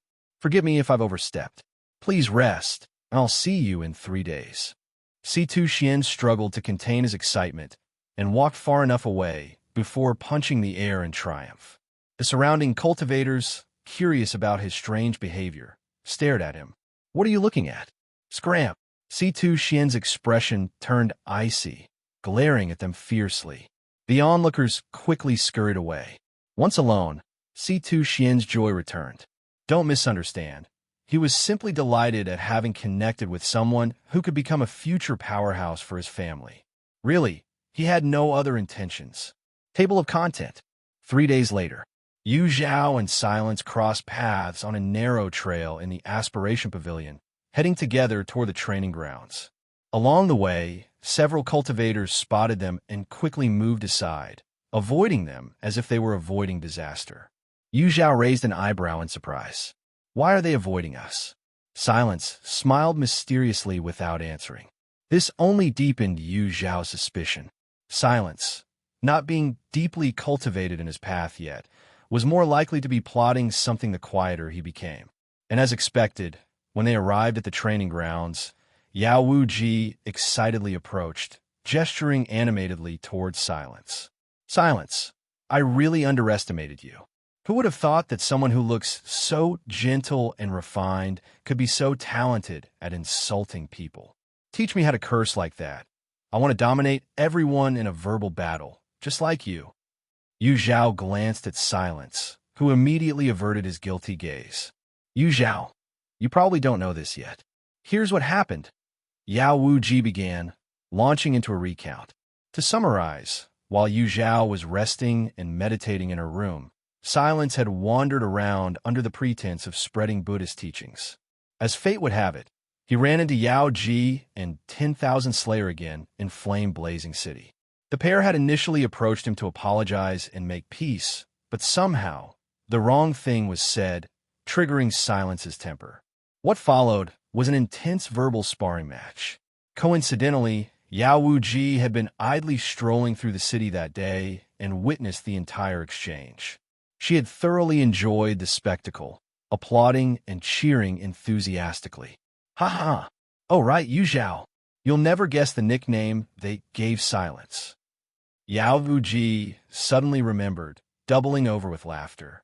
Yu Zhao's heart sank, and she tried to stop Yao Wuji, but was too late. The woman cheerfully blurted out, "They called him the stinky-mouthed, bald donkey. Ha ha! I can't. I'm dying of laughter. Stinky-mouthed, MMPH. Yu Zhao quickly covered Yao Wuji's mouth, giving Silence an apologetic smile. "I'm sorry, I'm so sorry." Silence gritted his teeth. "It's fine." But despite his words, his hand inched toward his sleeve. Alarmed, Yu Zhao realized he might pull out his wooden fish and escalate the situation. As she scrambled to think of a distraction, her eyes landed on C2 Xian, who was standing not far away, dressed in luxurious robes and staring straight at them with wide, intent eyes. Yu Zhao's face lit up. "Da was C2. C2 Xian, visibly relieved, nodded coolly in response and started walking toward them, his steps quickening as he approached. Silence, however, was still simmering, clearly not having forgotten the time C2 Xian had called him not a Taoist. Fortunately, C2 Xian seemed composed today. "You Taoist, master Silence, and this is—" Only then did Yu Zhao realize her hand was still covering Yao Wuji's mouth. She hastily removed it and introduced, "This is Yao Wuji."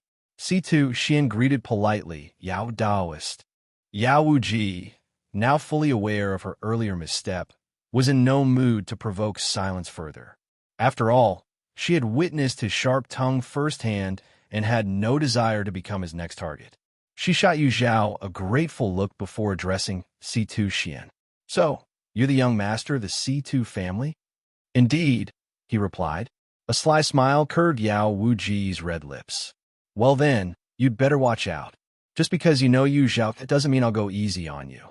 I'm claiming second place in the individual competition, no matter what." C2 Xian paused, his expression shifting from casual indifference to a proud and confident resolve. The C2 family never shies away from a challenge. "If you can defeat me with your skills, come at me." Their gazes locked, clashing like metal on stone, sparks flying in the air. Silence didn't bother taking out his wooden fish this time. Instead, he stood by leisurely, watching the rising tension between the two combatants with an amused expression, as if thoroughly enjoying the show. Yu Zhao felt a headache coming on.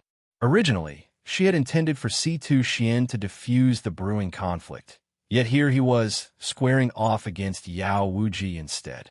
Despite her exasperation, curiosity tugged at her. She couldn't help but wonder who would emerge victorious between the two. One incense sticks time later.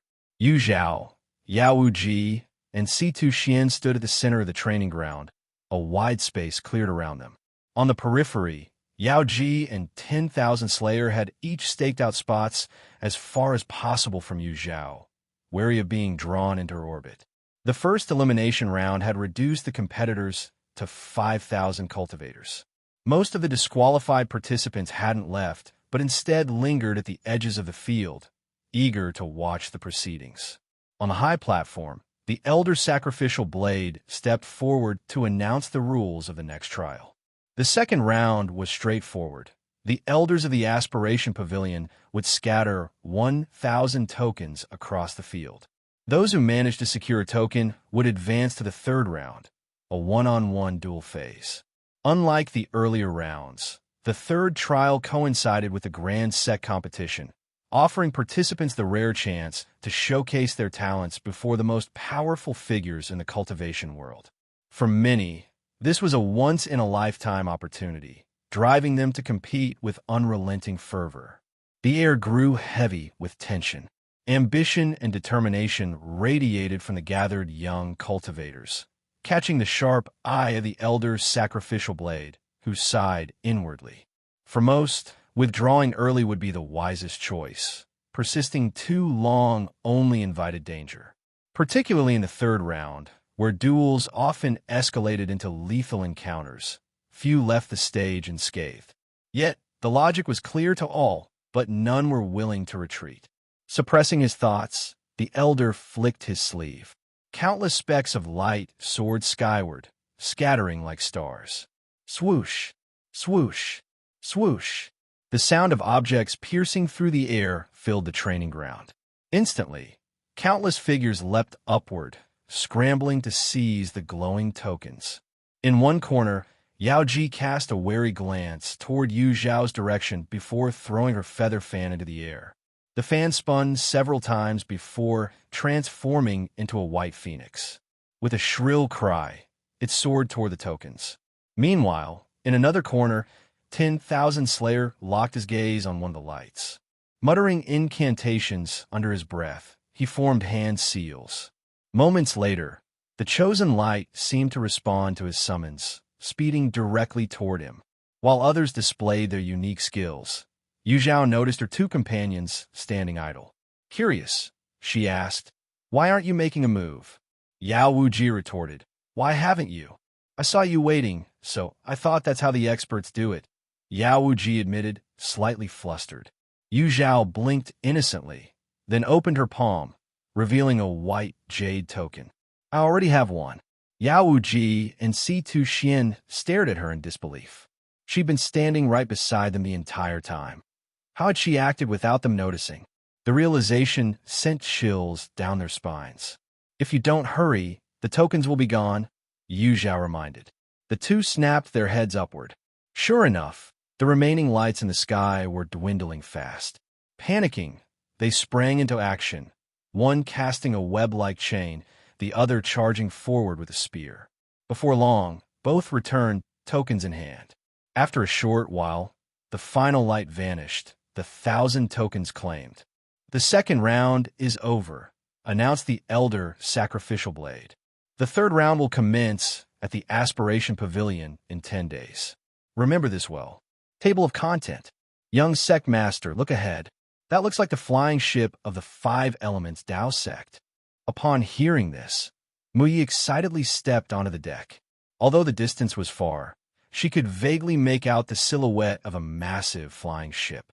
From the glowing array patterns on its exterior, she could discern the name 5 Elements Dao Sect. Muyi's smile brightened with joy. "Wonderful. I'll finally get to see Sister Yu again." It wasn't Muyi who had spoken, but her close companion, junior sister Shinfu. Yu Zhao's outstanding performance during her sparring with Yu Fei had won over many disciples from the Greenwood sect, including Shinfu. While the disciples of the Pill Hall and Medicine Hall were overjoyed, those of the Martial Hall could not muster a single smile. The thought of soon competing against Yu Zhao filled them with preemptive anxiety. The flying ship continued its journey for another day and night before finally arriving at the Aspiration Pavilion. Without waiting for the ship to stabilize, Muyi, having already informed the sect leader and elders, eagerly jumped off. The 5 Elements Dao sect ship had arrived earlier, and most of its disciples, along with those from the Tai Bai Academy, were already off board, waiting as their sect leaders and elders conversed with the pavilion's hosts. Muyi scanned the crowd, but didn't see Yu Zhao. Disappointed, she approached Zhou Jinyu, someone she knew, and greeted her with composure. "Senior Sister Zhou." Surprise flickered briefly in Zhou Jinyu's eyes before she greeted Muyi warmly. "Junior Sister Mu, it's been a while." "Senior Sister Zhou, where's Yu Zhao? Is she still on the ship?" Though Muyi didn't raise her voice, it was loud enough for those nearby to hear clearly. This drew the attention of the 5 Elements Dao sect's disciples. Their expressions varied. "Yu Zhao isn't with us," Zhou Jinyu replied, her smile dimming slightly. Muyi was startled. "Why not? Is she not planning to participate in this competition?" Zhou Jinyu hesitated, unsure how to answer. Quan Yi interjected with a mocking laugh. "Yu Zhao is wild and irresponsible. Unfit for any significant role. She's been stripped of her right to compete. Hoping to see her in the competition? Impossible." Muyi frowned and turned to Zhou Jinyu. She didn't believe Quan Ye's words. Her trust lay solely in Zhou Jinyu. "Junior Sister Mu," Zhou Jinyu explained with a faint trace of helplessness. "Yu Zhao has indeed withdrawn from the sect competition. However, she will participate independently. You'll see her soon enough." Muyi processed this, her expression thoughtful. "She's that discarded disciple of Master Qing Yan, isn't she?" The voice of Li Jing rang suddenly cut through. daring to join the grand competition of the cultivation world. Doesn't she fear being ridiculed? As Li Jingrang's comment echoed, Ye Cong Xin wished Quan Yi would punch him to silence him. Could he not realize his foolishness? Wasn't it bad enough that the Five Elements Dao sect already disliked him? Unsurprisingly, the disciples of the Five Elements Dao sect and Mu Ye's expression darkened.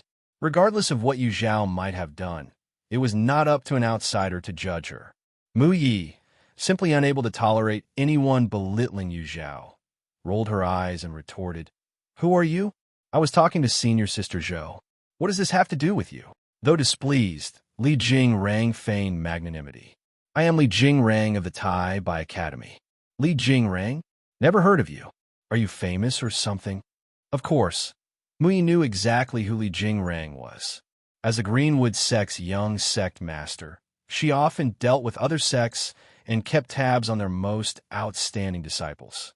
However, the man before her didn't match the descriptions of a refined, elegant scholar. Apart from his pale complexion, everything else was entirely wrong. Rumors had clearly misled her. Li Jingrang's smile faltered, unable to maintain his composure. "This fellow Taoist, I have treated you with respect, yet you choose to insult me with your words. You claim I am insignificant. Do you dare to reveal your own name?" "What's there to fear?" Mu Yi replied with a cheerful smile. "I am Mu Yi, the young sect master of the Greenwood sect." Li Jingrang was stunned. Her? The young sect master of the Greenwood sect? Impossible. As he began to doubt Mu Ye's claim, the sect master of the Greenwood sect arrived, leading elders and disciples forward. Each disciple greeted Mu Yi respectfully, addressing her as the young sect master as they passed by. Li Jingrang had no choice but to accept the truth. Though he was the eldest senior brother of the Tai Bai Academy, the Greenwood sect was far superior, and Mu Ye's status as its young sect master gave her a level of prestige he couldn't match. "Junior sister Mu." "Stop." Mu Yi interrupted coldly, her tone devoid of warmth. "Address me as Taoist Mu or young sect master Mu." "Taoist Mu? I meant no offense earlier.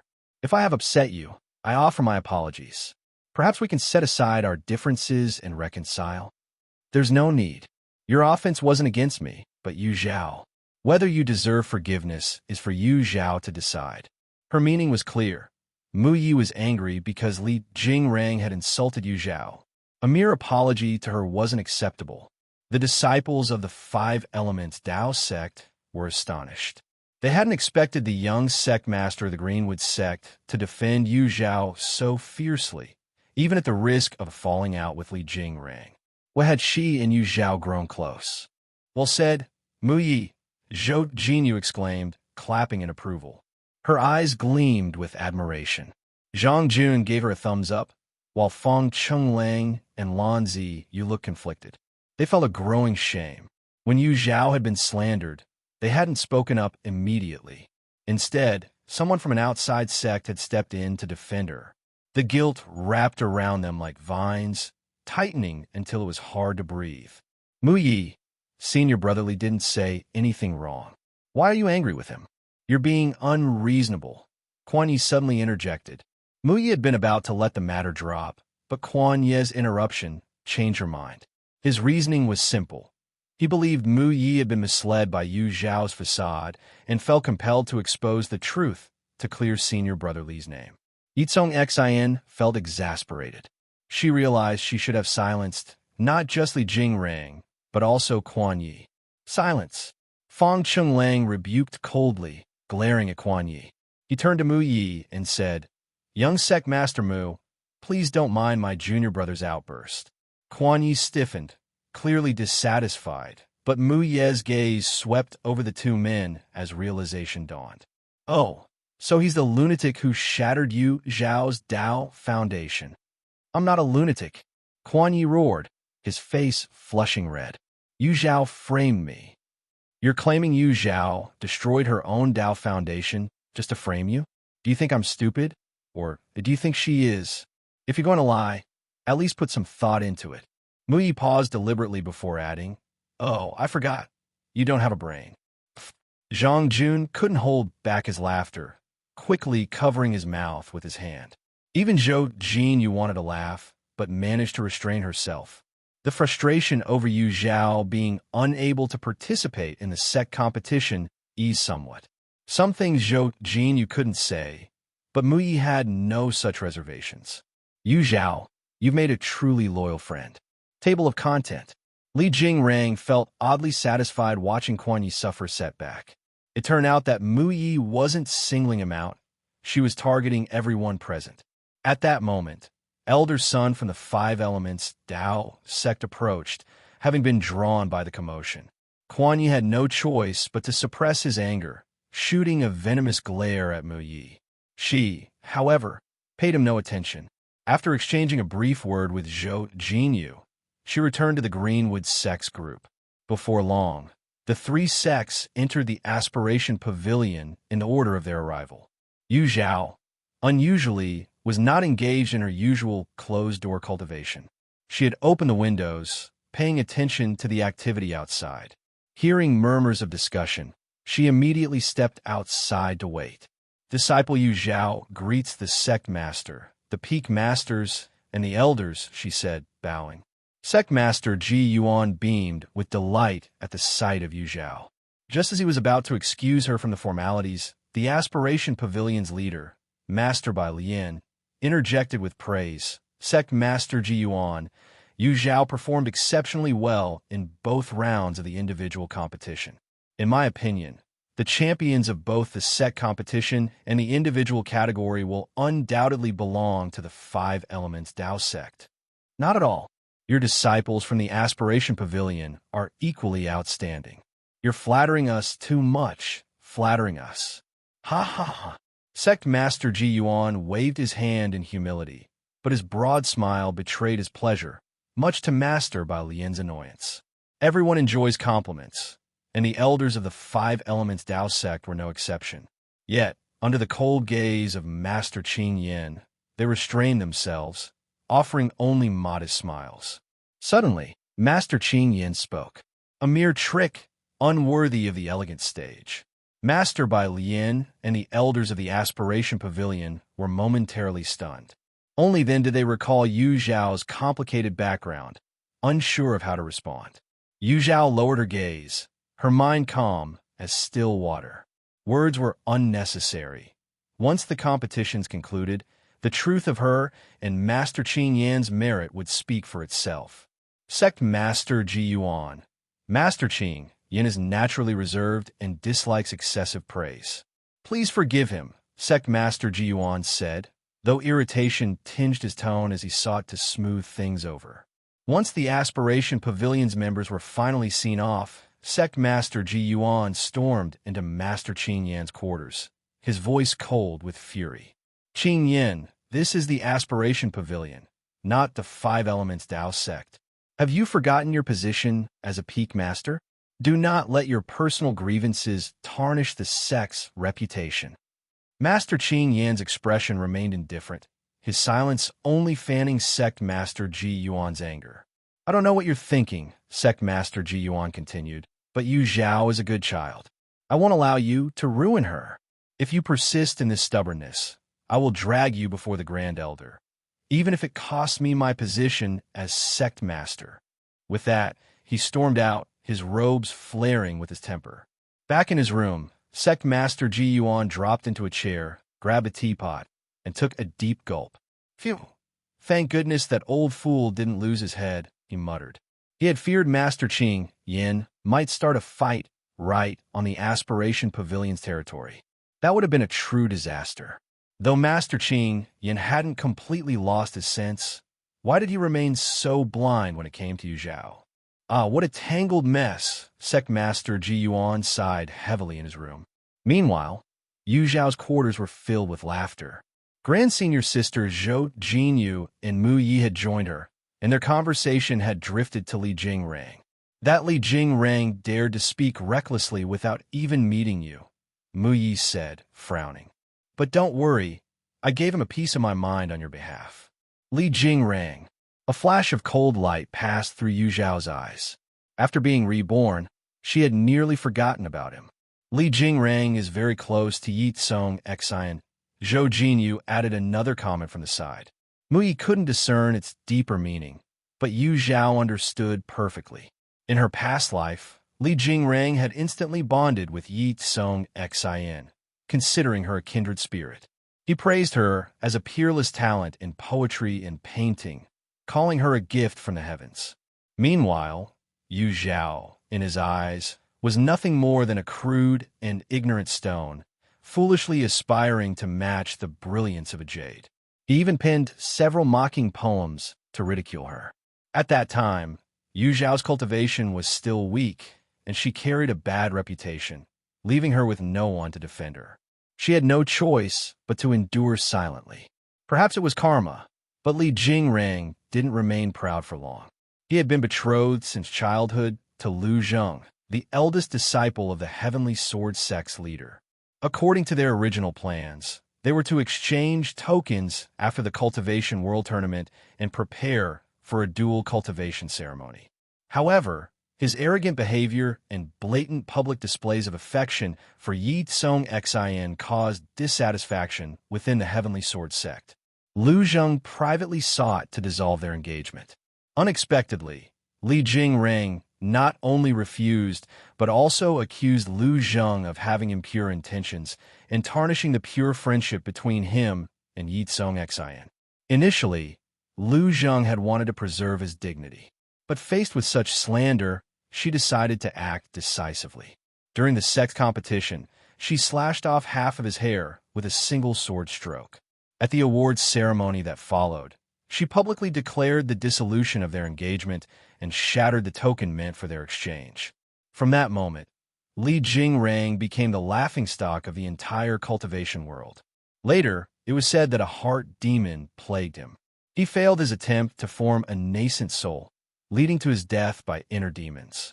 Recalling Li Jingrang's fate, Yu Zhao's lips curved into a smile.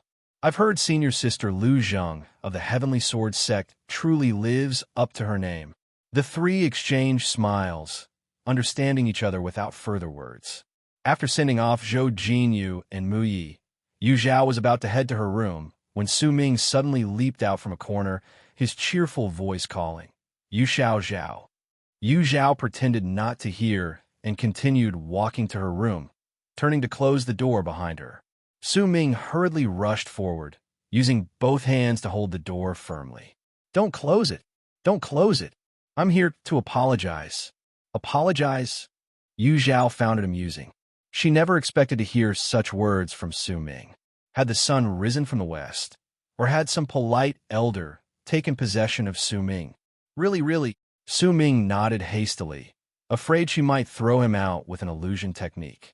His dimples deepened with what seemed like sincerity. Yu Zhao's curiosity was piqued. She wanted to see if Su Ming could indeed produce anything of value from his mouth. "Go ahead," she said. Clearing his throat, Su Ming spoke seriously. "I was wrong. I shouldn't have borrowed your spirit stones without repaying. From now on, I promise never to borrow spirit stones recklessly. Even if I do, I'll return them promptly, and I'll buy you small gifts to make up for it. I'll also stand up for you when others badmouth you." That's it, Su Ming replied. Yu Zhao chuckled softly. She knew better than to have any expectations of Su Ming. "Well, now that you've finished, you can leave." She pried his hands away from the door and shut it forcefully. Yu Zhao, did you forgive me or not? Why did you shut the door? I apologized, didn't I? Say something." Su Ming shouted as he clung to the door, his face full of grievance and frustration. Hadn't he apologized sincerely? Why was Yu Zhao still upset with him? Wasn't this enough? Yu Zhao's personality was becoming stranger and stranger. She wasn't as likable as the junior sister. No wonder the fifth senior brother said she was a fake. It was all her own doing. Table of content. Su Ming returned to his room, still sulking. No matter how much he thought it over, he couldn't let go of his frustration. Deciding to vent his feelings, he headed toward little junior sister's room. But as he arrived, he saw Li Jingrang standing outside Ye Cong Xin's door. His brows furrowed deeply. "Senior brother Li, why are you here?" "This is my little junior sister's room," Su Ming said sharply. Li Jingrang looked embarrassed upon seeing Su Ming. I just came by after composing a poetic verse and wanted to discuss it with junior sister Ye. Little junior sister has been traveling and working tirelessly these past few days. She's utterly exhausted and resting now. Senior brother Li, you should leave, Su Ming replied, almost outright asking him to get lost. Li Jingrang hesitated, but had no choice but to leave, despite his reluctance. Very well, I'll visit again in a few days. Without waiting for Su Ming to rebuff him again, Li Jingrang turned and walked away swiftly. Third senior brother. As soon as Li Jingrang left, Ye Cong Xin opened her door, gratitude flickering in her eyes. She had been troubled by Li Jingrang's lack of boundaries, and Su Ming's timely intervention was a relief. Little junior sister, you should avoid associating with people like that in the future. Li Jingrang is engaged, yet he came to you when no one else was around. That clearly shows he's untrustworthy, Su Ming advised. Born in the royal city, Su Ming hadn't experienced romantic relationships himself, but he had seen enough to recognize such behavior. Li Jingrang's actions betrayed ulterior motives under the guise of scholarly discussions. Su Ming felt certain he wasn't a decent person. Ye Cong Xin nodded gently, showing no hint of displeasure on her face. Su Ming immediately thought of the ever-stubborn Zhao and began pouring out his grievances. Little junior sister, why can't Zhao be as sweet and gentle as you? We used to get along so well. If she felt wronged, she could have just said so. Master or eldest senior brother would have stood up for her. But no, she chose to keep everything bottled up. How are we supposed to know what she's thinking? Now that we've realized our mistakes, eldest and second senior brothers have both apologized to her repeatedly. Even fourth senior brother gave up becoming a master alchemist just to earn her forgiveness. What more does she want? Does she expect us to kneel and bow to her in apology before she's satisfied? Isn't that going too far? Su Ming rambled on, spilling every ounce of dissatisfaction, while Ye Cong Xin listened quietly. Occasionally, she'd echo his sentiments, but inwardly, she was scoffing. This is the so-called heaven-blessed protagonist? An utterly clueless fool. Even now, Su Ming didn't understand why Yu Zhao had left. Yu Zhao wasn't someone who cared for material possessions. Otherwise, she wouldn't have lent him all her spirit stones back then. All they ever demanded was Yu Zhao's obedience, treating her like a pet who came and went at their beck and call. But they never stopped to truly consider what she wanted. After pouring her heart out for over 10 years, all she received in return was indifference. Ye Cong Xin almost pitied Yu Zhao. If it were her, she would have long since schemed to win their trust and then drained their fortune entirely, sparing herself from their stupidity. Suddenly, Ye Cong Xin froze. Could it be that Yu Zhao wasn't playing hard to get, but had genuinely decided to cut ties with them? The more she thought about it, the more likely it seemed. An unsettling sense of annoyance swelled within her. Yu Zhao had abandoned these fools, but she still had to endure them. Did that mean Yu Zhao now looked down on her for picking up the trash she discarded? Her breathing grew uneven. Yu Zhao had always been better than her in every way, and the only way Ye Cong Xin could suppress her was by stealing the affection of people like Feng Chenglang. But now that Yu Zhao was free of restraints, wasn't she soaring freely? No wonder Yu Zhao's cultivation was advancing so rapidly lately. Everything suddenly made sense. In a secluded room, Su Ming's call snapped Ye Cong Xin back to reality. He looked at her with concern. Little junior sister? Little junior sister? What's wrong? Are you even listening to me? Ye Cong Xin forced a smile. Third senior brother, I'm sorry. I'm feeling a bit unwell. Her complexion was pale, and her eyes seemed unfocused. Su Ming, though slightly displeased, muttered something under his breath before stomping away. Now alone, shadows cloaked Ye Cong Xin's face, concealing her expression. Yet, the whitened knuckles of her clenched fists betrayed her turmoil. Yu Zhao, she whispered into the silence, her voice trembling with determination, don't think you can escape me. I'll catch up to you soon. Very soon. As the grand competition among the sects drew near, cultivation sects from all over the realm gathered at the Aspiration Pavilion. Among them, Yu Zhao encountered Moci and Jing Nan of Hundred Flowers Valley, as well as Jihan Zhou from the Heavenly Sword sect. Moci and Jing Nan greeted Yu Zhao with their usual warmth, even inviting her to visit their sect's lodgings to introduce her to their fellow disciples. Days later, Yu Zhao could still catch traces of the sweet fragrance that seemed to linger wherever the Hundred Flowers disciples went. Unlike their enthusiasm, Jihan Zhou's demeanor suggested unease. Though he tried to hide it, Yu Zhao noticed the cracks in his composed facade. She quickly deduced the reason: Li Jingrang's antics. With the competition looming, Li Jingrang had been spending his time visiting other sect quarters, singing endless praises about Ye Cong Xin. The news had reached the Heavenly Sword sect, where senior sister Lu Zheng, known for her decisiveness, was already on her way to confront him. Indeed, Yu Zhao's assumption proved accurate. When Lu Zheng approached Li Jingrang, he was swaggering as always, his fan flicking dramatically with every step. Confidence radiated from him as he assumed his fiancée couldn't wait to meet him. Li Jingrang, Lu Zheng's voice cut like a blade. Let's annul our engagement. What? Li Jingrang froze, his fans slipping in his grip. Lu Zheng, are you out of your mind? Their engagement had been arranged by the heads of their respective sections. Such agreements weren't so easily broken. Moreover, Lu Zheng showing up to end things unprovoked was a blatant affront, not just to him but to Tai Bai Academy as well. No man would stand for such humiliation. Lu Zheng's sharp gaze pierced him. Her stance was rigid, her aura fierce, like an unsheathed sword ready to strike. You admire junior sister Yi so deeply. I'll grant your wish. The engagement ends here. My master, sect leader Chongyang, will handle the rest with your academy's head. This is ridiculous. I refuse. Li Jingrang's face contorted in anger. My relationship with junior sister Yi is pure and innocent. You're the one with ulterior motives, trying to slander me. Dream on. He couldn't let the engagement dissolve. If word spread, his reputation as the eldest senior brother of Tai Bai Academy would be in shambles. He had done nothing wrong and wouldn't allow anyone to frame him. Lu Zheng tilted her head, studying him with curiosity. Your admiration for junior sister Yi is common knowledge now. Why deny it? If you're worried about the embarrassment of the annulment, I can clarify the situation on your behalf. In truth, when Lu Zheng first heard the rumors, she wasn't angry. Rather, she felt relieved. Her engagement with Li Jingrang had always been a strategic alliance. They had only met twice and shared no real bond. If he fancied someone else, it provided the perfect excuse to dissolve the engagement.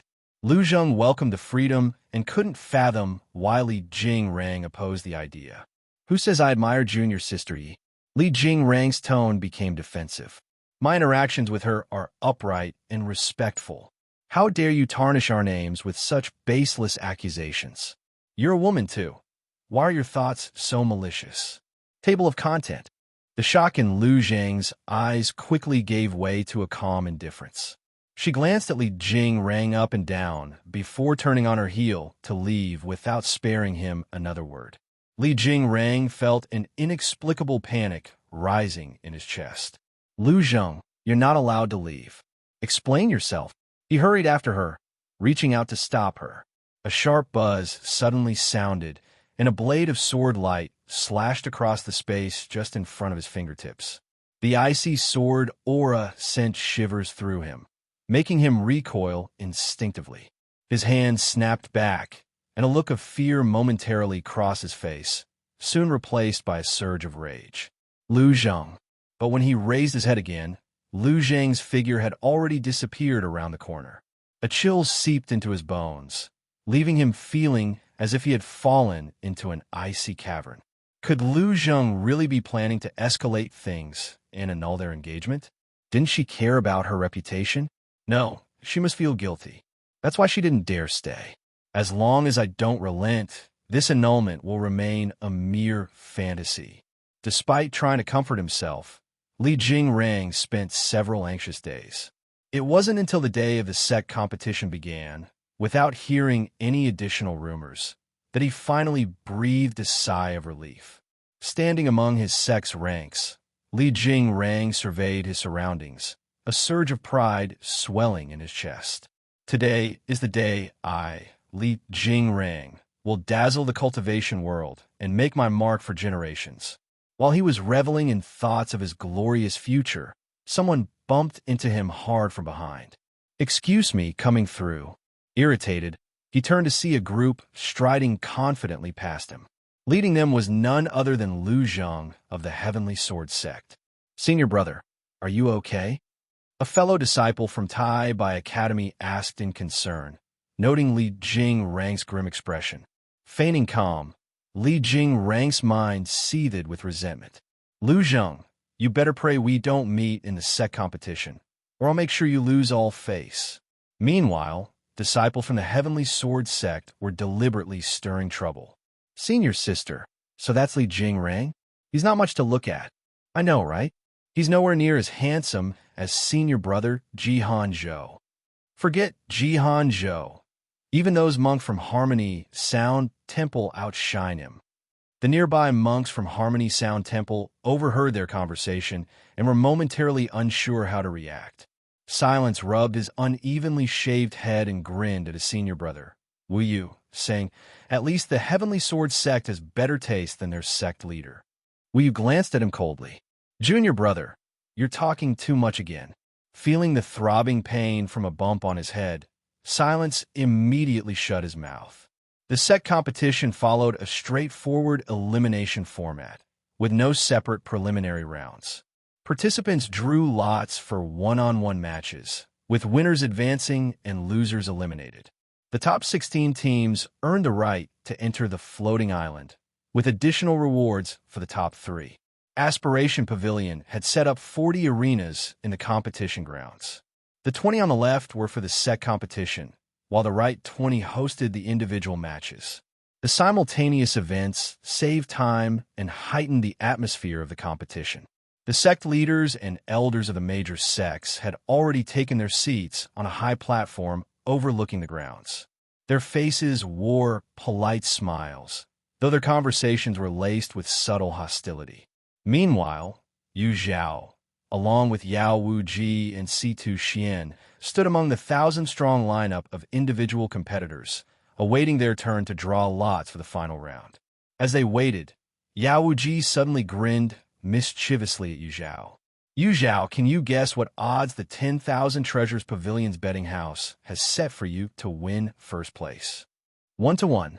"Wrong. It's 1-1/2. Yao Wuji's voice was filled with disbelief. Even a 1.5-1 payout means that even if someone bets correctly, they only win half their stake.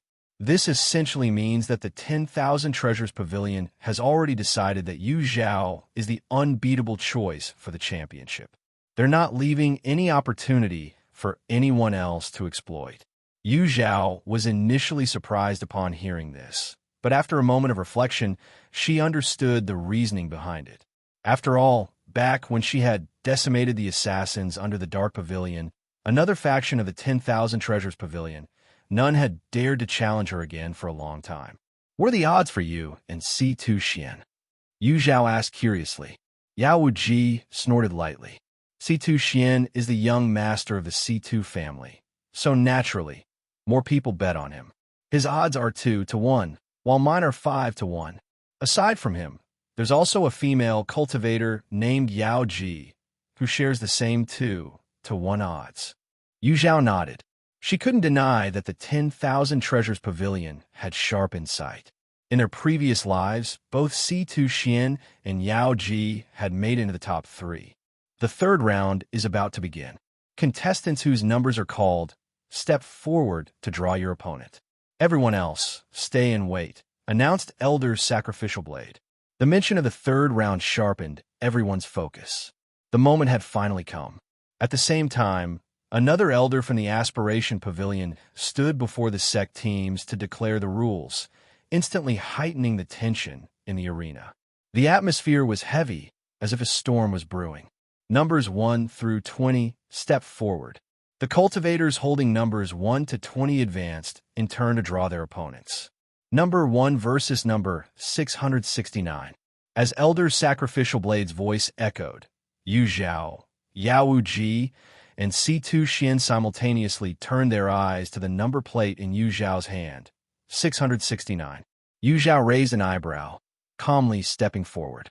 The confidence of the cultivator holding number 1 crumbled instantly when he saw Yu Zhao emerge from the crowd. His shoulders slumped, and he looked as if he were mourning his own fate. Elder Sacrificial Blade glanced at her in surprise. Your number 669? Yes, Yu Zhao replied. The number 1 cultivator offered a grimace that was worse than tears. He knew his journey in the Cultivation World Grand Competition was about to end here. By the heavens, that guy is a true hero, willing to sacrifice himself to spare us from a tough opponent. What rotten luck. He deserves the misfortune. Thank the heavens it wasn't me.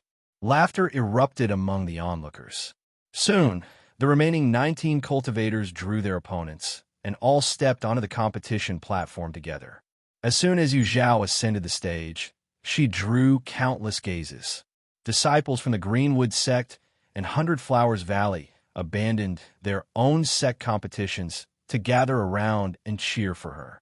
Yu Zhao smiled in gratitude, prompting an even louder wave of applause and cheers. The unfortunate number 1 cultivator, seeing the enthusiastic support for Yu Zhao, felt his spirits sink even further into despair. From the high platform, sect leaders and elders turned their attention toward the commotion. Though Yu Zhao was not wearing the robes of a disciple of the Five Elements Dao sect, her commanding presence unmistakably exuded the demeanor of a sect cultivator. An elder from another sect, unaware of the situation, asked, "The female disciple on platform 1 appears extraordinary. May I know whose esteemed student she is?"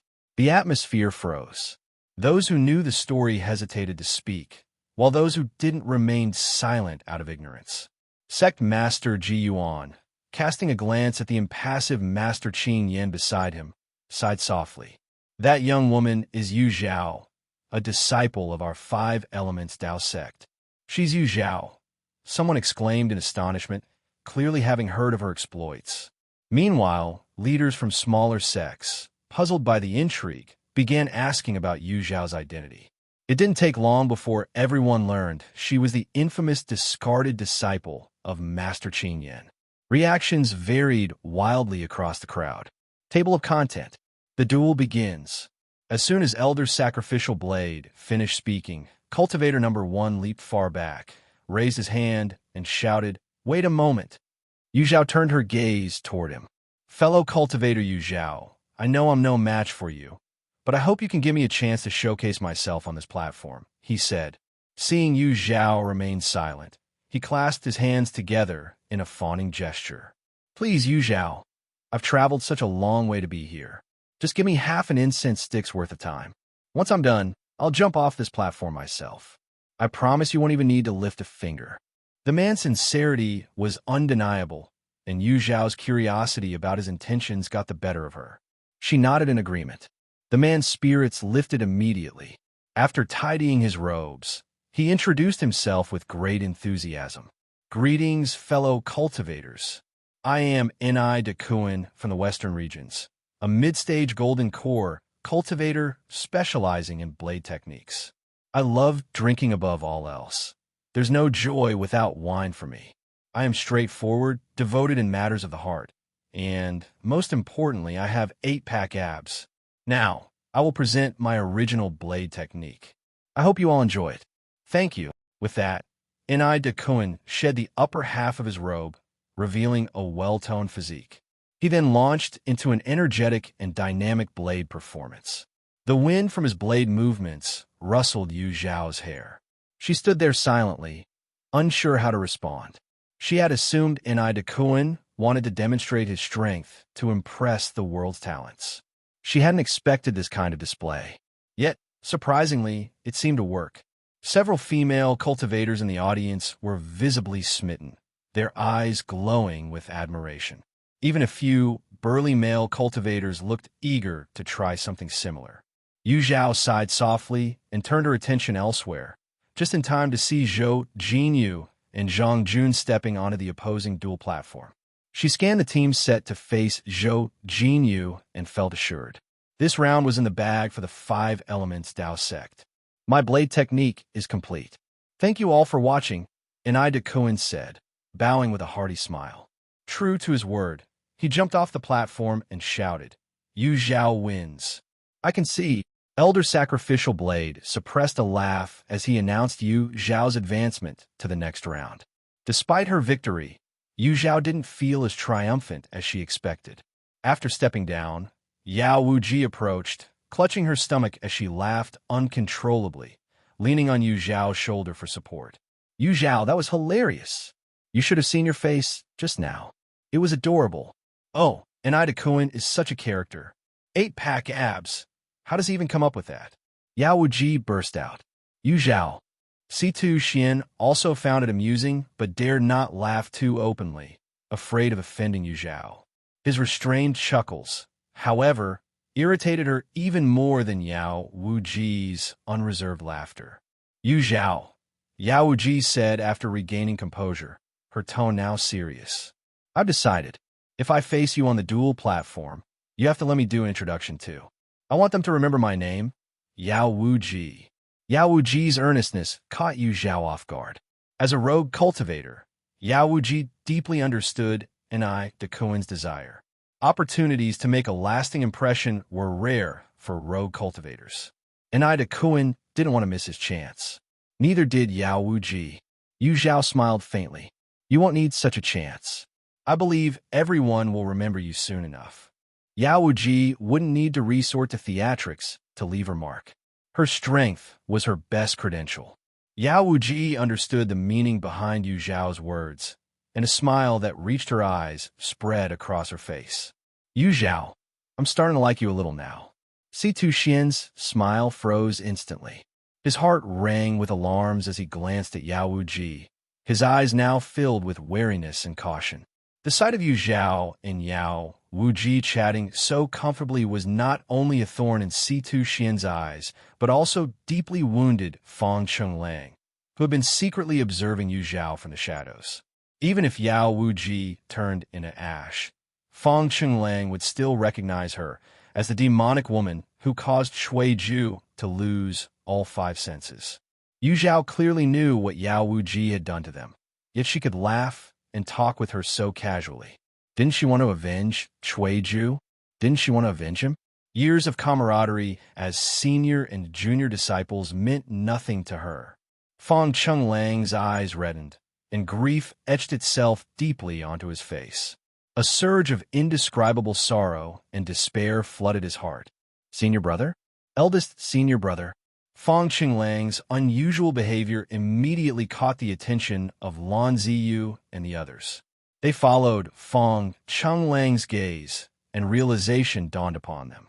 It must be that their eldest senior brother was thinking about Yu Zhao again. Even though he had vowed not to bother Yu Zhao, he merely shifted his attention to her from open observation to quiet concern. Now, seeing Yu Zhao conversing with someone else, he felt deeply troubled. The group didn't dwell on it, returning their focus to the duels on the stage. Fang Chenglang's lips moved slightly, but in the end, he refrained from exposing Yao Wuji's identity. He decided to give Yu Zhao one last chance. If Yu Zhao still couldn't realize her mistake and chose to side with Yao Wuji, Fang Chenglang would no longer keep her secret. What Yao Wuji had done to him and Shui Ju was something no amount of personal suffering could erase. He was determined to make Yao Wuji pay for her actions. The sect competition and individual matches continued in an orderly fashion. Yao Wuji, C2 Xian, Yao Ji, and 10,000 Slayer each took the stage in turn, advancing smoothly. Notably, while Yao Wuji and C2 Xian didn't hold back during their matches, they refrained from using lethal moves. However, Yao Ji and 10,000 Slayer's opponents weren't as fortunate. One ended up maimed, the other dead. The pungent smell of blood filled the arena. Just as Elder Sacrificial Blade predicted, the real danger lay ahead. As soon as the first round of matches concluded, the second round began without giving the participants any respite. However, when it was Yu Zhao's turn to compete, The atmosphere shifted dramatically. It all began with contestant eyes.Her, who set a rather unusual precedent. Everyone knew Zhao wasn't someone who enjoyed needless killing. As long as her opponent was polite, she would allow them half an incense stick's worth of time to perform freely. After that, if they still refused to leave the stage, she would personally send them off. Thus, the opponents who faced Zhao started displaying bizarre behaviors. Some came up to perform talents, others announced lost and found items. The most outrageous incident occurred when a female cultivator confessed her love for Zhao in public, even expressing her willingness to bear their love child. Zhao sealed her lips with a spell and sent her off the stage. Naturally, there were also malicious cultivators who tried to take advantage of the situation to launch sneak attacks against Zhao. She didn't even need to use the fleeting life mirror. A single heart demon illusion from her was enough to incapacitate them, leaving them to be carried away. Her reputation once again spread across the arena. On the high platform, Sect Master Ji Yuan's laughter was almost loud enough to tear the roof off. Of course, he was proud. The two teams from the Five Elements Dao sect had achieved consecutive victories in 4 rounds and were about to win their 5th, having faced opponents from 2 sects for factions and 6 great clans. In the individual matches, Zhao's performance was equally dazzling, outshining all the other cultivators. It could be said that the Five Elements Dao sect was the biggest winner of this year's cultivation competition. Table of content. The other peak masters and elders of the Five Elements Dao sect were all beaming with joy, except for Master Qin Yin, whose face remained as stoic as ever. His sharp and defined features betrayed no emotion. The crowd couldn't help but secretly speculate. What grave mistake had Zhao committed to deserve such obvious disdain from Master Qin Yin? If their sect had a disciple like Zhao, they'd be eager to cherish and protect her every day. As the 6th round of the competition concluded, the top 20 candidates for the individual rankings were announced. The popular contestants, including Zhao, Yao Ji, and Situ Xian, were all among them. These contestants had earned the opportunity to enter the floating island, with the next step being the contest for the top 3 spots. Meanwhile, the sect competition was approaching its final round, which would determine the top 16 contenders. Zhao's gaze shifted toward the competition platform ahead, her lips curving into a subtle smile. Li Jingrang's good days were over. On the competition platform, Li Jingrang faced his opponents, Lu Zheng, Jihan Zhou, and others from the Heavenly Sword sect. His expression was stiff, and a thin layer of sweat formed on his palms. If he lost this match, his chance to enter the floating island would slip away, leaving his reputation in tatters. Why did it have to be now of all times? Facing the Heavenly Sword sect at such a critical stage. If only the encounter had been postponed by even 1 round. The disciples of Tai Bai Academy shared Li Jingrang's frustrations, silently cursing their bad luck. They held onto a sliver of hope, reasoning that since senior sister Lu from the Heavenly Sword sect was engaged to their eldest senior brother, she might go easy on them during the fight. However, the disciples of the Heavenly Sword sect had no such hesitations. They were eager to make their move, brimming with energy as they awaited the order to attack. "Begin the match," the elder from Aspiration Pavilion declared. Instantly, the air was filled with the hum of swords.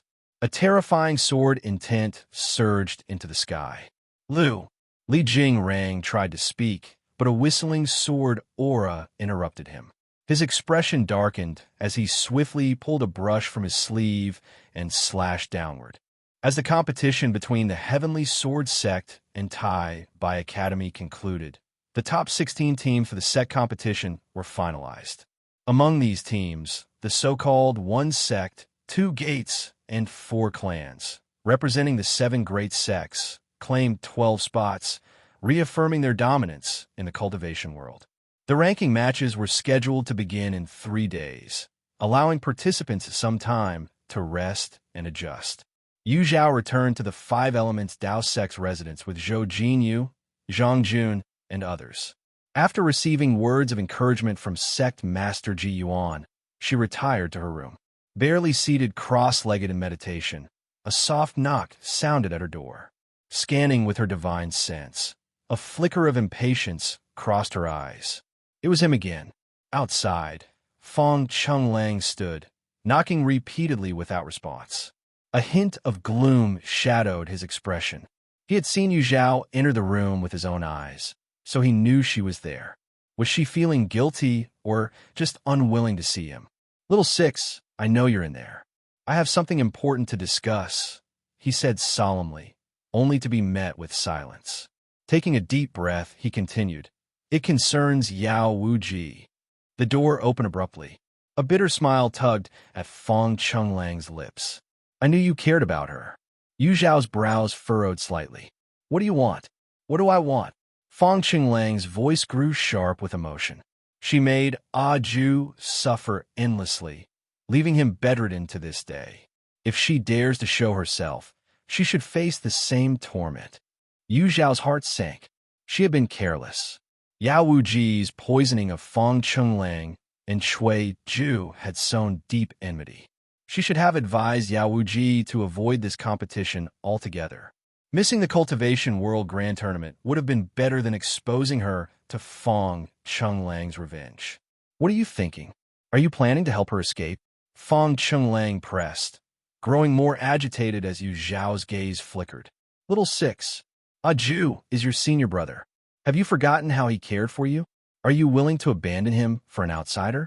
How could you betray him, me, and the Lone Moon Peak that raised you?" Tears welled in Fong Chunglang's eyes as his sorrow deepened. He had always believed that no matter how much Yu Zhao changed, she remained the kind, soft-hearted junior sister he once knew. But now, she was cold and unfeeling, as though her cultivation path had turned her into a heartless being. "Fong Chunglang, do you believe in karma?" Yu Zhao asked, her voice eerily calm, as if she were discussing the weather rather than responding to his frenzied accusations. "Karma? Are you saying Ju's suffering is retribution?" Fong Chunlang laughed bitterly, anger surging. "Yes, Ju admits he sometimes neglected you and even wronged you over the medicine garden incident. But does that justify his agony? Yu Zhao, don't you think you're being overly harsh?" "Fong Chunlang, the only reason you can stand here so confidently is that you're not me. You have no idea what I've been through." "You're wrong." Fong Chunglang's hands trembled. "You grew up on Lone Moon Peak. I know everything you've experienced. Even if we paid more attention to our little junior sister than you, does that mean you must sever all our bonds? Don't forget, it was Master who brought you to Lone Moon Peak, giving you a home. I took care of you, taught you to read and cultivate. Ziyu crafted a bamboo flute for you. Ming played with you, even got into trouble for you. Ju refined pills for your use. And Yi, he saved your life. Does all this kindness mean nothing to you because of a few years of neglect?" Yu Zhao had no desire to revisit the past. The memories of that time brought her nothing but pain and darkness, utterly worthless and meaningless. Yet, Fong Chunlang and the others insisted on appearing before her repeatedly, trying to bind her with the sentiments of the past. They had no idea that in her previous life, they had long since squandered any goodwill they might have earned. Take Shui Ju as an example.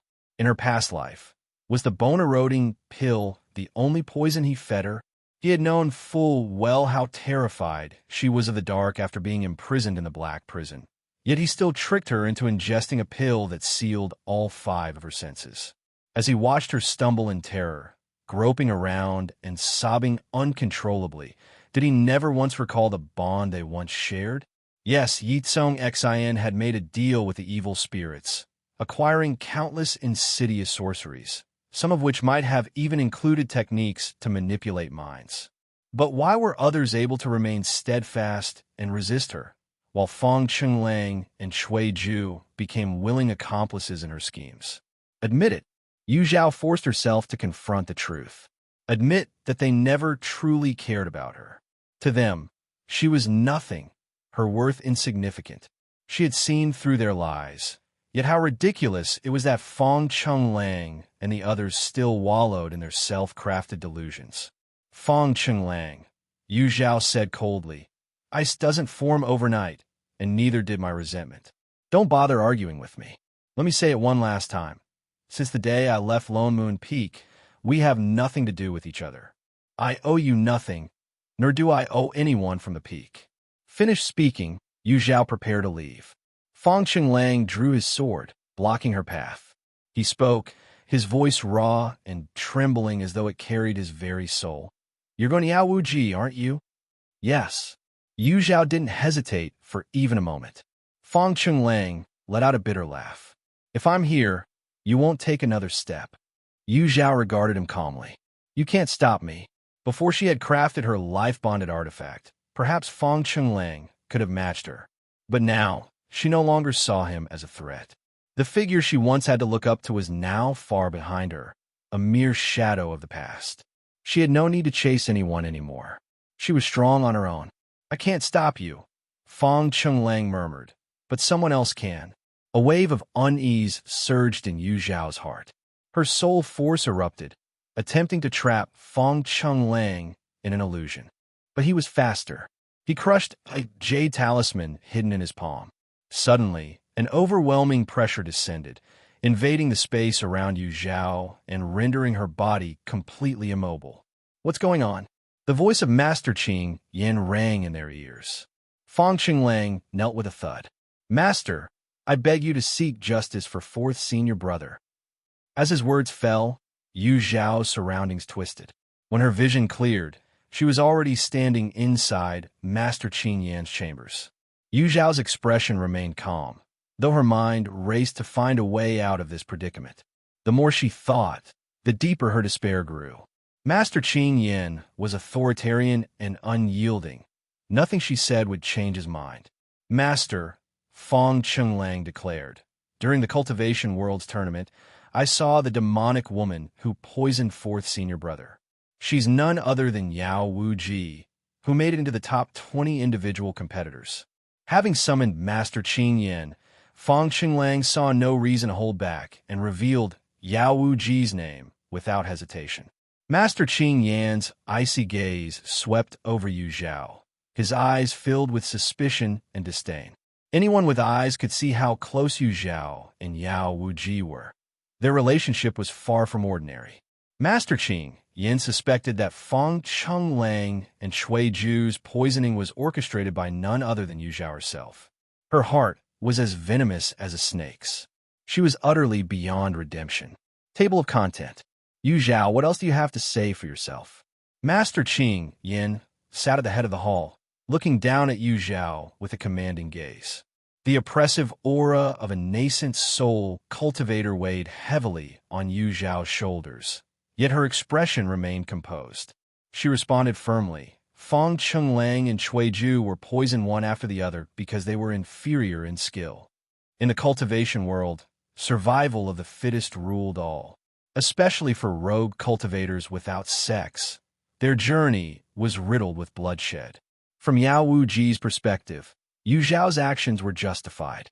Though Fong Qinglang knew Yu Zhao had chosen between their brotherhood and Yao Wuji, hearing her words still sent a sharp pain through his chest. After experiencing several prophetic dreams, he had done everything in his power to prevent the future he foresaw, even quarreling with his brothers over it. But why had Yu Zhao drifted further away from them? Why did an unrelated outsider matter more than the senior brothers who had been with her since childhood? Had he been wrong from the very beginning? Stubborn and unrepentant. Master Qing Yan shook his head. Someone like Yu Zhao, rebellious to the core, would never acknowledge her own mistakes. I'll ask you again. Were you involved in Fong Qinglang and Shui Ju's poisoning? Fong Qinglang lifted his head in shock. Though angered by Yu Zhao's apparent indifference, he knew the poisoning had nothing to do with her. In fact, Yu Zhao and Yao Wuji had only met after the incident occurred. Master, Fong Qinglang's voice faltered under Master Qing Yan's stern gaze. Yu Zhao replied, It has nothing to do with me. How can you prove it? Why should I prove it? Yu Zhao's lips curled into a mocking smile. She met his question with her own. Why should she explain herself for something she hadn't done? The burden of proof lay with Master Qing Yan, not her. A flicker of anger passed through Master Qing Yan's eyes. In the past, when Yu Zhao trained under him, she dared not look him directly in the eye. His memories of her were mostly of the crown of her head or her profile. But now, as she grew older, her defiance only intensified. How dare she confront him so openly? She was insufferable. With a frown, he snorted coldly. An overwhelming force surged toward Yu Zhao like a tidal wave. She let out a muffled groan as the sound of bones cracking erupted within her body. Thin streams of blood seeped from her pores, and her exposed skin turned crimson. "Master!" Fong Chenglang cried out in panic. "Silence! Do not plead for this disgrace." Master Qing Yin snapped, though his hand reflexively clenched as a familiar headache threatened to return. Seeing his master's resolve, Fong Chenglang turned to Yu Zhao with desperation in his eyes. "Little Six, kneel and apologize to Master. Please, I'm begging you." Despite her pale face and blood-blurred vision, Yu Zhao continued to glare defiantly at Master Qing Yan. "I am not wrong. Why should I kneel?" Crack! The sound of bone breaking echoed sharply in the hall. Yu Zhao's knees buckled, and her body fell. But just before her knees touched the ground, a broken wooden staff appeared in her hands. Leaning against the staff, she forced herself upright with sheer willpower. "I will not kneel." As she spoke, blood seeped through her clenched teeth, her entire figure drenched in a ghastly red. Fong Qinglang's pupils trembled violently. Suddenly, his vision blurred, and an unfamiliar scene appeared in his sea of consciousness. Surrounded by numerous cultivators, a frail figure knelt in the center. Her body was drenched in blood, making her original appearance unrecognizable. Her lips moved rapidly, as if explaining something. However, the faces of the onlookers only showed contempt and ridicule. Fong Chenglang scanned the crowd and noticed many familiar faces: Lan Ziyu, Su Ming, Cui Ju, and even him. At this moment, a person stepped forward holding a long sword, their eyes filled with icy, killing intent. It was his master, Master Qing Yan. "Today, I shall cleanse my sect." The blurry voice grew clearer, and Fong Chengland's heart was struck with terror. Cleanse the sect? He focused his gaze again. The person kneeling on the ground. Who else could it be but Yu Zhao? His master wanted to kill Yu Zhao? No, this cannot happen. He wanted to intervene, but no one could see him, nor could he touch anyone. He could only watch in despair as Master Qing Yin pierced Yu Zhao's heart with a sword. He saw her eyes grow dim as she collapsed. The crowd, including a version of himself, cheered and applauded, even with a gentle smile on his face. Fong Chenglang stared blankly at the bright red blood dripping from Master Qing Yan's sword. An overwhelming sorrow erupted, drowning out all other emotions. In the next moment, the Yu Zhao in the vision began to overlap with the Yu Zhao before him. The fear of Yu Zhao's death completely overshadowed his reverence for Master Qing Yan. Fong Chenglang crawled forward on his knees and shielded Yu Zhao behind him. For the first time, he raised his voice against Master Qing Yan. "Master, Little Six has already said this matter has nothing to do with her. Why do you still force her to submit? Was killing her once not enough? Do you want to kill her a second time?" His words left the fainting Yu Zhao and the furious Master Qing Yin momentarily stunned. Yu Zhao looked at Fong Chengland's back in shock and doubt. How did Fong Chenglang know that Master Qing Yin had killed her in the previous life? Could it be that he, too, had been reborn? Master Qing Yan's brief surprise was quickly replaced by uncontrollable anger. His eldest disciple had gone mad, accusing him of killing Yu Zhao when he had merely intended to temper her stubbornness. Moreover, this matter had arisen because of him. He was simply upholding justice on his behalf, and now was being unjustly accused. Ridiculous. With a flick of his sleeve, Master Qing Yin sent Fong Chenglang flying. He turned his gaze back to Yu Zhao. "Do you think that by refusing to admit it, I am powerless against you?" With a cold laugh, he grabbed Yu Zhao by her collar, using his spiritual energy. With a single thought, they instantly teleported outside Flame Blazing City. His divine sense spread out, leaving Yao Wuji nowhere to hide. C2 Xian, while traveling, had arranged for attendants to manage everything. Currently, he resided in a small residence outside flame-blazing city. Yao Wuji, having accepted his invitation, lived in the adjacent house.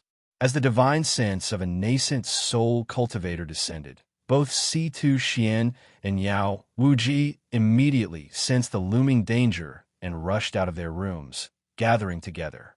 In mere moments, Master Qing Yin and the blood-soaked Yu Zhao appeared before them. Seeing Yu Zhao in such a state, their faces filled with a mix of shock and anger. Yu Zhao weakly opened her mouth. Help! This plea was directed at C2 Xian. She could only hope that C2 Xian would invoke the C2 family name to protect Yao Wuji's life. Meanwhile, Fong Chunlang stumbled into Sect Master Ji Yuan's chamber. Sect Master Ji Yuan was startled to see his bruised and staggering form. Junior nephew Fong, what happened to you? Fong Chunlang clutched Sect Master Ji Yuan's sleeve tightly, his eyes bloodshot. Sect Master, hurry, save her. Master is trying to kill Yu Zhao. What? Table of content. Qing Yin Qian. C2 Xian, unsure of what had just transpired, attempted to invoke the name of his own clan's transformation realm ancestor in an effort to mediate the situation. However, before he could even complete the address, Master Qing Yin silenced him with a forceful restraint. Yao Wuji, you poisoned my two disciples. Your crime is unforgivable. Master Qing Yin declared coldly, his gaze piercing through Yao Wuji. However, I'll give you one chance. Confess who instructed you, and I'll spare your life.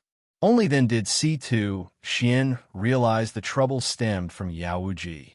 But what did Master Qing Yin mean? Could it be that he suspected? I acted alone. No one instructed me. Yao Wuji replied, her voice trembling. Facing the number one cultivator of the cultivation world, there was no way anyone could remain calm. Yet, she was no fool. She had researched Yu Zhao's identity and knew about the feud between Yu Zhao and Master Qing Yin. His words were clearly an attempt to coerce her into implicating Yu Zhao. But Master Qing Yin underestimated her resolve. Yao Wuji wasn't one to betray others, even under the threat of death. Surprisingly, Master Qing Yin didn't expect this response. A mere rogue cultivator dared to poison his disciples and then lie so blatantly to his face. She must be courting death. Bang, bang, bang. Massive bursts of blood erupted from Yao Wuji's pores, leaving her drenched as if she had just been pulled from a pool of blood. Her aura immediately weakened, and she wavered, nearly collapsing. C2 Xian caught her just in time, panic flashing in his eyes. I'll give you one more chance. Will you speak or not? Master Qing Yan's voice was chilling. Yao Wuji managed a strained smile. You want to ruin Yu Zhao's reputation, but I won't let you have your way. Hearing her expose his true intent, Master Qing Yin laughed angrily, his expression twisting. Fine. If you're so eager to die, I'll grant your wish. An indescribable, terrifying pressure enveloped Yao Wuji, making her feel as though an invisible hand was squeezing her throat. The suffocating force made her eyes widen in terror, veins bulging on her forehead. Yu Zhao and C2 Xian, witnessing the scene, were frantic but found themselves unable to break free from the aura of a transformation realm cultivator. Stop! Just as Yao Wuji's consciousness began to fade into darkness, the oppressive force around her neck abruptly disappeared. She gasped for air, her body trembling uncontrollably. Master Qing Yin, standing stoically, wore an expression of irritation at the interruption. Seeing his demeanor, Sect Master Ji Yuan grew even more furious. Had he arrived a moment later, and Yao Wuji died, how could he face her master? Qing Yin, you've gone too far. Master Qing Yin frowned deeply. For Sect Master Ji Yuan to address him by his Taoist title indicated he was truly angered. But why? Yao Wuji was merely a rogue cultivator, one who had even dared to harm his disciples. Do you know who her master is? Sect Master Ji Yuan demanded, pointing at Yao Wuji in anger. Master Qing Yin shook his head dismissively. Her master is none other than Hermit Baohua, the same one who once treated your old injuries. The revelation stunned everyone present. Hermit Baohua, a legendary transformation realm cultivator renowned in the cultivation world for her expertise in alchemy, medicine, and poison. She was also known as Bright Spring Hermit. Yao Wuji, who had never disclosed her background, looked equally bewildered. Even Yu Zhao and Situ Xian were shocked to learn of her lineage. None of them had expected Yao Wuji to be the disciple of Hermit Baohua, let alone that her master had once treated Master Qin Yan's injuries. Yao Wuji herself was at a loss. Wait, her master had never mentioned this before. Had she known earlier, she would have identified herself right away instead of enduring such torture. It hurt so much. Master Qin Yan's cold, indifferent expression softened slightly. In the past, he suffered greatly from a persistent head ailment. It was Hermit Baohua, along with sect master Wu Sang of the Greenwood sect and others, who worked tirelessly through sleepless nights to barely stabilize his condition. This left Master Qing Yin deeply indebted to Hermit Baohua. However, as Hermit Baohua was a carefree wanderer with no fixed abode, Master Qing Yin had never found the opportunity to repay her. He never expected Yao Wuji to be her disciple. Sect Master Ji Yuan glared at the blood-soaked Yu Zhao and Yao Wuji. His temple throbbed with rage. If not for the fact that he couldn't overpower Master Qing Yin, he'd have rolled up his sleeves and beaten him senseless. A man of your age, acting as impulsively as a reckless youth. You infuriate me to no end. Just as he was about to berate Master Qing Yin to release Yu Zhao, the man suddenly clutched his forehead, his facial features twisting in pain. Sect Master Ji Yuan's heart skipped a beat. Oh no! Master Qing Yan's old ailment had relapsed. Recalling the catastrophic destruction that accompanied Master Qing Yan's past episodes, Sect Master Ji Yuan gasped in alarm. Situ Xian, follow me. Without waiting for Situ Xian's reply, Sect Master Ji Yuan grabbed Master Qing Yan with one hand and supported Yu Zhao with the other. He teleported with Situ Xian and Yao Wuji to the Greenwood sect's residence at the Aspiration Pavilion. Sect Master Wu Sang, Elder Lotus. Emergency. The urgency in Sect Master Ji Yuan's voice was unmistakable as he activated a cloaking formation to hide their presence and called softly for aid at the entrance. Sect Master Wu Sang and Elder Lotus promptly opened the doors and ushered them inside. Whoa! They gasped at the sight of the bloodied Yu Zhao and Yao Wuji. Turning to see the pale-faced, sweat-drenched Master Qing Yin, their voices rose in unison. Whoa! Stop gawking and help. Sect Master Ji Yuan was nearly stomping in frustration. Both Yu Zhao and Master Qing Yin were priceless treasures of the Five Elements Dao sect. Losing either would be an unbearable blow. Elder Lotus hurriedly assessed the injuries of Yu Zhao and Yao Wuji, while Sect Master Wu Sang focused on examining Master Qing Yin. After some time, Elder Lotus administered a pill to Yu Zhao and Yao Wuji before reporting to Sect Master Ji Yuan. The injuries may look severe, but they didn't affect their vital organs or meridians. They'll recover in time for the competition in 3 days. Sect Master Ji Yuan's anger subsided, replaced by relief. Good. No lasting damage, then. It seemed Master Qing Yin still retained some sense, holding back enough to avoid serious harm. However, the news from Sect Master Wu Sang wasn't as optimistic. Master Qing Yan's old condition shows signs of resurgence. Has he been under significant stress recently? Sect Master Ji Yuan instinctively shook his head. No, who would dare provoke him? They'd have to be tired of living. Mid-sentence, his gaze snapped to Yu Zhao. If anyone could frustrate the precious Master Qing Yin, it had to be this equally cherished Yu Zhao. Oblivious, Yu Zhao absorbed the medicinal power of the pill, unaware of Sect Master Ji Yuan's scrutinizing gaze. Sect Master Wu Sang and Elder Lotus, having heard some rumors recently, sighed deeply. Both had interacted with Yu Zhao before and held her in high regard. They couldn't understand why Master Qin Yin was so determined to expel her from his tutelage. Still, as this was an internal matter of the Five Elements Tao sect, they refrained from voicing their opinions. Instead, Sect Master Wu Sang focused on Master Qin Yan's condition. Master Qin Yin sustained irreversible injuries when he forcefully elevated his cultivation back then. We can only stabilize his condition temporarily, not cure it. He must avoid excessive mental strain or emotional upheaval. While he's managed well so far, maintaining this state is crucial. If the ailment relapses fully, even we won't be able to save him. Table of content. Sect Master Wu Sang spoke openly, not bothering to shield his words from others. Zhao, who was seated nearby, heard everything clearly, her brows furrowing ever so slightly. Having been Master Qin Yan's disciple across 2 lifetimes, she had never known him to suffer from any chronic illness. To her, and likely to most cultivators in the cultivation world, Master Qin Yin was an invincible figure, someone whose status was unshakable. Sect Master Wu Sang mentioned that Qin Yan's ailment was a result of forcibly increasing his cultivation.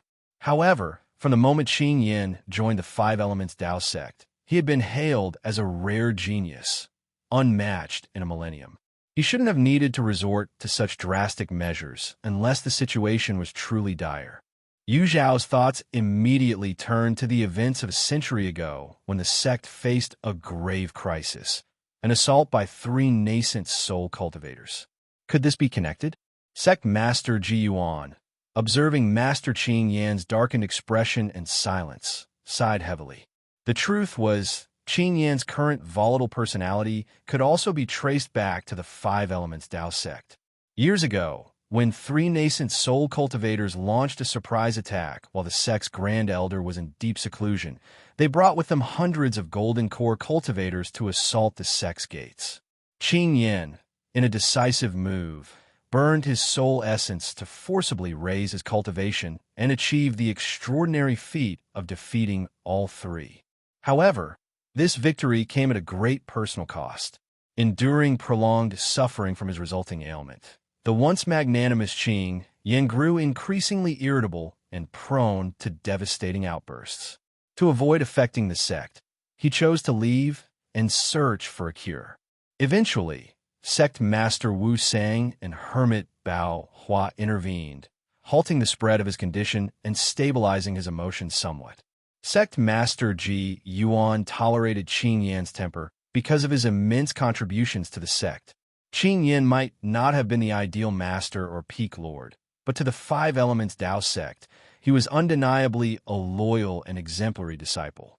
Sect Master Ji Yuan asked, Qin Yin, did you hear what Wu Sang just said?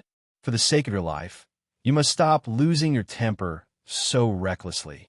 Striking your disciples is utterly disgraceful. After Sect Master Wu Sang channeled spiritual energy into Qin Yin, his headache lessened considerably.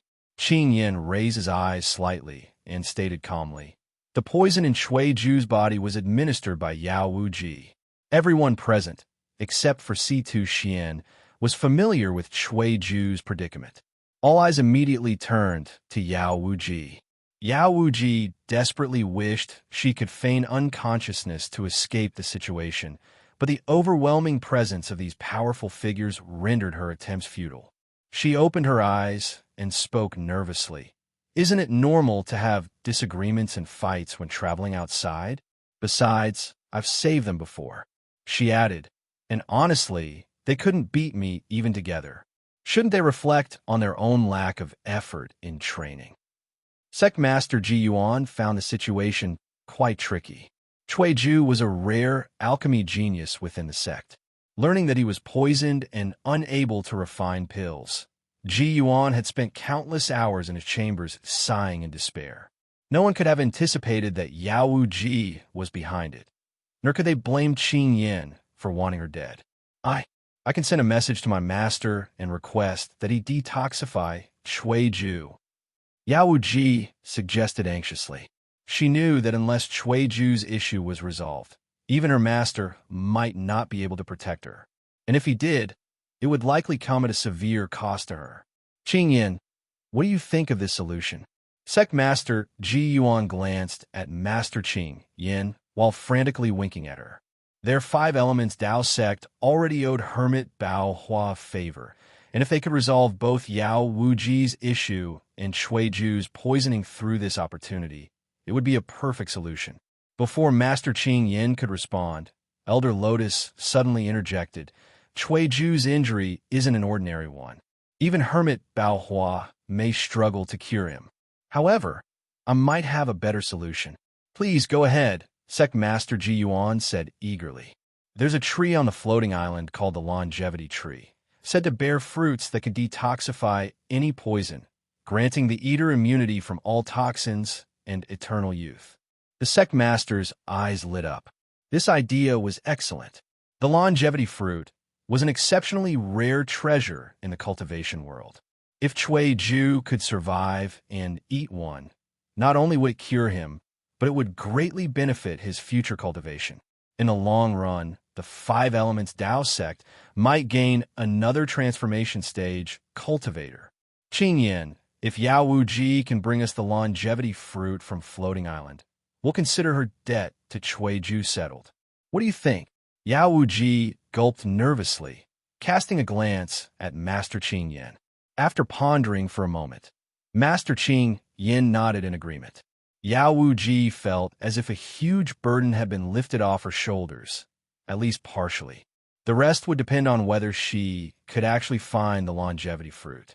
With a temporary solution in place, Sect Master Ji Yuan dragged Master Qing Yin away, relieved. To prevent Yu Zhao from being disturbed by others, he left both her and Yao Wuji in the care of the Greenwood sect, allowing them time to recover. Sect Master Wu Sang and Elder Lotus arranged new accommodations for the trio. Once the others left, Yao Wuji sneakily slipped into Yu Zhao's room, clinging to her arm and wailing dramatically. Yu Zhao, if you don't help me this time, I'm doomed, she cried. Yao Wuji was acutely aware of her own capabilities. Making it into the top 10 of the individual competition wasn't an issue, but vying for the longevity fruit among the top 100 cultivators of the Cultivation Grand Competition, that was almost impossible. Her only hope now lay with Yu Zhao. I'll help you, but you'll owe me one. If I ever need something from you in the future, you can't refuse, Yu Zhao replied calmly. Deal. Anytime, anywhere, just say the word. Yao Wuji swore passionately, ready to pledge her life if it meant gaining Yu Zhao's trust. However, Yu Zhao frowned slightly. She wasn't doubting Yao Wuji's promise, but was concerned about something else. In her past life, no one had found a longevity tree on Floating Island. Not a single rumor about the longevity fruit had surfaced. Whether the tree truly didn't exist or the discoverers had kept the secret was unclear, but the journey to Floating Island would undoubtedly be fraught with danger. Meanwhile, elsewhere, Fong Chenglang and Zhou Jinyu were elated when they saw Sect Master Ji Yuan helping Master Qing Yin back. They nearly burst into tears of relief. Master! Sect Master! They called out. Sect Master Ji Yuan opened his mouth to address Fong Chenglang, but froze upon noticing the bright red handprint on his face. He swallowed his words, handing Master Qing Yin over to Fong Chenglang. Yu Zhao is fine. Take your master back to rest, he instructed. Understood. Fong Chenglang replied hoarsely, his voice choked with emotion. Ever since Master Qing Yin had taken Yu Zhao away, he'd been on edge, as if his heart were roasting in hot oil. Now, he could finally relax. After settling Master Qing Yin, Sect Master Ji Yuan returned to his room with his eldest disciple. The moment he sat down, he couldn't help but ask eagerly, You hit him, didn't you? Table of content. Zhou Jinyu replied confidently. Sect Master Ji Yuan instinctively rubbed his face, disapproving. When you hit someone, avoid the face. Remember, don't go for visible spots next time. It's easy for others to gossip. If word spread, people might think the main peak was abusing its authority. I didn't want to, but he was too much. Zhou Jinyu had originally come to discuss the upcoming competition in 3 days with her master. However, upon entering the courtyard, she found Fong Chenglang in a daze.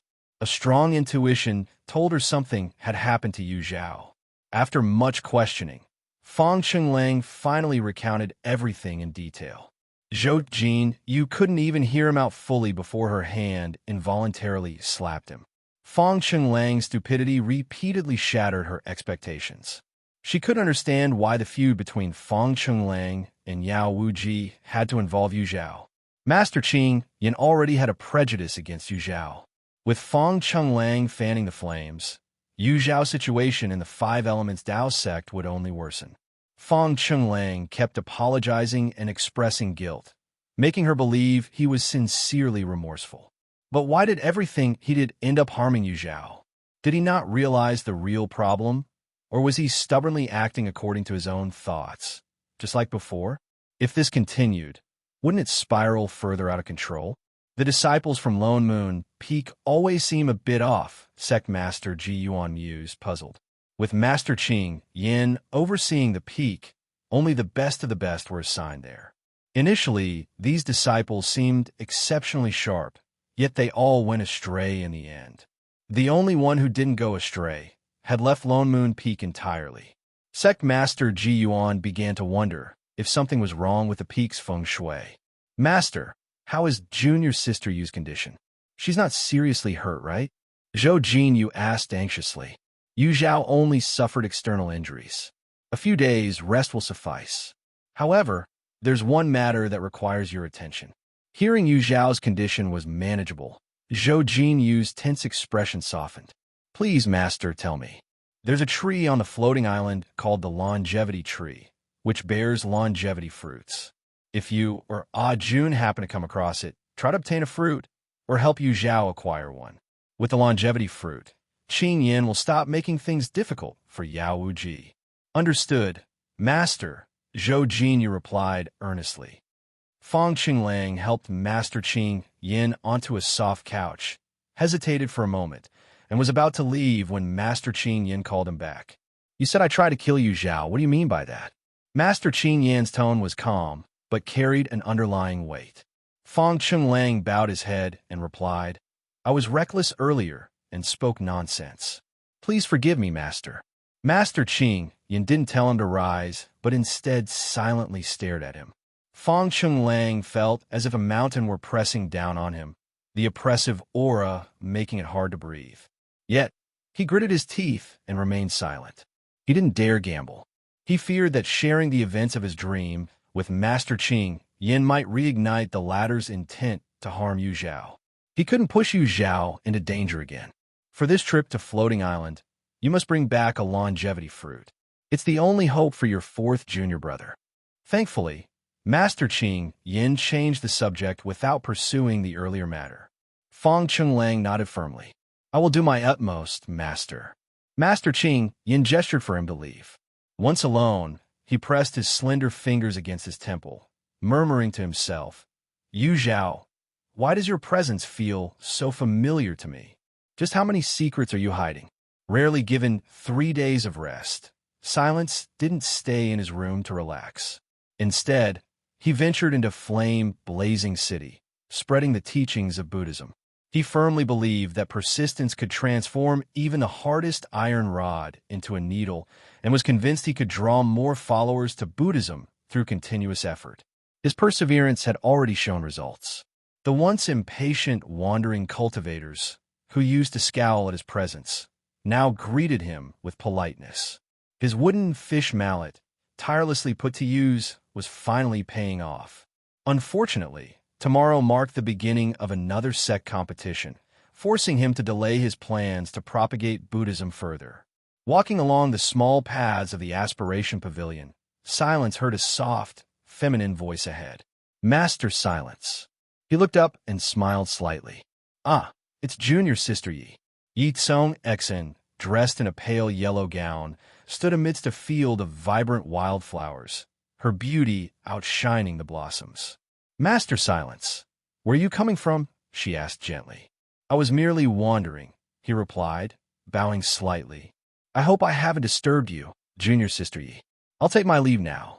Master Silence, that's not what I meant. Master Silence. Silence. Her calls went unanswered as Silence quickened his pace, vanishing in the blink of an eye. Ye Cong Xion's radiant smile stiffened, frustration replacing her cheer. Aren't Buddha's cultivators supposed to be the easiest to get along with? Why is the one I've set my sights on so elusive, not even giving me a chance to talk? How infuriating. She had wasted an entire afternoon lying in wait. Back at the pavilion, Unworried stepped out of his room, only to see his junior brother dashing inside. His first thought was that Silence had caused trouble again. The abbot was already troubled by Silence's infamous nickname. If he found out about any new mischief, Silence would surely face punishment under the temple rules. Unworried was about to pull him aside for questioning when Silence beat him to it, rushing over to complain, "Senior brother, someone's chasing me." Unworried resisted the urge to comment. Of course, they're chasing you. You're always out there angering people with your scolding. They're probably being merciful by not attacking you. Still, as the senior brother, he had to maintain his composure. "Why are they chasing you?" he asked calmly. "I don't know," Silence replied, rubbing his smooth, bald head. "But from the way she looked at me, I think she wanted to eat me." Unworried's eyes widened, his ears turning red. Blasphemous words. "Silence, you've broken the precepts again." Silence blinked, confused. What? Even speaking the truth was a violation? He genuinely felt that Ye Cong Xion's gaze was so intense, it seemed as if she wanted to swallow him whole. For the first time, he had seen such a multitude of conflicting emotions in someone's eyes, leaving him too terrified to stop and speak with her. "Go to the meditation room and reflect on your actions," Unworried declared sternly. "Wait, senior brother. Let me explain." "Senior brother." Silence pleaded, but was swiftly ushered into the room, the door shutting firmly behind him. Sitting cross-legged on the meditation cushion, Silence gazed at the dignified Buddha statue hanging on the wall. His usually carefree expression grew unusually serious. Ye Cong Xion of the Five Elements Tao sect was nothing like the rumors described her. Raised in her sect since childhood, adored by her peers, and protected by her elders, she should have been either naive or kind-hearted. Yet her temperament was far from it, twisted, dark, and dangerously volatile. Silence had guided many individuals burdened by blood debts toward redemption, yet he had never encountered anyone as enigmatic as Ye Cong Xion. Her mind seemed like an unfathomable abyss, tempting others to explore its depths. She was dangerous. His thoughts turned to Zhao, another disciple of the Five Elements Tao sect, and once Ye Cong Xion's sister in training. Perhaps Zhao knew of Ye Cong Xion's hidden side. What about the other disciples of the Five Elements Tao sect? How much did they know? Silence's meditation room fell into stillness as he pondered. Table of content. The next day, Zhao stepped onto the competition platform. Standing opposite her was 10,000 Slayer, his face clouded with gloom. Facing Zhao in the first round of the ranking competition was no laughing matter for anyone, especially after he'd previously offended her. The thought of forfeiting briefly crossed his mind. After hesitating for a moment, he decided to give it his all. Even if he lost, he didn't want to lose miserably. Once Elder Sacrificial Blade announced the start of the match, 10,000 Slayer launched the first attack. His cultivation technique bore an uncanny resemblance to Zhao's illusory tides technique, as both relied on soul force to attack. The difference was that Zhao's attacks lured and manipulated her opponent's soul, while 10,000 Slayer attacked directly. It was well known that the sea of consciousness, where the soul resided, was the most fragile part of a cultivator's body. Once its barrier was breached, damage to the soul could have severe consequences, ranging from mental collapse to death. This made 10,000 Slayer's opponents seldom survive his attacks. However, this time, he faced his true nemesis. Zhao's soul force was so profound that even transformation-level cultivators marveled at its strength.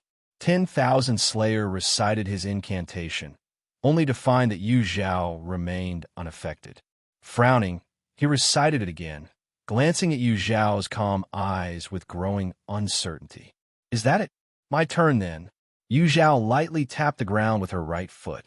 10,000 Slayer, already on guard, activated a defensive artifact and layered multiple shields around himself. As his vigilance peaked, the sky suddenly darkened, and the air grew icy cold. From above, a cacophony of piercing wails descended, sharp and grating like the cries of countless tortured souls. 10,000 Slayer froze momentarily before regaining his composure. "You, Zhao, your illusion won't work on me," he declared firmly. "Is that so?" she replied, her tone unbothered. The darkened sky cracked open, revealing an ominous tear from which a terrifying aura poured forth. 10,000 Slayer stared at the tear, his pupils contracting as a pale, bloodless arm reached out, followed by half of a ghastly figure. His instinct screamed at him to run. With a ghastly sound, countless souls surged from the tear, radiating overwhelming hatred as they rushed toward him. These souls, male and female, bore familiar faces, ones he had killed. A wave of horror washed over 10,000 Slayer as he instinctively stepped back. It wasn't until the souls closed in within 10 feet that he remembered to cast a spell for defense. But these souls, being illusory entities, weren't hindered by ordinary defensive techniques. One spirit latched onto his head and viciously bit into his face. 10,000 Slayer screamed. The pain was so vividly real that he forgot he was in an illusion. His face twisted in agony as he thrashed about. "Get off! All of you get off! I killed you once. I can kill you again." The spirits paused briefly. Then, as though provoked, swarmed over him even more ferociously. With his soul attacks rendered ineffective, 10,000 Slayer was soon engulfed by the spirits. His screams grew faint, the diminishing sound the only proof of his presence. Below the platform, the audience watched in utter silence. Yu Zhao's illusion only targeted the individual it was cast on, so the spectators saw a very different scene. To them, 10,000 Slayer had collapsed in terror, writhing on the ground and clawing at himself while emitting gut-wrenching screams. On the other side, Yu Zhao stood unshaken, her expression serene, not a single fold in her robes disturbed. 10,000 Slayer, who had made a notorious impression during individual matches for his brutal methods, had even earned himself the nickname Executioner among the crowd. But against Yu Zhao, the Executioner had turned victim. The contrast was striking, evoking sighs from the onlookers. Over time, 10,000 Slayer's aura began to fade. Elder's sacrificial blade hesitated, casting a glance at Yu Zhao.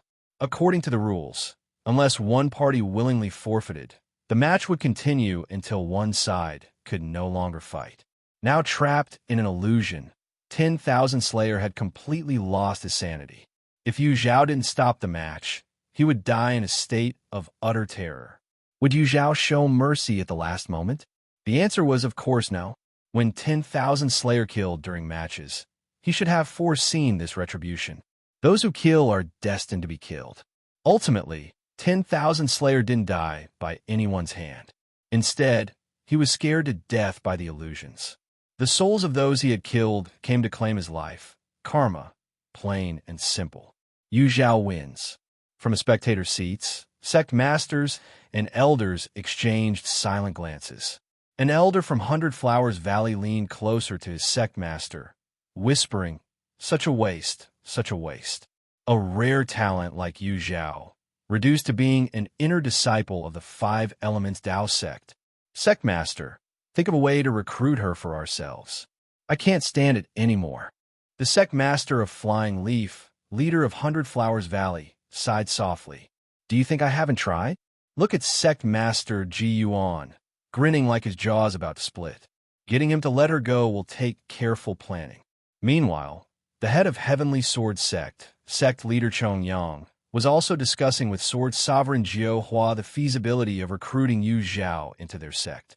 Initially, when Jihan Zhou praised Yu Zhao, sect leader Chong Yang dismissed it, thinking the younger disciple's judgment had faltered after spending time outside. Now, having witnessed Yu Zhao's abilities firsthand, he realized Jihan Zhou had been too reserved in his compliments. Yu Zhao was far more exceptional than described. With her talent, Sect leader Chong Yang believed that Yu Zhao could excel as a renowned sword cultivator, even if she started practicing now. Even if she didn't pursue sword cultivation, her mastery of illusion techniques was astounding. As long as she joined Heavenly Sword Sect, the possibilities were endless. Sword Sovereign Jiuhua, eyes alight with excitement, suggested, "Sect leader, how about using the beauty tactic?" Startled, sect leader Chong Yang hesitated before noticing the excitement in Sword Sovereign Jiuhua's gaze. After a moment of silence, he asked, "Does Yu Zhao prefer women?" Sword Sovereign Jiuhua paused awkwardly. "I was talking about my son as the beauty. Though, if Yu Zhao did prefer women, that could be arranged as well." "Haha, just joking." Sect leader Chong Yang laughed stiffly, then glanced down at Jihan Zhou, who stood out even among a group of handsome men and beautiful women. Nodding approvingly, he said, "It's worth a try." Sword Sovereign Jiuhua smiled faintly. "Hanzhou, your mother has secured the opportunity for you. The rest is up to you." Meanwhile, other sects such as Greenwood Sect, Aspiration Pavilion, and Tai Bai Academy, along with many smaller yet influential sects, began to stir with interest. The disdain and coldness Master Qing Yin showed toward Yu Zhao were clear to all. According to rumors, Master Qing Yin had publicly scolded Yu Zhao for her failures in front of the entire sect and even stripped her of the chance to participate in the sect tournament. This led Yu Zhao to compete in the individual matches filled with rogue cultivators. Given this, their attempts to recruit Yu Zhao were entirely justifiable. If the Five Elements Dao sect didn't cherish their own talent, they could hardly blame others for stepping in. Table of content. While other sects secretly schemed to stir up trouble, Yu Zhao stepped down from the competition platform, having completed her first match. After briefly checking the matchups for Yao Wuji and C2 Xian, she confirmed they would likely secure victories and move to watch the sect competition on the other side. This round featured a clash between the Five Elements Dao Sect team, led by Zhou Jinyu, and the first-tier team of Aspiration Pavilion, composed of Yin Shan, the Pavilion Master's eldest disciple, and Qi Qi, the second disciple. It was the second major confrontation between top-tier teams, following the intense battle between the Heavenly Sword Sect and Tai Bai Academy. Naturally, this drew a large crowd, most of whom were disciples of Aspiration Pavilion. "Senior brother, go for it. Sister Qi, crush them. Aspiration Pavilion will win. Senior brother is unbeatable." Not to be outdone, the disciples of Five Elements Dao Sect cheered loudly, fueling the fiery atmosphere both on and off the stage. By the time Yu Zhao arrived, the battle was nearing its end. Though the top disciples of Aspiration Pavilion were formidable, they were ultimately outmatched by Zhou Jinyu, Zhang Jun, and their teammates. Half an incense stick later, Aspiration Pavilion's disciples were successively knocked off the platform, declaring victory for Five Elements Dao Sect. The triumphant cheers of Five Elements Dao Sect disciples echoed in the air, unrelenting. Although the Aspiration Pavilion disciples were dejected, they weren't overly disheartened. After all, this result had been anticipated. Elsewhere, Fang Qinglang's team also secured an easy win. Standing atop the competition platform, Quan Yi burst into laughter. So, this was the big challenge. They were nothing special. Unlike most teams, which were entirely composed of Golden Core cultivators, their squad included a late Foundation Establishment stage cultivator, leading them to expect a grueling match. However, it turned out to be easier than expected. The confidence of Lan Ziyu and Su Ming was evident in their smug expressions, their morale swelling after the smooth victory. Su Ming, putting an arm around Ye Cong Xin, praised her, "Junior sister, you truly are our lucky charm." Blushing shyly, Ye Cong Xin replied, "Third senior brother, you flatter me. I'm just glad I didn't hold everyone back. You're too modest." "You did wonderfully," Su Ming assured her. With a scoff, Quan Yi added, "Junior sister, you should learn from that impostor how to be shameless." The sudden change in Fang Qinglang's eyes made the air turn icy. "Quan Yi, this is my final warning. Don't ever call Yu Zhao an impostor again. Otherwise, Don't blame me for being merciless. Though Lan Ziyu and the others were used to Feng Chenglang's protective attitude towards Yu Zhao, his threatening tone towards Quan Yi still baffled them. What had gotten into their senior brother now? Senior brother, you wouldn't let me confront Yu Zhao, fine. But now I can't even mention her name? Do you have something to hide? Did she blackmail you?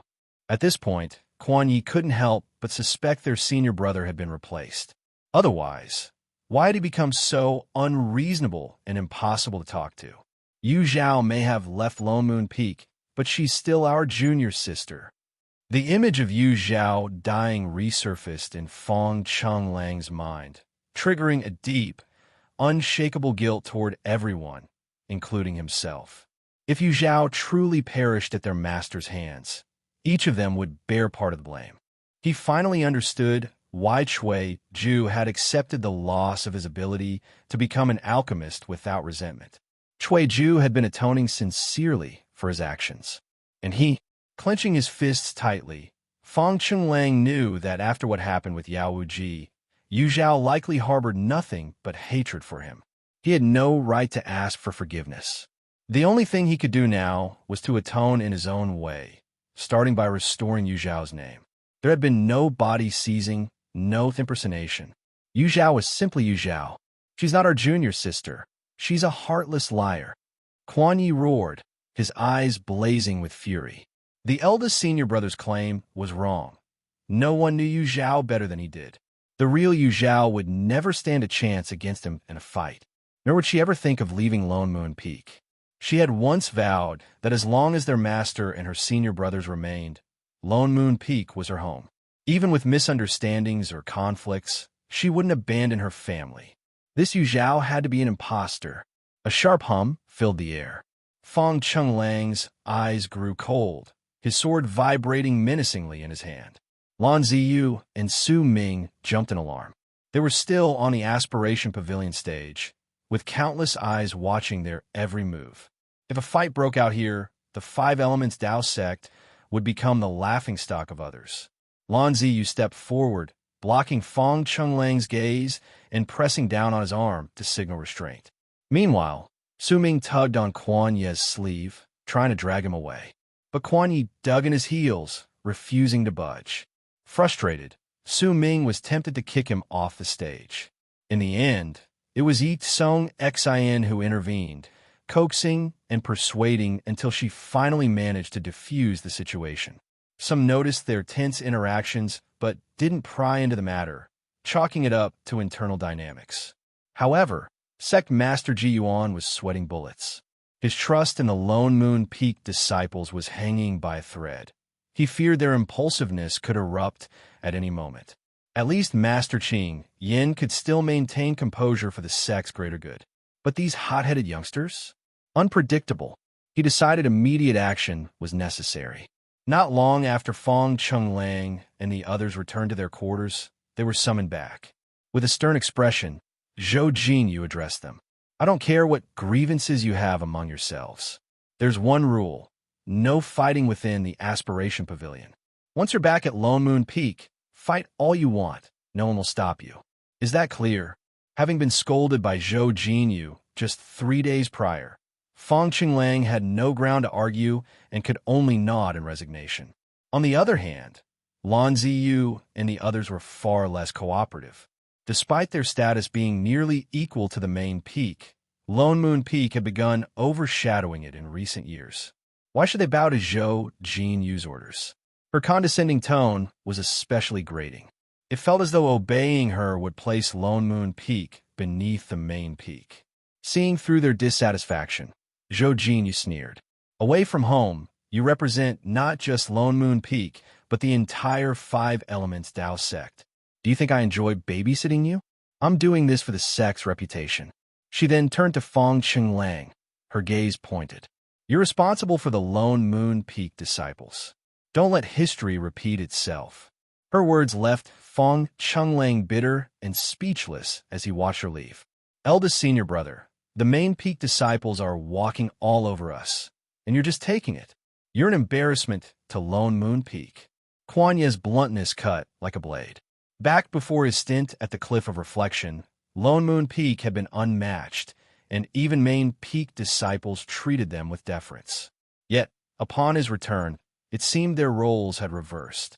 Now, even eldest senior brother was cowed into submission. If this continued, Lone Moon Peak would soon be reduced to a mere main peak appendage. Quan Yi apologized to the eldest senior brother. Lan Ziyu, frowning deeply, reprimanded him. Despite Feng Chenglang's faults, he was still their leader. Proper respect was non-negotiable. I won't, Quan Yi barked, his defiant gaze fierce. Just now, senior sister Zhao forbade fighting. Let's see if the eldest senior brother dares to defy her orders. Table of content. Lan Ziyu and Su Ming stared at Feng Chenlang in alarm. For a fleeting moment, they thought their eldest senior brother might turn his sword on Quan Yi. If you think I, as your eldest senior brother, am incompetent, then from now on, you need not call me that again, Feng Chenlang said coldly before striding away.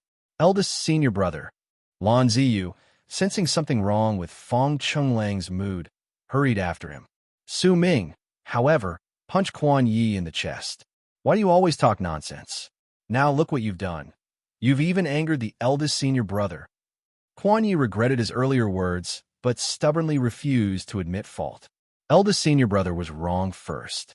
We are his junior brothers, yet he insists on siding with that impostor. Are you sure Yu Zhao is fake? Su Ming asked, half in doubt. Absolutely. Quan Yi thumped his chest in assurance. Right now, it's not easy to act on Aspiration Pavilion's territory. But once we're on the floating island, I'll tear off her disguise and expose her true self. Su Ming found himself somewhat convinced by Quan Yi's confidence. If the current Yu Zhao was indeed fake, her efforts to keep her distance from them would make sense. Perhaps she was afraid of being exposed and was deliberately finding excuses to avoid close interactions. Eldest senior brother and fourth senior brother had likely been misled by her lies, genuinely believing they owed her too much. Little did they know she was just a worthless fraud. Thinking he had uncovered the truth, Su Ming felt a weight lifted off his chest. He patted Quan Yi's shoulder happily. Fifth brother, I'm leaving this matter to you. Third brother, just wait and watch the show. Meanwhile, Lan Ziyu had followed Feng Chenlang into his room, where he saw him standing by the window. Dust particles glinted in the golden sunlight, softening Feng Chenglang's normally composed features. Eldest senior brother, looking at Feng Chenlang bathed in sunlight, Lan Ziyu felt an inexplicable sadness. Ziyu, have I failed as an eldest senior brother? Feng Chenglang's voice was laced with bitterness. Of course not. Master Qing Yin had been in seclusion for many years, leaving Feng Chenlang to guide them in cultivation as their mentor stand-in. Lan Ziyu began listing all the things Feng Chenlang had done for them as brothers, more than he could count on both hands. I used to think I was doing well, Feng Chenlang said with a bitter smile. If not for little Six's resolute departure, I wouldn't have realized my own shortcomings even now. Eldest senior brother, there's something I've wanted to say for a long time. Before little junior sister came to Lone Moon Peak, weren't we already good to Yu Zhao? Anything fun or interesting, we let her choose first. Even the usually quiet Chui Ju would try to entertain her every day. But after all those years of enjoying our care, she wasn't willing to share even a little when little junior sister came. If you ask me, she's been spoiled by us and can't handle even a tiny grievance. Feng Chenlang nearly laughed out of anger at Lan Ziyu's brazen remarks. He finally understood why Zhou Jinyu had slapped him that day before he could finish his explanation. It had been out of sheer frustration. Even now, Lan Ziyu believed Yu Zhao had lived well on Lone Moon Peak, with her only grievance being that her senior brothers favored Ye Cong Xin, their newest disciple, over her. Talking further seemed pointless. Feng Chenlang lost all desire to share his thoughts and dreams with Lan Ziyu. Leave. One day, you'll understand, Feng Chenlang said. Understand just how wrong you've been. But by then, it will be too late for regret. Lan Ziyu hesitated, unwilling to leave. But no matter what he said, Feng Chenlang refused to respond. As he stepped out of the room, he felt as though he had missed something incredibly important. Turning back, he wanted to try again, but the door slammed shut before he could. Standing at the door, he felt lost and stood there for a long time. Sister Yu. Jihan Zhou's face lit up with a goofy smile when he saw Yu Zhao open the door. What are you doing here? Yu Zhao raised an eyebrow. Here too, Jihan Zhou immediately caught onto the keyword. Recalling the warnings from his sect leader and his mother, an ominous feeling crept into his heart. Yu Zhao stepped aside, revealing a room full of people. Come in and say hello. This is Jihan Zhou, a junior from the Heavenly Sword sect. Hi. Junior Brother Ji has come too. Junior Brother Ji, you're late. There's no place left to sit. Over there's a corner. You can squat there. A chorus of greetings bombarded Jihan Zhou, leaving him dizzy and overwhelmed. He had known his mother's advice wasn't reliable. All those sayings about women dressing to impress and how to win a woman's heart by catching her eye. He had believed it, spending extra time grooming himself before arriving here, only to discover he'd been beaten to the punch. The real question was, why were there so many people here? Junior Brother Ji, I don't think introductions are necessary. They're all your fellow competitors in the sect tournament, Yu Zhao remarked with a smile. Jihan Zhou took a closer look. Sure enough, he recognized familiar faces. Mu Yi and Yu Fei from the Greenwood sect, Moci and Jingnan from the Hundred Flowers Valley, Yinshan and Qi Qi from the Aspiration Pavilion, and an incongruous bald head. Wait, a bald head? Why is silence here too? Jihan Zhou's eyes widened in disbelief. It made sense for the others to be here. They all shared the same goal, unspoken but understood. But the Harmony Sound Temple disciples were monks. Surely they weren't trying to convince you, Zhao, to shave her head and join them? Silence smiled politely and greeted him. Junior Brother Ji, I'm just here as a guest. Of course, he wouldn't admit he'd come specifically to enjoy the spectacle. Luckily, he had arrived early enough to snag the last chair. Jihan Zhou, however, arrived late and could only stand. Come on, everyone, make some space for Junior Brother Ji. As much as they wanted to, no one could actually kick Jihan Zhou out. After a bit of shuffling, they managed to squeeze out a spot for him. Then, an awkward silence filled the room. Yu Zhao leaned against the doorframe, her expression teasing as she looked over the crowd. Weren't you all saying you had something to discuss with me? Go ahead. The group exchanged glances, hesitant to speak up. After all, poaching talent from another sect wasn't exactly honorable, and the offers they had prepared were meant for private negotiations, not public airing. If you won't speak, then I will. Moci from the Hundred Flowers Valley stood up. The others tensed, suppressing their urge to jump in, waiting to hear what Moci would propose. Yu Zhao, our sect leader, was deeply impressed by your performance during the tournament and would like to invite you to visit the Hundred Flowers Valley. After the floating island event ends, you could join us on our flying boat and enjoy our famous wines and delicacies. Everyone else, cunning. The gentle and soft-spoken disciples of the Hundred Flowers Valley had struck first, planning to whisk Yu Zhao away under the guise of hospitality. Treacherous. Table of content. Honestly, I think Hundred Flowers Valley is just too far away. Senior Sister Yu, why not stay at our Aspiration Pavilion for a while? Elder Sacrificial Blade has been asking about you every day recently. She's been staying at Aspiration Pavilion for so long already. I say she should come to our Tai Bai Academy next. But I heard that your eldest senior brother, Li Jingrang, has been writing roundabout poems mocking Yu Zhao. Slander. That's outright slander. Once someone from Hundred Flowers Valley began the discussion, the other disciples quickly added their own remarks. The room soon filled with the buzz of overlapping voices as everyone talked over one another. Bang! Enough! Quiet down, all of you. Listen to me for a second. Mu Yi, clearly fed up with the noise, slammed her hand down on the table. She had arrived earlier than Silence, managing to snag the seat closest to the table. The room fell silent as everyone turned their attention to Mu Yi, waiting to hear what she had to say. Ahem, I've decided. Yu Zhao should come to our Greenwood sect as a guest. That way, nobody needs to argue anymore. Mu Ye's face was serious, as if she genuinely believed she was offering a fair compromise. Unfortunately, nobody in the room bought it. Young sect master Mu. That joke isn't funny at all. You decide? Can you even make such a decision? Exactly. Senior sister, you hasn't even said a word yet. Mui was left flustered by the crowd's jeers, managing only an awkward smile. At this moment, Jihan Zhou raised his hand. Everyone calm down. Since senior sister Yu is right here, why not hear her thoughts directly? We should respect her decision. He then turned to Yu Zhao, his expression sincere. Senior sister Yu, whatever you decide, I'll support you. TCH, what a cunning beauty trap. The crowd collectively cursed him in their hearts.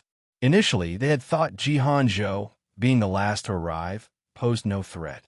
It turned out he was the most devious of them all. Still, his suggestion made sense, and all eyes turned to Yu Zhao, eagerly awaiting her response. Yu Zhao met their expectant gazes, and a faint smile tugged at her lips. In that moment, she truly felt the stark contrast between her two lives. In her past life, she had desperately sought love and approval, only to realize it was nothing more than condescending charity from those above her, a twisted and unequal affection. It was only by becoming truly powerful that one could earn genuine respect. To transcend emotions and focus solely on oneself was to follow the path of emotional detachment, a principle that seemed unfeeling yet brimmed with purpose. As Yu Zhao reflected, a sudden clarity struck her. Her eyes grew vacant as waves of spiritual energy rippled around her. The crowd. Yu Zhao, is she having an epiphany? Weren't we just discussing where she should visit? What about that is worth such deep thought? I don't get it. I really don't. She's a monster, isn't she? Every disciple present was a prodigy in their respective sects, yet their confidence wavered in the face of Yu Zhao's sudden enlightenment. One moment, they were having a casual conversation, and the next, she was comprehending higher truths. It felt like blatant mockery. Mui had witnessed something similar when she first met Yu Zhao at Dragon Roar Valley, where Yu Zhao had experienced an epiphany before. The memory had left a lasting impression, but she hadn't expected to see it happen again. Yu Zhao is in the middle of an epiphany. She doesn't have time to answer your questions. Now leave. Mui stood up and began ushering the others out. Though they wouldn't dare interrupt Yu Zhao's enlightenment in front of everyone, she wasn't about to take any chances. The group, understanding the gravity of the situation, tactfully left. They needed to report back quickly. Yu Zhao's value far surpassed their sect leaders' expectations. Negotiations would require their leaders' personal involvement. Why are you two still here? Muya's sharp gaze fell on Silence and Jihan Zhou. Silence grinned. I'm waiting for junior brother Ji. Jihan Zhou. He and Silence barely knew each other. Why was she waiting for him? And you? What are you waiting for? Faced with Mu Ye's intimidating stance, Jihan Zhou muttered meekly, I'll leave right now. After chasing away the last two, Mu Ye crossed her arms and let out a triumphant huff, standing guard by Yu Zhao's side like a door god. With me here, no one's disturbing Yu Zhao. Yu Zhao woke up early the next morning. The sky above held only a few scattered stars, and the moon hung like a curved blade. All around, silence reigned. Just as she was marveling at the tranquility, Mu Ye's cheerful voice broke the stillness near her ear. Yu Zhao, you're awake already? I was just debating whether to wake you later when the individual matches began. Turning her head, Yu Zhao met Mu Ye's sparkling eyes. Thank you, she said sincerely. Although immersed in a moment of enlightenment, Yu Zhao knew that Mu Ye had stayed by her side, never leaving. No need for thanks. Mu Ye waved her hand dismissively, then leaned closer, her voice taking on a conspiratorial tone. You're like a fat piece of meat right now. I can't let anyone else snatch you away. Recognizing the hidden warning in Mu Ye's words, Yu Zhao smiled faintly. I'm well aware. Her exceptional performance in the individual matches and her precarious status within her sect made her an enticing target for others. The unexpected number of visitors seeking her out today was surprising, but she had no intention of disappointing them. For now, she had no plans to leave the Five Elements Dao sect. Her recent enlightenment had brought her some gains, further strengthening her divine soul. However, it wasn't enough to push her to the nascent soul stage. After the journey to the floating island, she intended to return to the sect and apply to enter the 9 Abyss secret realm. The 5 elements Tao sect controlled 5 major secret realms. Yu Zhao had once been granted the opportunity to explore the thorny secret realm, only to have it forcibly taken by Quan Yi. Of the 4 remaining realms, the water-aligned 9 Abyss secret realm was perfectly suited to her needs and could aid her breakthrough. Mu Yi sighed. Looks like our Greenwood sect has no chance. Before Yu Zhao could offer comfort, Mu Yi quickly brightened. But it's good you're staying with the 5 elements Tao sect. At least that madman Wang Qian won't be bothering you. Yu Zhao's brows furrowed. Has he been pestering you again? Not exactly pestering, Mu Yi replied, wrinkling her nose in frustration. Ever since losing to me during that assessment, he's been acting weird, challenging me every few days.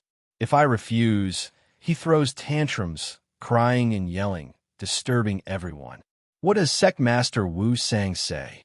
The Sect Master asked Elder Wang to restrain him, but you know how Elder Wang spoils him like a doting father. He's utterly ineffective. I've been avoiding Wang Qian altogether in the sect. Make sure someone keeps an eye on him. Don't let your guard down. Don't worry, I've got people watching him, Mu Yi reassured. Even she found Wang Qian's behavior strange and stayed vigilant.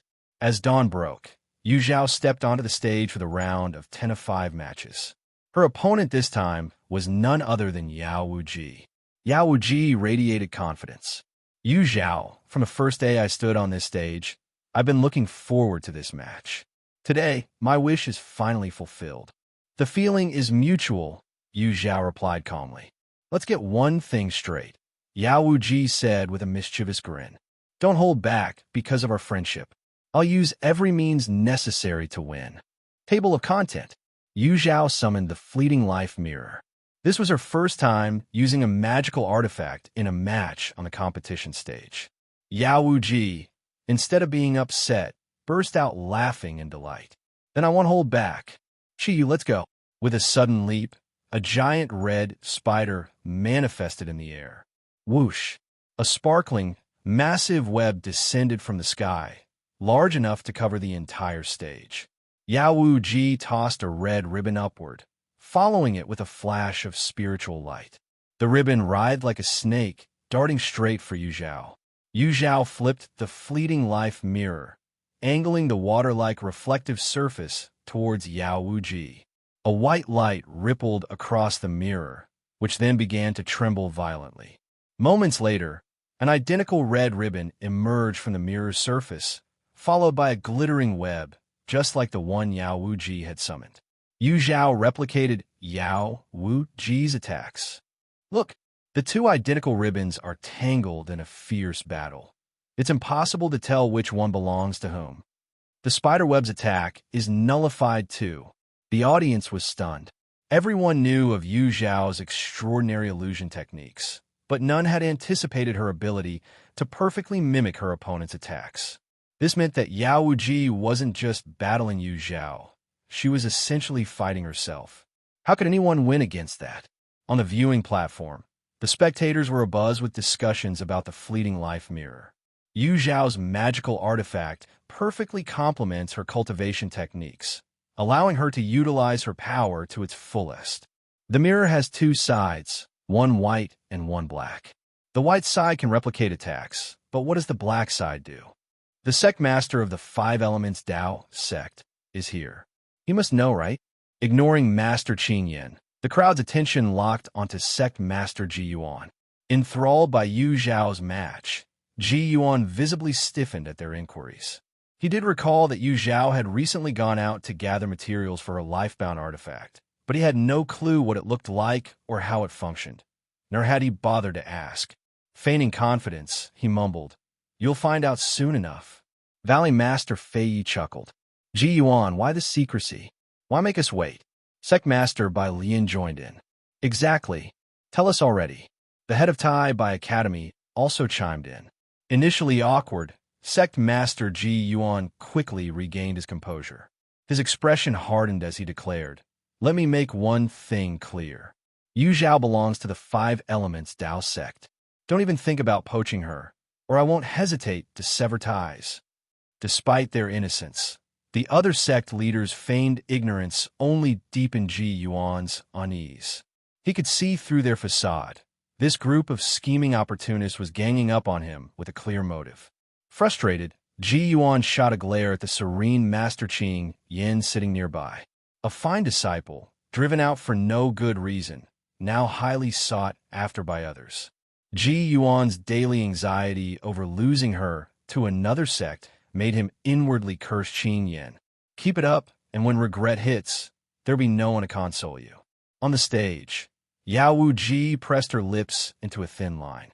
Every attack she and Qi Yu had launched had been effortlessly countered by Yu Zhao. Yu Zhao was even stronger than she had expected. It was time to use her trump card. She slapped the spirit pouch at her waist, and an ominous buzzing filled the air. A black cloud materialized above the stage. Upon closer inspection, it wasn't a cloud at all. It was a swarm of insects. Oh! Yao Wuji pulled out a bamboo whistle and blew it with all her might. The insects buzzed their wings, diving downward in a frenzied assault. Leading the swarm was a tiny insect, no bigger than a fingernail, its body jet black and glistening with an oily sheen. Yu Zhao's lips curved into a faint smile as she turned over the fleeting life mirror. Its dark, reflective surface was aimed directly at the insect cloud. A peculiar wave silently rippled outward, colliding with the swarm. For a brief moment, the humming ceased. Then, an astonishing scene unfolded. Half of the insect cloud suddenly turned on their companions, engaging in a savage fight. Black insect corpses rained from the sky, their delicate wings scattering like confetti. Yao Wuji's eyes reddened with distress. Each of these insects had been painstakingly nurtured with her poisons, consuming immeasurable effort and care. Stop! Stop! I surrender. Yu Zhao, please stop. Yao Wuji finally broke under the sight of her precious creations dying in droves. Yu Zhao calmly flipped her wrist, storing the fleeting life mirror back into her storage bracelet. Yao Wuji hurriedly retrieved the surviving insects, along with the red jade, into her spirit pet pouch. Once Elder's sacrificial blade announced the match's outcome, Yao Wuji gave Yu Zhao a half-joking complaint. You really don't hold back, do you? Yu Zhao smiled lightly. Isn't this exactly what you wanted? Yao Wuji burst into laughter. You're right. Losing to you is something I can accept wholeheartedly. The two descended the competition platform side by side, their relaxed demeanor a stark contrast to the tension during the match. While their bout ended smoothly, Situ Xian faced a more challenging situation. His opponent was Chu He, a disciple of the Heavenly Sword sect. Unlike Yu Zhao, Chu He had always intended to compete solo. His swordsmanship was domineering and aloof, exuding an air of unmatched prowess. Against such a formidable style, Situ Xian struggled. Yet, he managed to narrowly clinch victory in the end. As their match concluded, all eyes in the arena turned to the last remaining platform. There stood the team led by Yu Fei of the Greenwood sect, pitted against the team commanded by Feng Chenglang of the Five Elements Dao sect. The battle had been deadlocked from the start, with neither side gaining the upper hand. Yu Fei vaguely remembered Feng Chenglang from a prior meeting at the medicine garden, but the man hadn't left much of an impression back then. Compared to the brilliance of Yu Zhao, Feng Chenglan's presence seemed dim. Now, facing Feng Chenglang on an official stage, Yu Fei finally understood why he was called the Sword Gentleman. Lan Ziyu, Su Ming, and Quan Yi, his three teammates, were a harmonious unit. With their mix of sound cultivation, spell mastery, and physical strength, they could attack or defend without any evident weaknesses. However, Yu Fei felt his strength waning. The prolonged match drained his spiritual energy, and he knew he couldn't afford to drag things out. The longer it lasted, the greater the advantage for the opposing team. Biting the tip of his tongue, he forced himself to focus. His gaze swept over his opponents, searching desperately for a weak point. Suddenly, he spotted a figure that felt strangely unfamiliar. Blinking in disbelief, Yu Fei confirmed what he saw, a female disciple in the late Foundation establishment stage among Feng Chunglang's team. How had he overlooked her during the earlier exchanges? Shock gave way to excitement as realization dawned upon him. He believed he had finally found the opposing team's flaw. Listen to me, he instructed his teammates urgently. Target that Foundation establishment disciple. Focus all your attacks on her. Foundation establishment disciple? They have one teammate asked, puzzled. Table of content. The other disciples of the Greenwood sect failed to notice Ye Cong Xin's presence. Hearing Yu Fei's declaration, they were taken aback. Forget it. You focus on blocking Feng Chunlang and his group. I'll deal with her, Yu Fei instructed, maintaining his vigilance. The psychological shadow Zhao had left on him was immense. When he arrived at the Aspiration Pavilion and learned that Zhao wouldn't participate in the sect competition, he nearly wept with joy. He would rather remain in the Greenwood sect, running errands for the Pill Hall disciples, than face Zhao again in combat. It was too humiliating. Upon Yu Fei's command, the other disciples responded immediately. Feng Chunlang and his companions suddenly felt the pressure intensify. Seizing the opportunity, Yu Fei flung a short sword, no longer than an inch, concealed within his sleeve.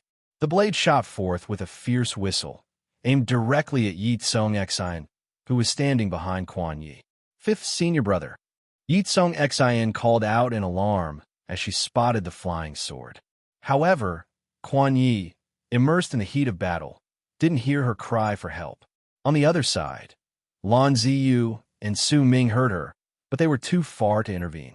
Turning around to block the sword for Ye Cong Xin was impossible in time. With tightly pressed lips, Ye Cong Xin's gaze hardened. Truthfully, she had already earned a spot on the floating island and didn't need to risk everything like this. But she was unwilling to accept it. Why could Zhao shine brilliantly on the competition stage while she had to skulk in the shadows like a rat? Her starting point had been much higher than Zhao's. Zhao was an orphan, while she was the daughter of a Five Elements Dao sect elder. She lacked neither ability nor determination and should have been the brightest star in this cultivation competition. Yet, fate was cruel.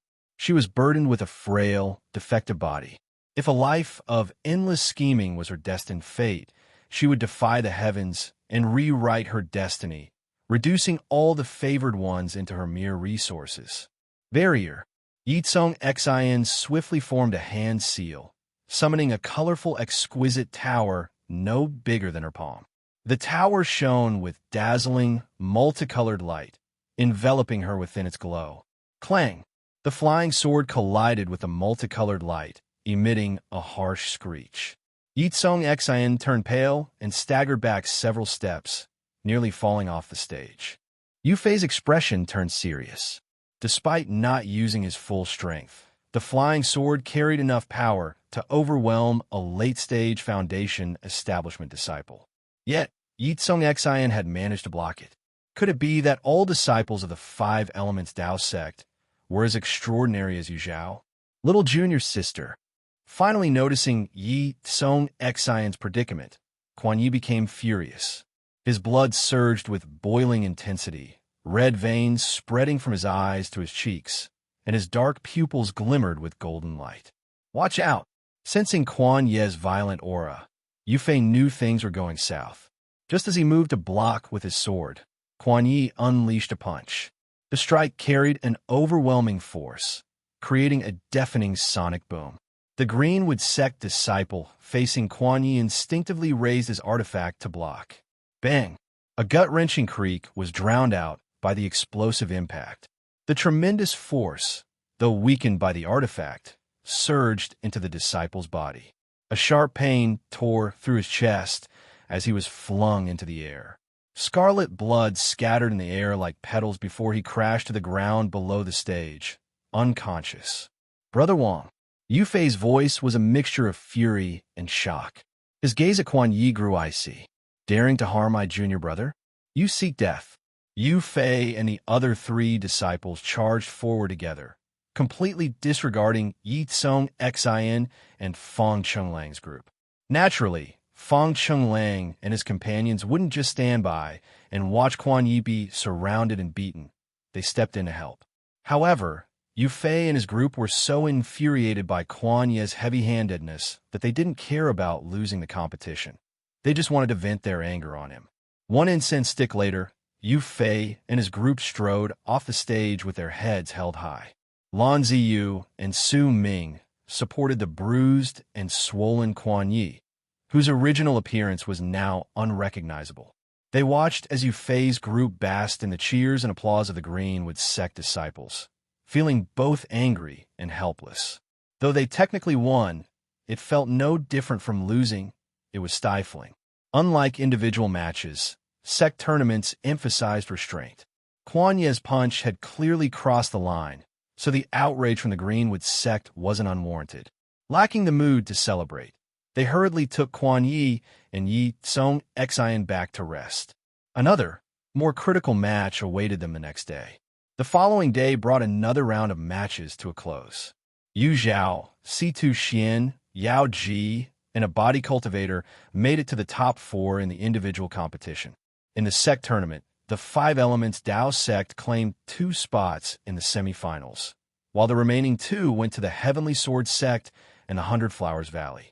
On the third day, Yu Zhao faced off against the body cultivator and emerged victorious.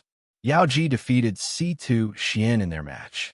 For the sect tournament, Zhou Jinyu's 5 Elements Dao sect team triumphed over the 100 Flowers Valley team, while Fang Chunlang's team lost to the Heavenly Sword sect.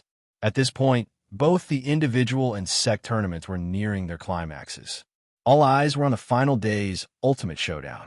C2 Xian had hoped to meet Yu Zhao in the finals for a pinnacle clash, but his wish was dashed, leaving him deeply frustrated. Seeking solitude, he found a quiet spot to brood. Daoist C2, a voice called. C2 Xian glanced at the newcomer before lowering his head again. This irrelevant person wasn't worth his time. Ye Cong Xin, unfazed by his rudeness, sat down beside him with a cheerful smile. C2 Xian, born into an aristocratic family and proud by nature, wasn't easy to approach, but Ye Cong Xin had anticipated this and prepared topics to pique his interest. Yet before she could speak, C2 Xian frowned and leapt to his feet. "Who said you could sit next to me? Don't you have any sense? Can't you see I'm in a bad mood?" Ye Cong Xin bit her lip in frustration. I just saw you were upset and wanted to comfort you. Do we know each other? Who gave you the right to comfort me? What a thick face."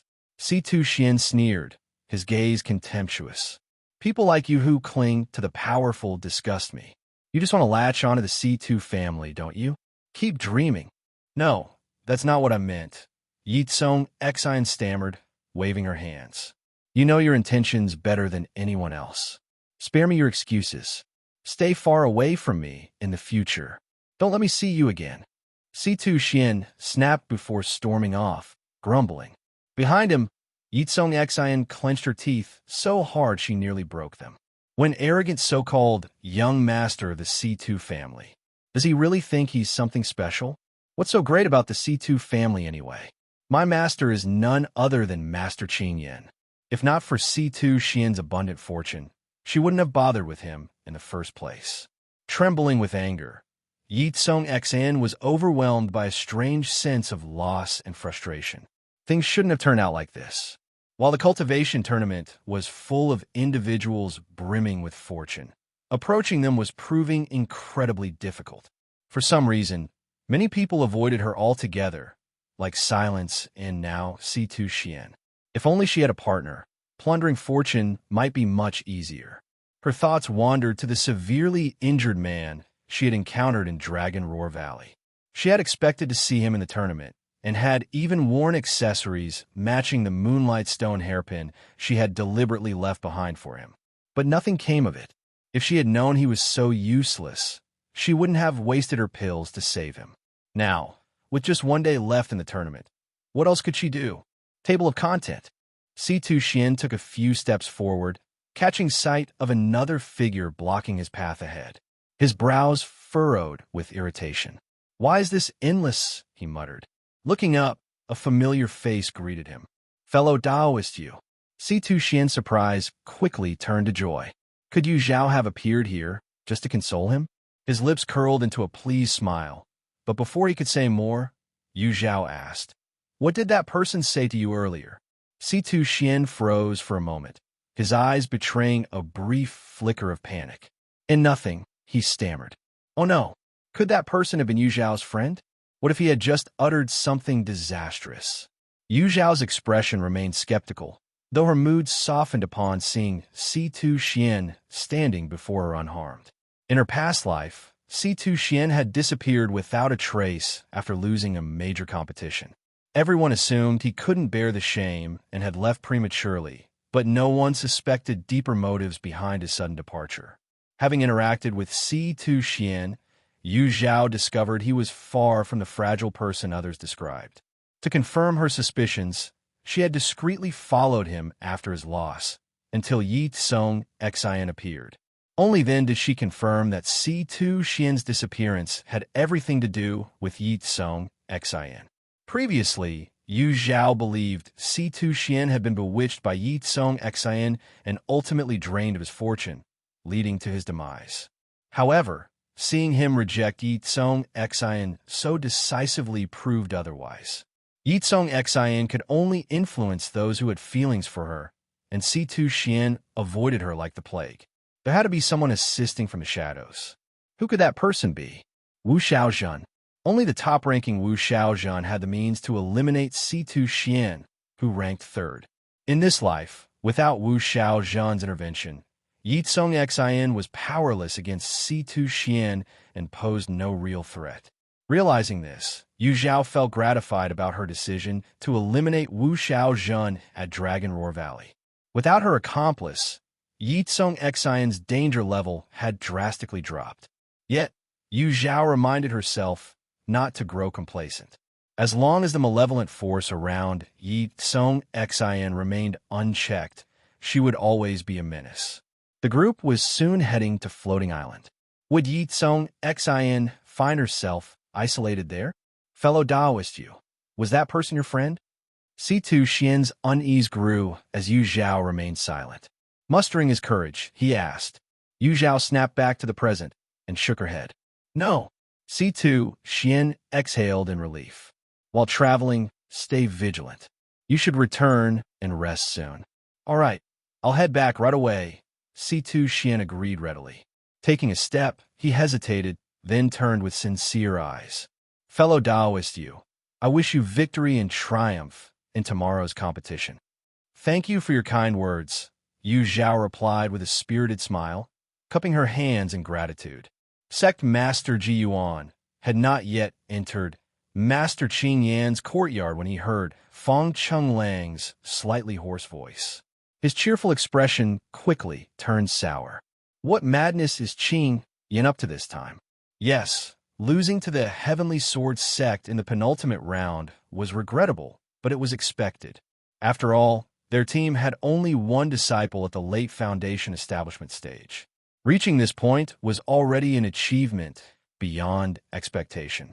What more could Qing Yan be dissatisfied with? Sect Master Ji Yuan quickened his pace and marched into the courtyard boldly. Master Qing Yan, he called out. Inside, the master and disciple pair seemed oblivious to his arrival, steeped in silence. Ji Yuan snorted softly. Feng Chunlang certainly embodied his master's stubborn nature perfectly.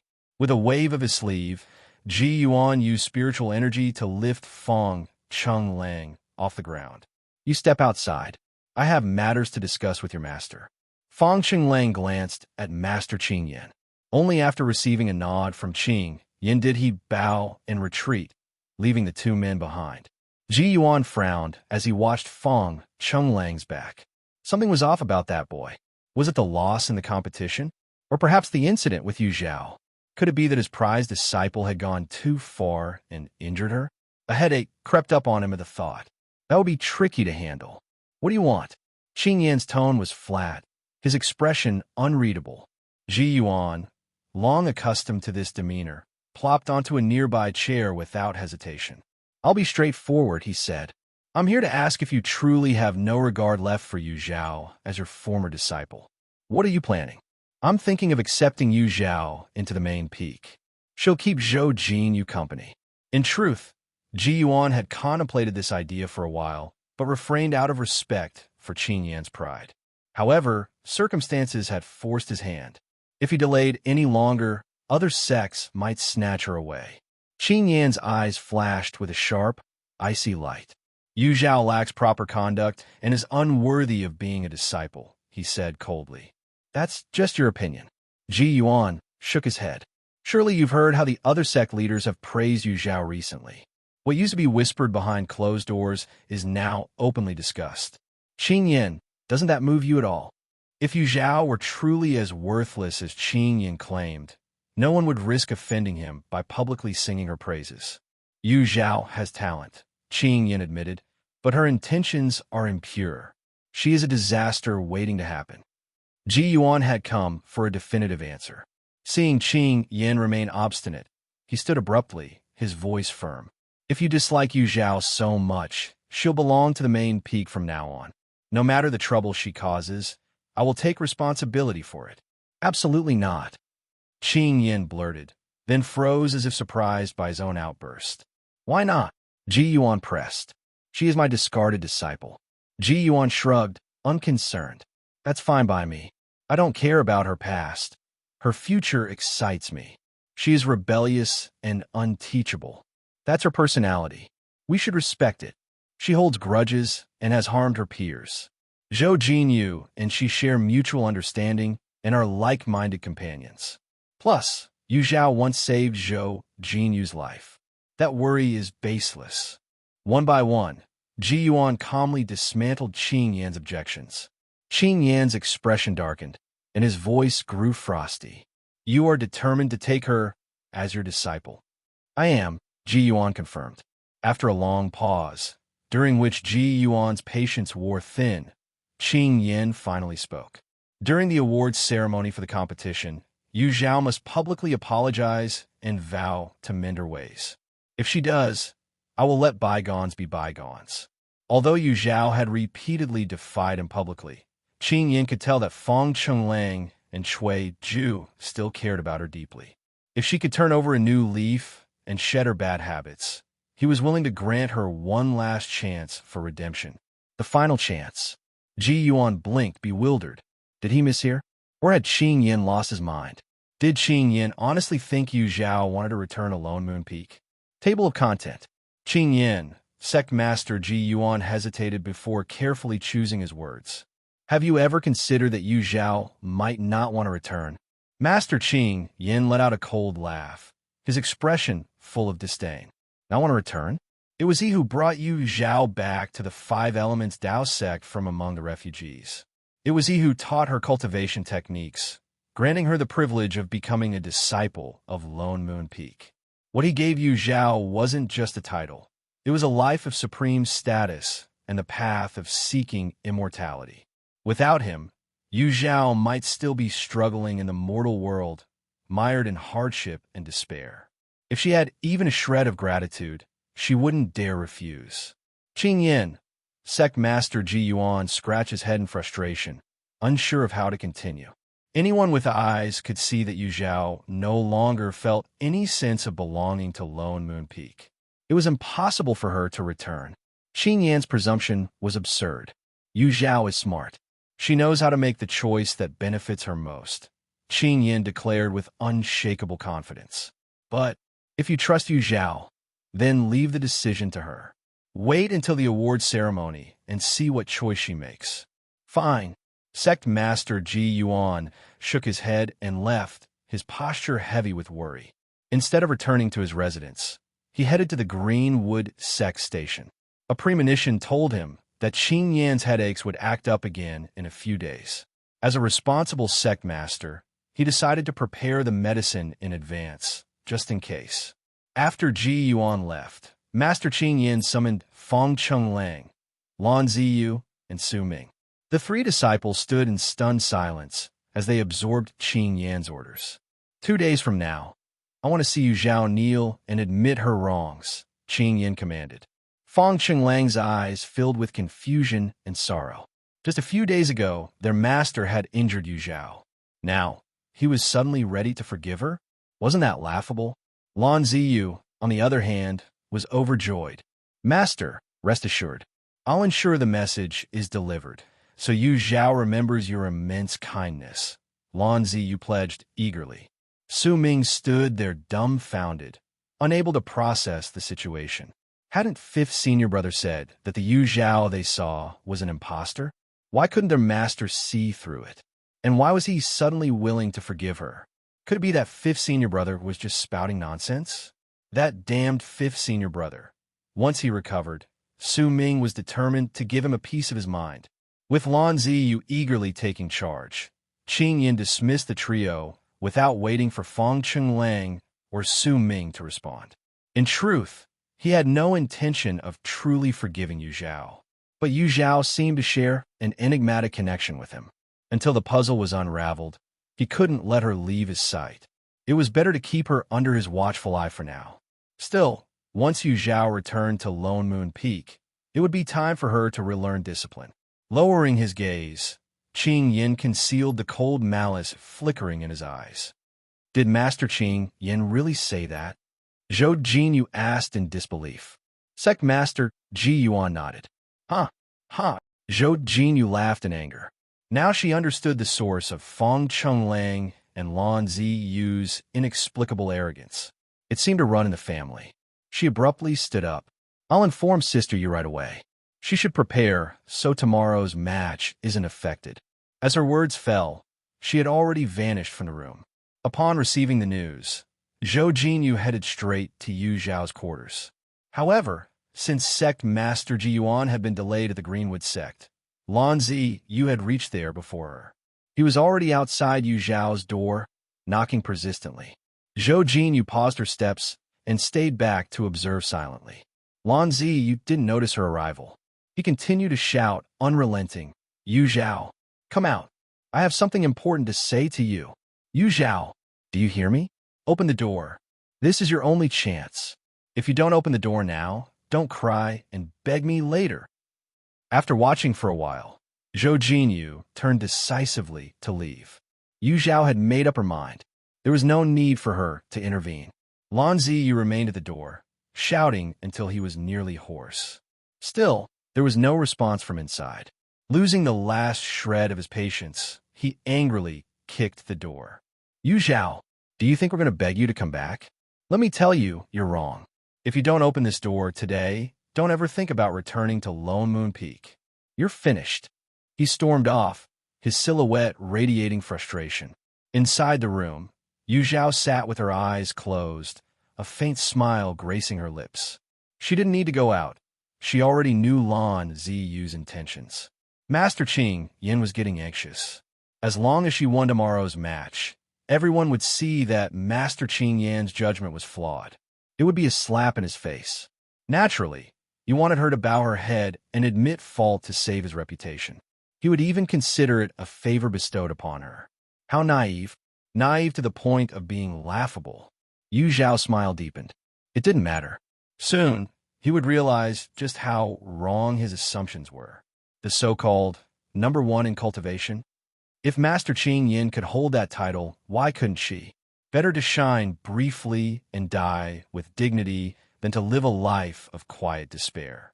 When the first light of dawn pierced the darkness, Yu Zhao opened her eyes, gleaming with determination. She stepped outside and froze in surprise. A massive crowd had gathered at her door. Yu Zhao, go for it. Mu Yi cupped her hands around her mouth and shouted, Sister Yu, you've got this. First place. First place. The others joined in, their cheers echoing in the air.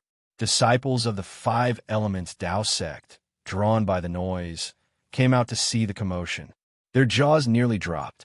The courtyard, neither too large nor too small, was packed with disciples from various sections. They were all here to cheer for Yu Zhao. Their expressions turned complicated.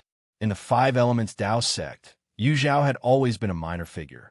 When she did attract attention, it was mostly for negative reasons. But ever since she left Lone Moon Peak, it was as if she had been reborn. Not only had her cultivation advanced rapidly, but her popularity had also soared to incredible heights. Who was the real Yu Zhao?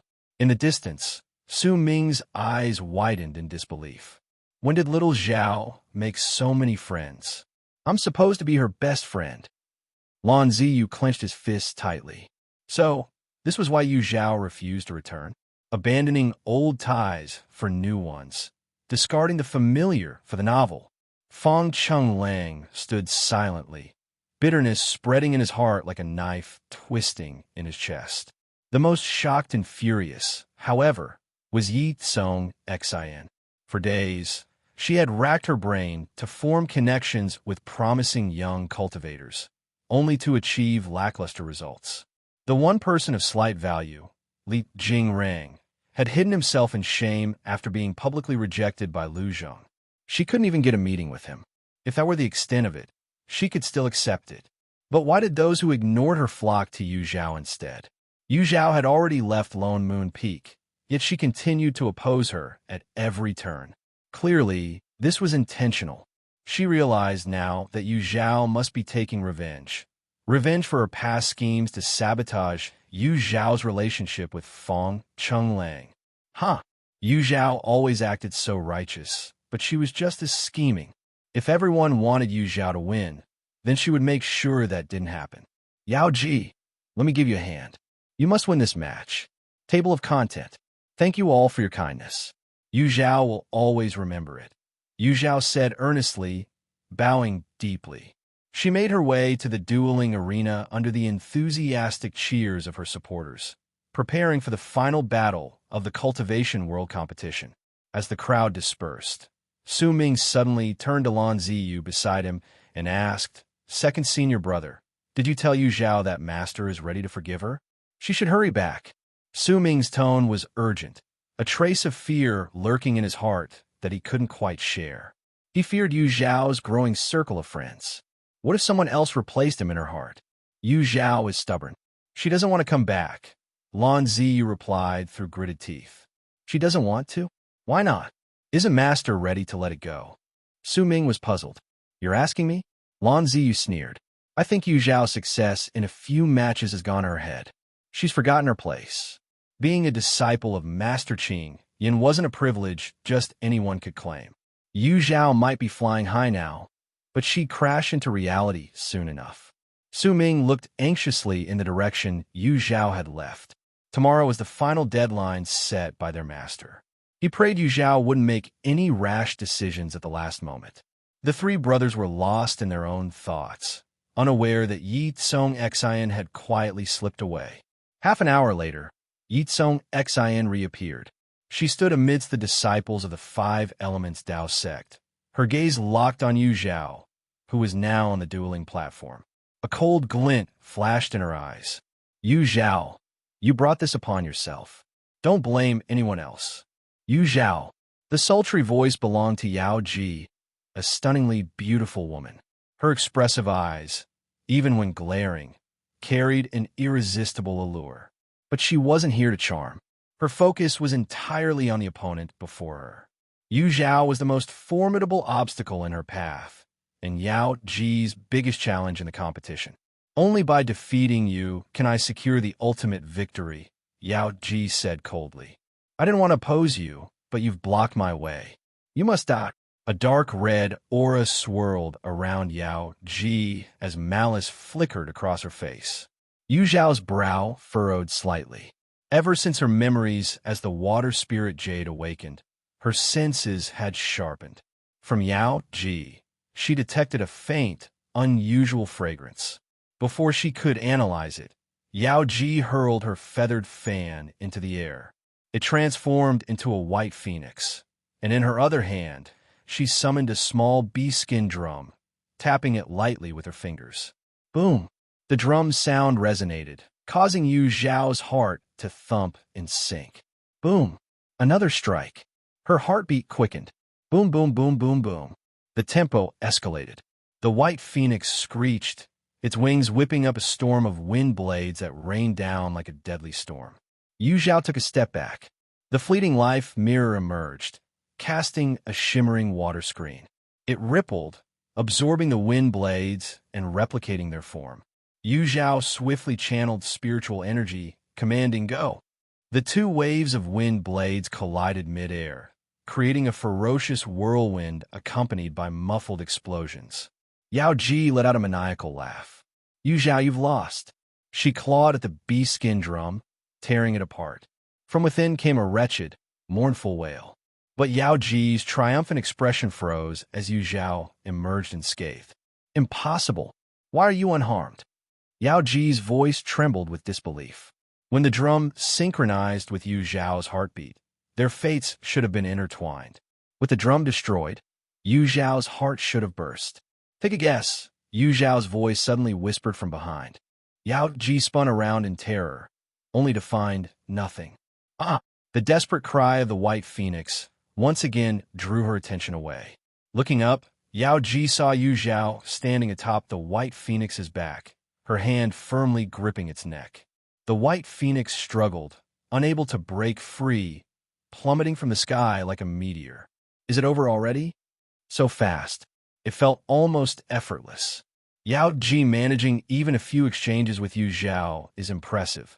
Most don't last nearly as long. As Yao Ji's life-bonded artifact fell into Yu Zhao's grasp, the spectators began to lose interest, thinking the match was as good as finished. But just as they were about to call it, the tide shifted dramatically. The white phoenix, trapped in Yu Zhao's grip, opened its beak and spat out a beam of red light. Its feathers began to turn crimson, starting from its tail and spreading upward. An intense heat filled the air. "Yu Zhao, you've fallen for it." "Ha ha!" Yao Ji's panicked expression twisted into one of triumphant glee. "Now die for me." With a dramatic wave of her arms, flames erupted from the white phoenix, transforming into a sea of fire in an instant. The extreme heat warped the surrounding space, and Yu Zhao's silhouette blurred and distorted. Gasps filled the air as many stared wide-eyed in disbelief. Could it be that Yu Zhao was about to lose? In the audience, Sect Master Ji Yuan nearly jumped out of his seat in shock, but restrained himself as the icy aura emanating from Master Qing Yin kept him grounded. Calming himself, he focused again, his tense face gradually softening. "She's still young, playful," he muttered under his breath. The sea of flames reflected on Yao Ji's face, adding an ethereal beauty to her appearance.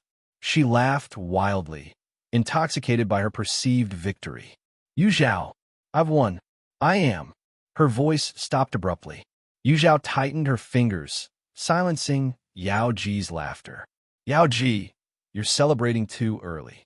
Yao Ji's lips trembled with frustration, her voice faint as a mosquito's buzz. "Yu Zhao, why aren't you dead yet?" Yu Zhao met her gaze calmly. Yao Ji's eyes darkened with malice. "You forced me into this." With that, she bit her tongue, unleashing a feral energy from within. The surge broke Yu Zhao's hold, allowing Yao Ji to free herself. Quickly forming a series of hand seals, she summoned countless red light points from her body. These lights transformed into red ropes, trying to bind Yu Zhao. Yu Zhao tapped her toes, leaping back with precision, her brows furrowed tightly. Was it her imagination? This lifetime's Yao Ji seemed far more troublesome than the last. Failing again, Yao Ji's cunning flared anew. The ropes reverted to light points before coalescing into a glowing red sphere, its menacing aura making even Yu Zhao's heart race. Explode. The red sphere detonated, sending waves of scorching heat cascading outward. In response, multiple light screens appeared before Yu Zhao, with the fleeting life mirror shielding her chest. Boom, boom, boom. One by one, the light screens shattered under the onslaught. The searing flames burned Yu Zhao's skin, and wisps of her hair curled from the heat. A flicker of astonishment crossed her eyes. Yao Ji fared far worse. Unable to evade in time, flames seared the right side of her face. Blood seeped from the scorched flesh, the sight grotesque and shocking. My face! My face! Yao Ji tentatively reached up, her fingers brushing the disfigured wound. Instantly, she collapsed as though her spine had been ripped out, wailing in utter despair. The damage to her flawless appearance was a blow as devastating as death itself. Table of content. Yu Zhao was about to kick Yao Ji off the competition platform when Yao Ji's breathing suddenly became erratic, and her face turned unnaturally red. Without a second thought, Yu Zhao frantically retreated. Elder Sacrificial Blade reacted swiftly, setting up a protective formation around Yao Ji. Then, a deafening explosion rang out. Yao Ji's body disintegrated into a mist of blood, lingering in the confined space. Yao Ji self-destructed? The crowd was stunned into silence. It was just a competition. How could it escalate to this? Could it be that Yao Ji, unable to accept the destruction of her cherished beauty, chose such an extreme method of suicide in despair? The crowd was bewildered, their confusion palpable. Yu Zhao's eyes dimmed slightly. The last image in her mind was Yao Ji's gaze before her death, not filled with hatred or madness, but a pleading regret. It seemed Yao Ji knew what was coming, but was powerless to stop it, forced to watch it unfold.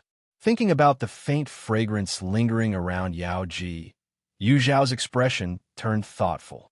Yu Zhao wins. Elder Sacrificial Blade loudly declared Yu Zhao's victory. The crowd shifted their focus back to Yu Zhao, erupting in thunderous applause. Amid the roaring cheers, Yu Zhao collected herself, nodding to the audience in acknowledgement. Her gaze seemed to sweep unintentionally across the crowd, landing briefly on Ye Cong Xin. Ye Cong Xin, was it you? Elder Sacrificial Blade carefully collected the only traces of Yao Ji left behind and announced that they would be properly laid to rest. Without delay, he began hosting the final round of the sect competition. The teams from the Five Elements Dao sect and the Heavenly Sword sect approached the competition platform from opposite sides. At the forefront, Lu Zheng and Zhou Jinyu exchanged a smile. In perfect harmony, they attacked simultaneously. The rest of the team quickly found their respective opponents, and the stage lit up with flashes of spiritual energy. Who do you think is more likely to win? Isn't it obvious? The Five Elements Dao sect will definitely win. Senior Sister Zhao is both stunning and formidable. If she doesn't win, it'd be outrageous. But Senior Sister Lu from the Heavenly Sword sect is also incredible. There might be an unexpected result. This year's cultivation competition saw a surge of talent, the likes of which hadn't been seen in 1,000 years. The audience voiced their opinions enthusiastically. Yu Zhao's gaze swept over Zhou Jinyu, Lu Zheng, Zhang Jun, and Jihan Zhou. Everyone performed steadily. The only differences lay in individual strength and teamwork cohesion. In these aspects, the Five Elements Dao sect clearly held the upper hand. Yu Zhao noticed that Jihan Zhou had made significant progress recently, likely training day and night since returning to the Heavenly Sword sect without a moment's rest. However, having just reached the Golden Core stage, his swordsmanship could only partially compensate for the gap in cultivation. His opponent was one of the Five Elements Dao sect's top disciples. In such closely matched battles, the smallest edge determined victory. Thus, this battle was destined to end in favor of the Five Elements Dao sect. When Zhou Jinyu's arrow deflected Lu Zheng's sword, Lu Zheng gave a bitter smile. She had lost. Victory goes to the Five Elements Dao sect. On the high platform, Sect Master Ji Yuan beamed like a blooming trumpet flower, continuously cupping his hands in deference to Sect Leader Chongyang. Thank you for going easy on us. Sect Leader Chongyang was frustrated but forced to return the courtesy. Not all. Your sect's disciples are simply superior. Sect Master Ji Yuan smacked his lips twice. That's undeniable, considering my senior disciple, Zhou Jinyu, led the team this time. Ha ha ha. At least she didn't embarrass me. The other sect leaders and elders were momentarily stunned, pointing at him in exasperation, shaking their heads with a smile. Sect leader Chongyang felt his liver ache in anger. This old fox wasn't being polite. He was setting a trap, using his disciples' achievements to praise himself. Shameless. Sect Master Ji Yuan was elated, even finding Master Qing yet more agreeable than usual. But when he thought of the few small pills hidden in his sleeve, his smile faltered slightly. Tomorrow was the awards ceremony.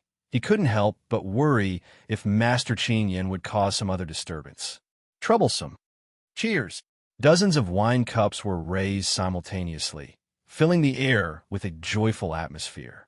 Tonight's banquet had been organized by Yin Shan, the senior disciple of Aspiration Pavilion, with help from Zhou Jinyu and others. The attendees were all individuals with a close relationship to Yu Zhao. Situ Xian and Yao Wuji, seated among the sect disciples, seemed a bit uneasy at first. However, after several rounds of drinks, they gradually relaxed and joined in the revelry. As the center of everyone's attention, Yu Zhao became the focus of numerous toasts. Yin Shan spared no expense for the occasion, secretly bringing out some of the sect master's rare collection of fine wine. True to her nature, Yu Zhao never declined a drink. Before long, she could feel the alcohol taking effect. Although her expression remained composed, her usually cold eyes glistened slightly, betraying her inebriation. While her consciousness stayed clear, her thoughts began to slow. For instance, it took her a moment to register Su Ming standing in front of her. Her brows furrowed, and displeasure showed clearly on her face. She was about to sidestep him when Su Ming called out, "You Xiao Zhao, I need to talk to you." His voice was loud, drawing everyone's attention. All eyes turned toward him. Both Zhou Jinyu and Jihan Zhou sprang to their feet. "You can say whatever you need to right here," Zhou Jinyu said coldly. "No, this is between me and Yu Xiao Zhao alone," Su Ming insisted, staring intently at her. Yu Zhao wanted to refuse outright, but the potent alcohol left her speechless for a moment. Misunderstanding her silence as agreement, Zhou Jinyu and the others thoughtfully made space for the two to talk. "Senior Sister Zhou, Yu Xiao Zhao." Su Ming's voice drowned out hers. He spoke passionately. "You Xiao Zhao, come back. Ever since you left, the senior disciples have been listless, and even Master has become increasingly erratic. Everyone misses you. Just admit your mistake to Master and return. From now on, I'll listen to you in everything. Whatever you say goes. Even our junior sister will have to step aside for you. Please, don't be angry anymore, okay?" It had taken great courage for Su Ming to approach Yu Zhao.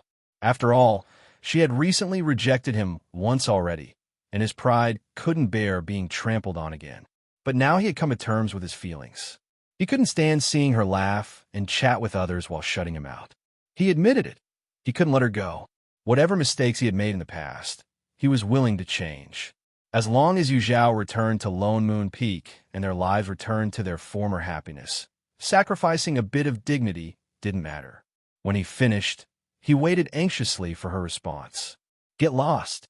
Su Ming's expression froze. What? I said get lost." Though Yu Zhao's gaze was hazy, her tone was unwavering. She was drunk, not foolish. A few flimsy apologies weren't enough to erase the pain of her past. To return to Lone Moon Peak, to endure the same servitude as before? Never. From the moment she left Lone Moon Peak, she had no intention of looking back. Su Ming's hand clenched tightly, his nails digging into his palm as his eyes reddened. "Why?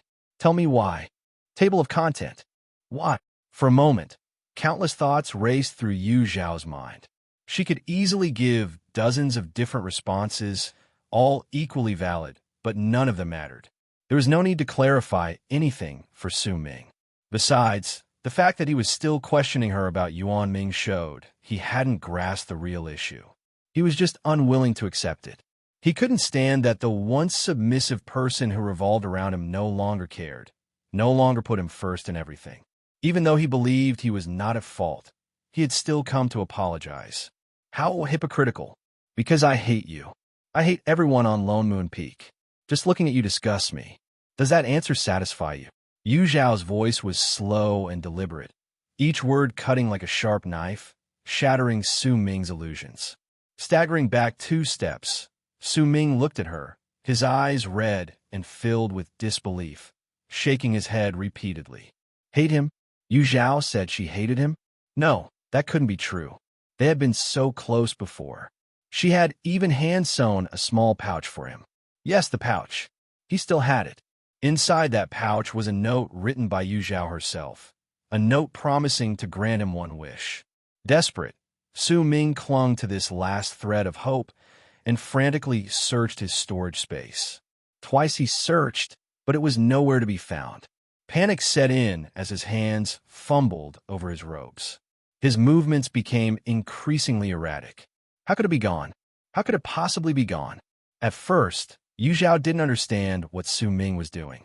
It wasn't until she noticed him repeatedly flipping his belt that she realized he was looking for the bird-pattern pouch she had once given him. When Su Ming first received the pouch, he wore it proudly, showing it off to everyone he met. He would vehemently defend it when someone called it ugly. But at some point, he too decided the stitching wasn't exquisite enough and deemed it unworthy, eventually storing away. What he had forgotten was that Yu Zhao had taken the pouch back years ago. Yu Zhao stood silently, watching him. She saw his searching grow slower, his hands beginning to tremble. "Remember now?" she asked mockingly. Su Ming looked up, his shattered gaze meeting hers. His lips moved, but no words came out. Even as Yu Zhao turned and walked away, he stood frozen, his heart colder than the biting night wind. Yu Zhao truly didn't want him anymore. On the other side, Yu Zhao strolled forward leisurely. After walking a short distance, she spotted a group of people sitting on the ground, chatting and laughing. A faint smile tugged at the corner of her lips as she approached them step by step. Always move forward, never look back. The next day was the awards ceremony for the Cultivation World Grand Competition. As the champion of the individual competition, Yu Zhao stepped onto the stage to receive her prize, a defensive artifact crafted by a master artisan of Aspiration Pavilion, the heart-protecting mirror. The name of the artifact surprised her. In her previous life, the prize given to Wu Xiaozhen wasn't the heart-protecting mirror. But when she saw Sect Master Bai Lian, who handed her the prize with a look of admiration, it all made sense. Yu Zhao accepted the prize gratefully under his approving gaze. Due to Yao Ji's self-destruction, C2 Xian advanced to second place in the individual competition, while the body-refining cultivator who lost to Yu Zhao came in third. Both stepped onto the stage amidst envious stares to receive their respective rewards. Next came the awards for the team competition. 2 out of the top 3 teams belonged to the 5 Elements Dao sect, bringing immense joy to its members. The only exception was Master Qing Yan, whose face remained as stoic as ever. Sect Master Ji Yuan kept his eyes fixed on a high platform where awards were being distributed, while his peripheral vision constantly monitored Master Qing Yan beside him. His hands, hidden in his sleeves, were ready to retrieve medicine at a moment's notice. Unexpectedly, the entire ceremony concluded without Master Qing Yan making any unusual moves, as though his earlier words had been nothing more than casual remarks.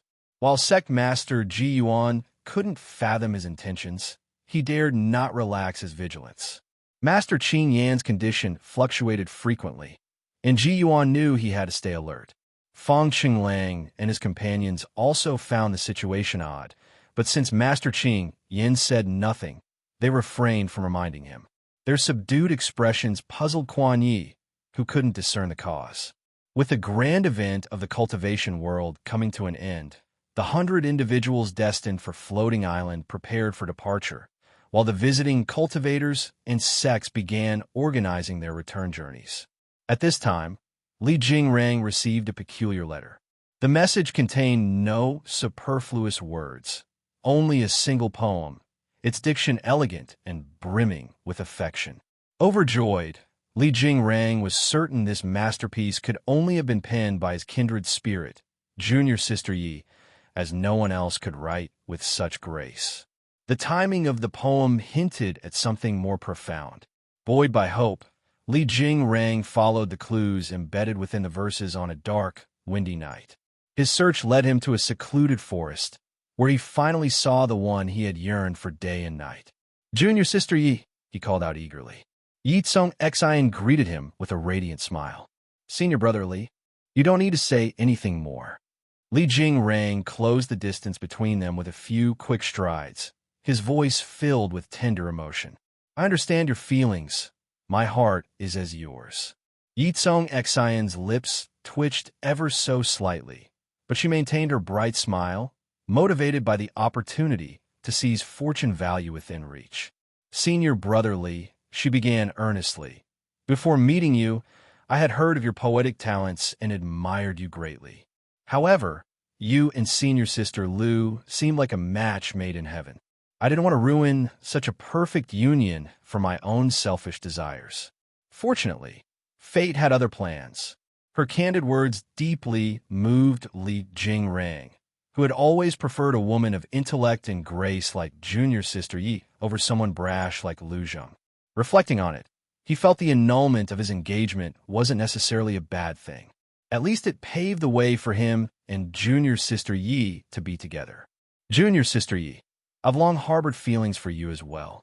Once we return to the academy, I'll inform the headmaster of my intentions and ask him to arrange a marriage proposal to the 5 Elements Dao sect. Ye Cong Xin's eyes shimmered, and she seemed on the verge of tears. Senior brother Li, do you truly have feelings for me? You're not deceiving me, are you? Of course not. I swear on my Dao heart. Li Jingrang raised his hand, ready to make an oath, but Ye Cong Xin gently covered his mouth. Don't, she whispered. Her fragrance enveloped him, and Li Jingrang involuntarily took a deep breath, his expression filled with bliss. Ding. Li Jingrang's current favorability, 90 points. Ding. Favorability threshold reached. Fortune plundering channel activated. Li Jingrang's current fortune value, 2,500 points. Hearing the mechanical voice echo in her mind, Ye Cong Xin's eyelid twitched violently. She angrily questioned the system. System, didn't you say earlier that Li Jingrang's fortune value was 4,000 points? Why has it dropped so drastically, nearly by half? Ding. Host, fortune value is not static. After being publicly humiliated through annulment, Li Jingrang's reputation took a severe hit. Upon returning to his sect, he was mocked by his peers and fell into a slump, causing his fortune value to decline. Ye Cong Xin was speechless. She had expected to extract more from Li Jingrang, but his downfall left little to work with. No longer seeing the point in investing further effort, she made a swift decision.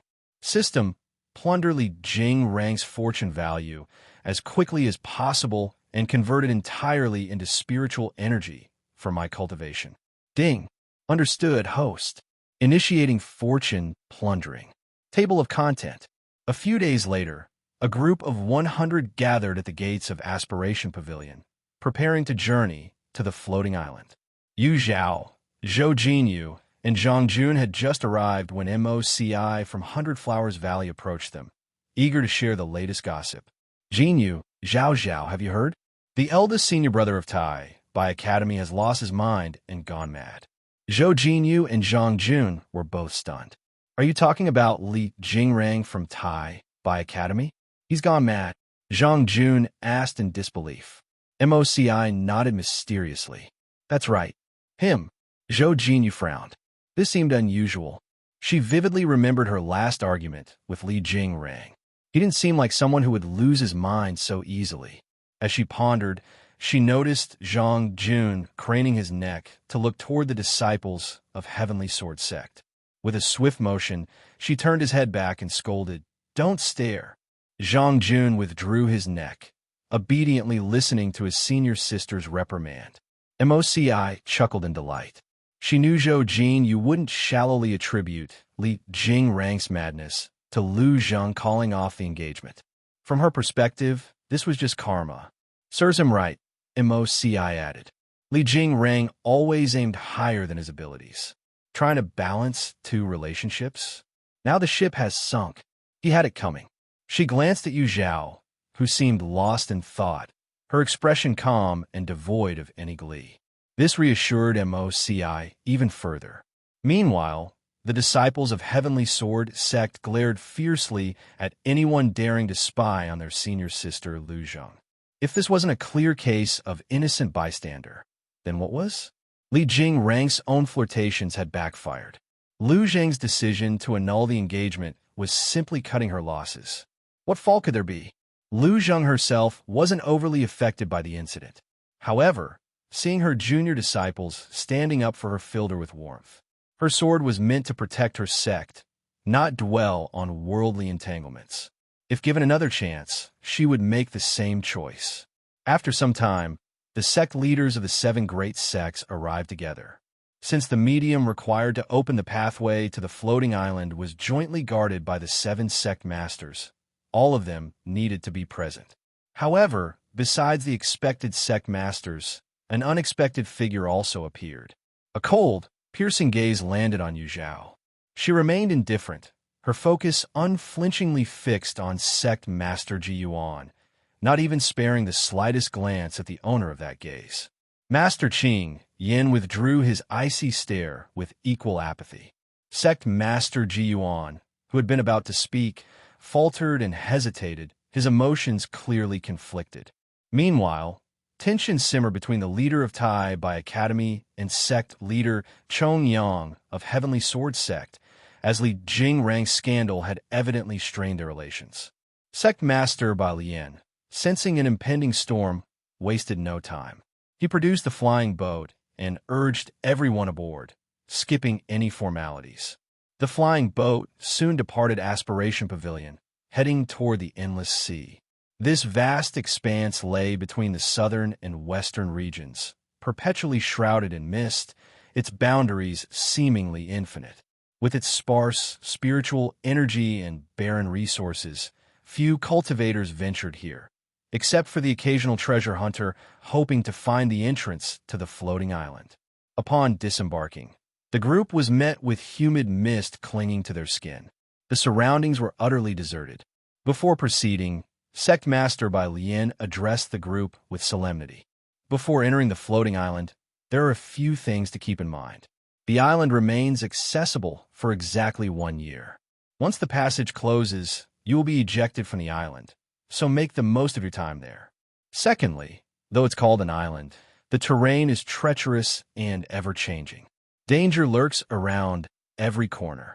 A single misstep could cost you your life. Caution is paramount.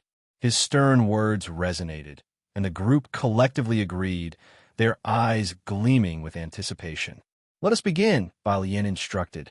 Sect Master Bai Lian glanced at the other sect masters and chuckled lightly. Moments later, 7 beams of spiritual light emerged from the sect masters, converging into a 7-colored pillar of radiance. The vibrant hues illuminated the surroundings as the mist seemed to come alive, churning violently. A vortex about the size of a fist gradually formed at its center. As time passed, the light from the pillar grew increasingly dazzling, and the vortex expanded. Eventually, it became a passageway large enough for 2 people to walk side by side. "The passage has opened. Enter in order of rank," announced Sect Master Bai Lian. As per tradition, sect teams would proceed first, followed by individual cultivators. Leading the way was Zhou Jinyu's 5-person team, stepping into the vortex. They were followed by the Heavenly Sword Sect, where Lu Zheng was part of the team. Despite her unique status, Yu Zhao chose to abide by the rules rather than entering with Zhou Jinyu's team. She stayed back to enter alongside the individual competitors. The groups moved swiftly, and before long, it was Yu Zhao's turn. Just as she stepped into the vortex, Master Qing Yin discreetly cast a spell that landed on the hem of her garment. None of the disciples noticed, including Yu Zhao herself, but Sect Master Ji Yuan and the other Sect Masters were well aware. Sect Master Ji Yuan's expression darkened. He had anticipated this. "Qing Yin, what did you just do to Yu Zhao?" he demanded. The other Sect Masters turned to Qing Yin with puzzled looks, curious about his motives. Qing Yin remained silent, summoning a large water mirror. The mirror reflected Yu Zhao walking through the passage. Sect Master Ji Yuan reacted with alarm, attempting to shatter the mirror, but Qing Yin blocked him. "Are you afraid?" Qing Yin asked mockingly. Ji Yuan was incensed by this accusation, his tone icy. "Yu Zhao is not a criminal. You wish to take Yu Zhao as your disciple? Let me show you her true nature," Qing Yin replied coldly. His piercing gaze conveyed his resolve. Originally, Qing Yin intended to give Yu Zhao a chance for redemption. However, Her defiance and stubbornness made him feel he could not allow the five elements Dao sect's legacy of thousands of years to be tarnished. He was determined to prevent Sect Master Ji Yuan from taking her under his wing. Sect Master Ji Yuan scoffed, his voice heavy with sarcasm. What a farce! This is pure prejudice. Knowing Yu Zhao's every action would now be under Qing Yan's scrutiny, Ji Yuan regretted not being more cautious earlier. Although the other sect masters were critical of Qing Yan's actions, they refrained from interfering since it was an internal matter of the five elements Dao sect. Nevertheless, they were curious to see if Yu Zhao truly embodied the traits Qing Yan claimed, a hypocrite unworthy of her position. Amidst their mixed emotions, a sudden cry broke the tension. Why did the passage close? I haven't gone in yet. Sect Master Bai Lian and the others turned to see a panicked cultivator. He was the replacement for the 20th individual spot. According to tradition, the floating island passage would only close after admitting the 100th person, which would have been him. Yet it had shut prematurely. Had the rules changed? Or had someone slipped into the passage unnoticed, taking his place?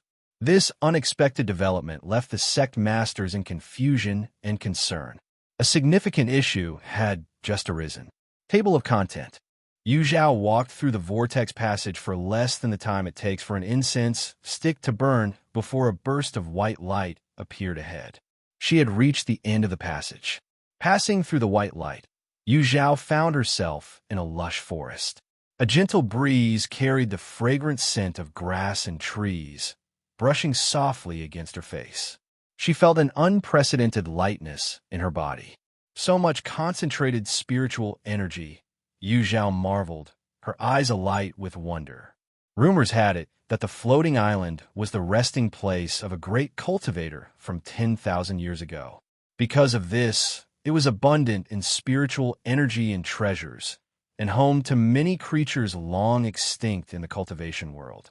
Among them was the longevity tree, the main objective of Yu Zhao's journey. Aside from searching for the longevity tree, Yu Zhao also planned to gather as many rare spiritual treasures as possible to prepare for her eventual attempt at reaching the nascent soul stage. She released her divine sense to navigate, but found its range significantly limited. Towering trees stretched endlessly in all directions, making it impossible to discern her bearings. Resigned, Yu Zhao decided to trust her intuition, picking a direction and moving forward while scanning her surroundings. It wasn't long before she stumbled upon her first spiritual herb, the Tree King mushroom. The Tree King mushroom was round with a rough, bark-like exterior. While it was highly poisonous when eaten raw, it could increase spiritual energy when cooked at high temperatures. For Yu Zhao, the spiritual energy gained from consuming one was negligible, but she understood the importance of small increments building up over time. Seeing the mushrooms growing in dense clusters at the base of a giant tree, Yu Zhao couldn't help but grin. Rolling up her sleeves, she got to work. So many Tree King mushrooms. This is a fortune, she exclaimed. In the endless sea, several sect masters, observing Yu Zhao's actions through the water mirror, grew restless. The Tree King mushroom is practically extinct in the cultivation world. Yu Zhao is truly fortunate, one remarked. Another leaned forward eagerly.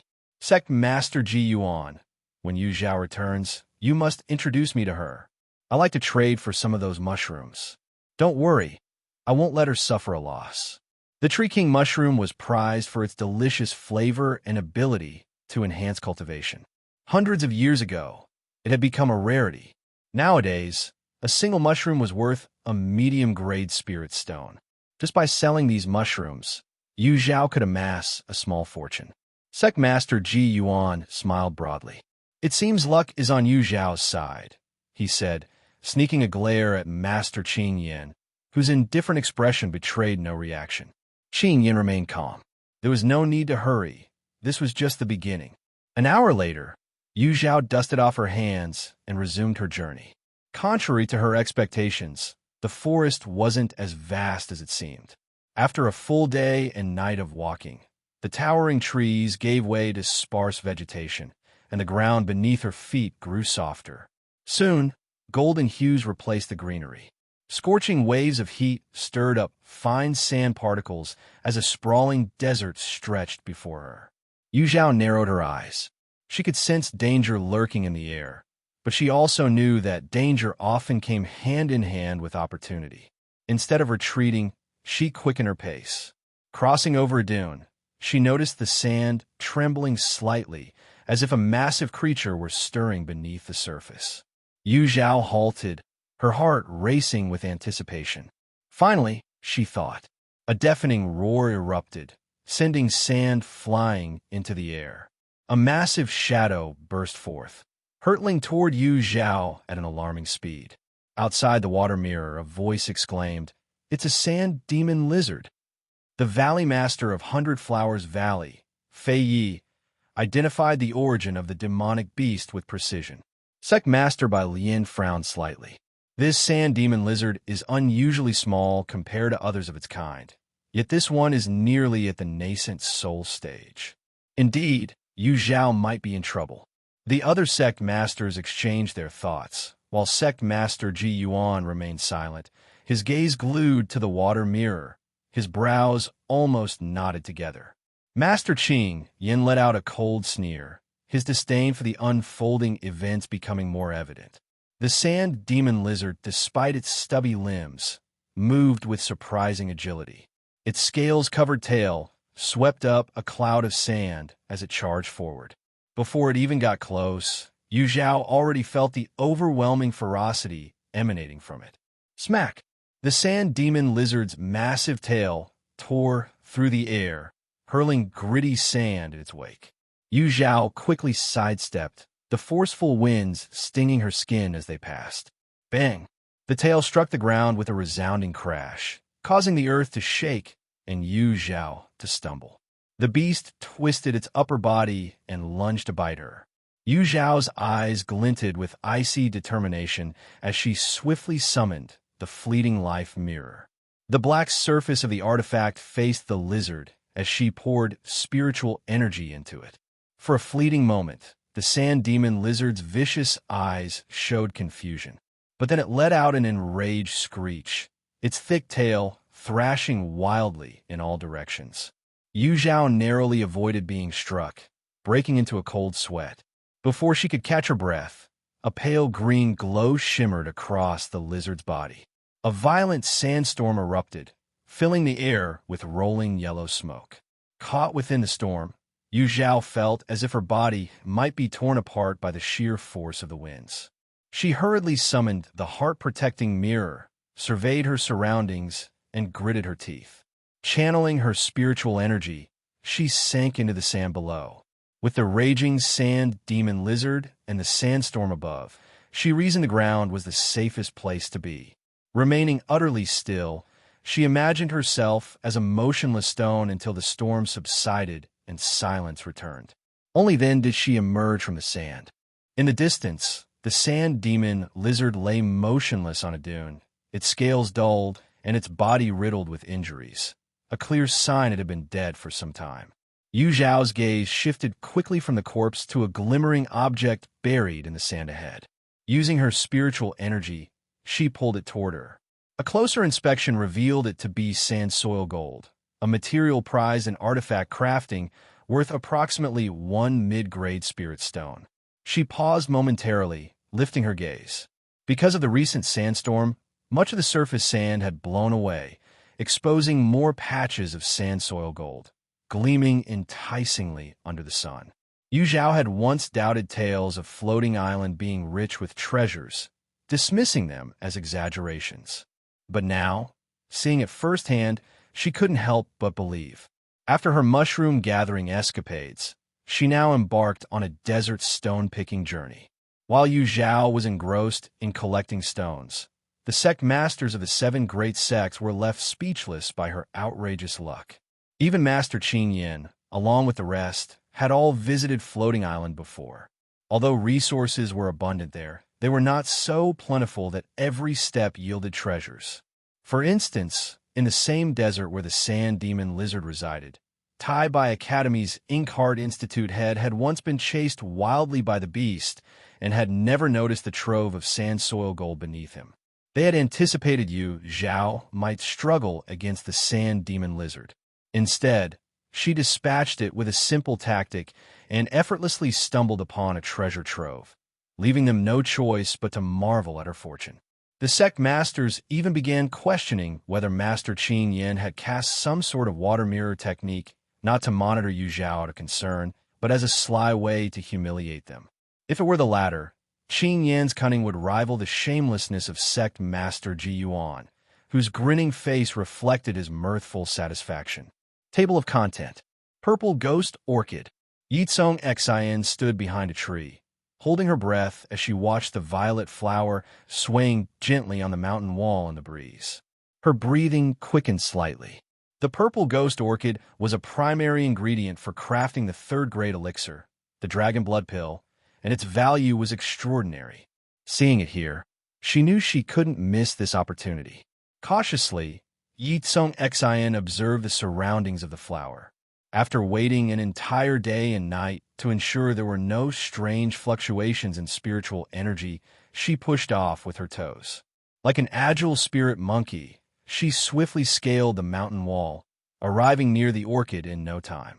Staring at the delicate orchid within arm's reach, she slowly extended her hand. Swoosh! A sharp sound of something cutting through the air broke the silence. Ye Cong Xin's expression shifted. Instinctively, she drew her dagger and slashed fiercely to her right. Clang! Sparks flew as her blade collided with something. The force from the impact pushed her back. Seizing the chance, she quickly plucked the purple ghost orchid, tossing it into her storage space. With a few nimble movements, she leaped off the cliff and bolted. Chirp! Chirp! A strange-looking demonic beast paused momentarily, then let out a furious screech before chasing after her. The dense forest blurred past her vision as Ye Cong Xin clenched her lips tightly, her pupils quivering in panic.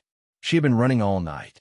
The spiritual energy within her body was nearly depleted, and each step she took felt heavier. Yet she dare not stop. She knew that halting meant becoming prey to the beast's gaping maw. Regret welled up in her heart. Had she known that the purple ghost orchid was guarded by a demonic beast, she wouldn't have dared to target it so recklessly. In her frustration, she found herself blaming the system within her. System, why didn't you warn me earlier? The system remained silent, either out of guilt or disdain for answering her complaints. The beast's roars grew louder, and Ye Cong Xin had no choice but to pour the last of her spiritual energy into her feet. However, her speed continued to decline uncontrollably.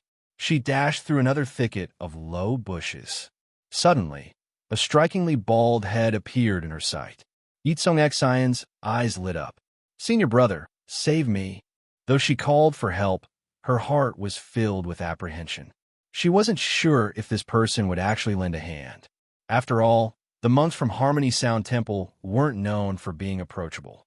Fortunately, this time she hadn't encountered the short-tempered silence, but rather his senior brother, Unworried.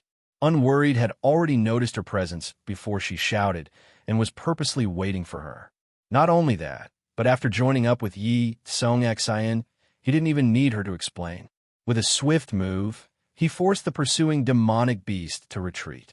"Senior brother Unworried, thank you for your help. If not for you, I would have been eaten by that beast." Ye Cong Xin's voice was soft and delicate, carrying a tinge of exhaustion after her long escape. Her eyes, still misty, added a vulnerable charm to her expression. Unworried gave her a faint smile. "Junior Sister Yi, you're too kind. As disciples of the seven great sects, it's only right for us to look out for one another. This is but a minor duty for a monk like me." Hearing his words, Ye Cong Xin's eyes sparkled with genuine emotion. It had been so long since she'd encountered someone as upright as Unworried. He was so straightforward and sincere that she almost couldn't bear the thought of stealing all his luck value in one go. "System, how much luck value does Unworried have?" This time, the system responded promptly. "Ding. Unworried currently has 6,000 points of luck value." 6,000. The hesitation in her heart vanished. Gazing at Unworried, Ye Cong Xin's eyes gleamed with desire. The fleeting doubt she'd felt earlier was completely discarded. If she could convert all of Unworried's luck value into spiritual energy, she'd undoubtedly break through to the Golden Core stage. It was a temptation she simply couldn't resist. Ye Cong Xin had no choice but to sacrifice Unworried. Aren't monks supposed to be compassionate? Surely Unworried would understand her helplessness. Senior brother Unworried, my abilities are limited, and traveling alone on the floating island is incredibly dangerous. Could I accompany you for a while? Once I find other disciples of the Five Elements Tao sect, I'll leave immediately. I won't trouble you for even a day longer. Is that all right? To outsiders, Ye Cong Xin always appeared gentle and considerate, her tone soft and soothing, as if raising her voice slightly would be impolite. Unworried looked at her seemingly innocent and pure expression, and his thoughts drifted unexpectedly to his junior brother, Silence. Silence had once said someone wanted to eat him. At the time, Unworried hadn't understood. Now, he seemed to grasp a bit of the deeper meaning. He hesitated. Senior brother Unworried, I promise to behave and listen to you. Please let me join you. I beg you. Ye Cong Xin pleaded, increasing her charm. In the end, Unworried agreed. Meeting on such a vast floating island could only mean they were fated. And if it was fate, perhaps it was a test set by the Buddha. Even if it wasn't, he could treat it as part of his cultivation. Running away wouldn't solve anything. Facing things calmly and going with the flow was better. So, Ye Cong Xin felt as though all her enthusiasm had been poured into a void. No matter how kind she was to Unworried, his attitude remained courteous yet distant. If she didn't speak, he would never initiate conversation. Every day, he clutched his prayer beads tightly, harder to deal with than a stubborn, mouthy monk. After multiple failed attempts to win him over, Ye Cong Xin became slightly frustrated, and a bit of her temper began to show. When Unworried went ahead to scout the road, she didn't keep up, which led to her being targeted by a swarm of insect beasts. Buzz. Ye Cong Xin didn't even realize the danger until the system delivered a jolt to snap her back to reality. She quickly began running, shouting, "Senior brother, save me!" Her familiar cries for help stopped Unworried in his tracks. Turning around, he saw the swarm of insects in the air. He murmured, "Umit ba," and threw out a purple gold bowl. The bowl expanded with the wind, growing from the size of a cup to the size of a person. It inhaled sharply. The once-ordered swarm was instantly scattered. Countless insect beasts struggled as they were sucked into the bowl, while others were thrown into disarray, their wings littering the ground. Just then, a sharp, high-pitched insect cry echoed. The struggling insects in the air seemed to hear an otherworldly melody, scattering in panic. Once the last insect beast was drawn into the purple gold bowl, it returned to its original size and flew back into Unworried's hand. "Senior brother Unworried, you've saved my life again. I don't know how I could ever thank you," Ye Cong Xin said, running toward him with tears glistening in her eyes. Her gaze was tender and adoring. Unworried, however, remained calm. "Junior sister Yi, you've provoked an insect king. Please stay close to me and stop wandering off." Insect king. Ye Cong Xin was stunned. She had been with Unworried almost the entire time, except when gathering the purple ghost orchid. How had she attracted an insect king without realizing it? "Senior brother Unworried, are you joking with me?" Her eyes curved into crescent moons as she smiled charmingly. Unworried shook his head. "A monk doesn't lie. That insect king has its sights set on you. We must find others quickly, or you'll be in grave danger." Ye Cong Xion's smile faded. Table of content. What should I do? Senior brother Unworried. Whether Unworried was being truthful or not, Ye Cong Xion could only choose to trust him. Until she found the others, only he could protect her. Her wide, watery eyes gazed at him, as if she might burst into tears at any moment. Unworried's tone remained calm. "Simply follow me closely. Senior brother Unworried, you're truly a good person. A monk only does what he must." His actions were honest, aligning with both his heart and his devotion to Buddha. Ye Cong Xion smiled and agreed, though the smile never reached her eyes. People who were overly virtuous often stirred a destructive desire in others. She wondered if this devout monk would eventually fall, like other mortals, under her allure. She looked forward to finding out. Junior brother Ji, Fong Chenglang called as he leapt out of a cave hidden behind a waterfall. His gaze landed on Ji Hanzhou, who stood by the water's edge. A faint smile crossed his face. But Ji Hanzhou's expression turned cold the moment he saw him. Without a word, he turned and began to walk away, showing no interest in conversation. "Why are you in such a hurry to leave, junior brother Ji?" Ji Hanzhou had once saved Fong Chenglang by feeding him an antidote in the marsh forest. Later, they competed on the same stage, and Fong Chenglang had admired Ji Hanzhou's swordsmanship, viewing him as a kindred spirit. He had long sought a chance for a private exchange, but fate never provided one. Finally, they met alone, but Ji Hanzhou's attitude was unexpectedly cold, so different from the passionate young man who had saved him. Fong Chenglang was utterly perplexed. Ji Hanzhou turned his head, his gaze icy. "I've learned about the entanglement between you and senior sister Yu. Knowing now how you conspired against her, I regret saving you back then." Ji Hanzhou was not one to forge warm relationships easily, and he knew little about the intricacies within the 5 Elements Dao sect. Only after participating in the grand cultivation competition did he discover that senior sister Yu Zhao, whom he admired greatly, had endured numerous grievances. Among those grievances was Fong Chenglang, the supposedly upright gentleman standing before him. No wonder senior sister Yu had been so curt with them in the marsh forest. Back then, his foolishness blinded him to the truth, leading him to help Fong Chenglang unreservedly. The more Ji Hanzhou thought about it, the angrier he became. His gaze at Fong Chenglang turned sharp as a blade. Fong Chenglan's surprise slowly gave way to bitterness. He realized that any hope of forming a close friendship with Ji Hanzhou was gone. "Oomph." Ji Hanzhou snorted coldly, seeing that Fong Chenglang had no rebuttal. He turned and strode away, vanishing from sight in no time. Fong Chenglang stood in place, his expression unreadable, a mix of emotions clouding his face. Yu Zhao emerged from the desert, spotting an unusual mountain in the distance. The peak was dark brown, its rocks bare and radiating a searing heat. She leapt forward, scaling upward with practiced agility. As she climbed, the temperature rose steadily, her protective barrier unable to fully shield her from the sweltering heat. Wiping away beads of sweat from her brow, her eyes sparkled with excitement. In her experience, the stranger the terrain, the more likely it was to hide treasures. Perhaps behind this peculiar mountain, a rare spiritual herb awaited. Driven by the possibility, Yu Zhao quickened her pace. Before long, she reached the summit. Suddenly, a chilling gust of wind struck her, making her shiver.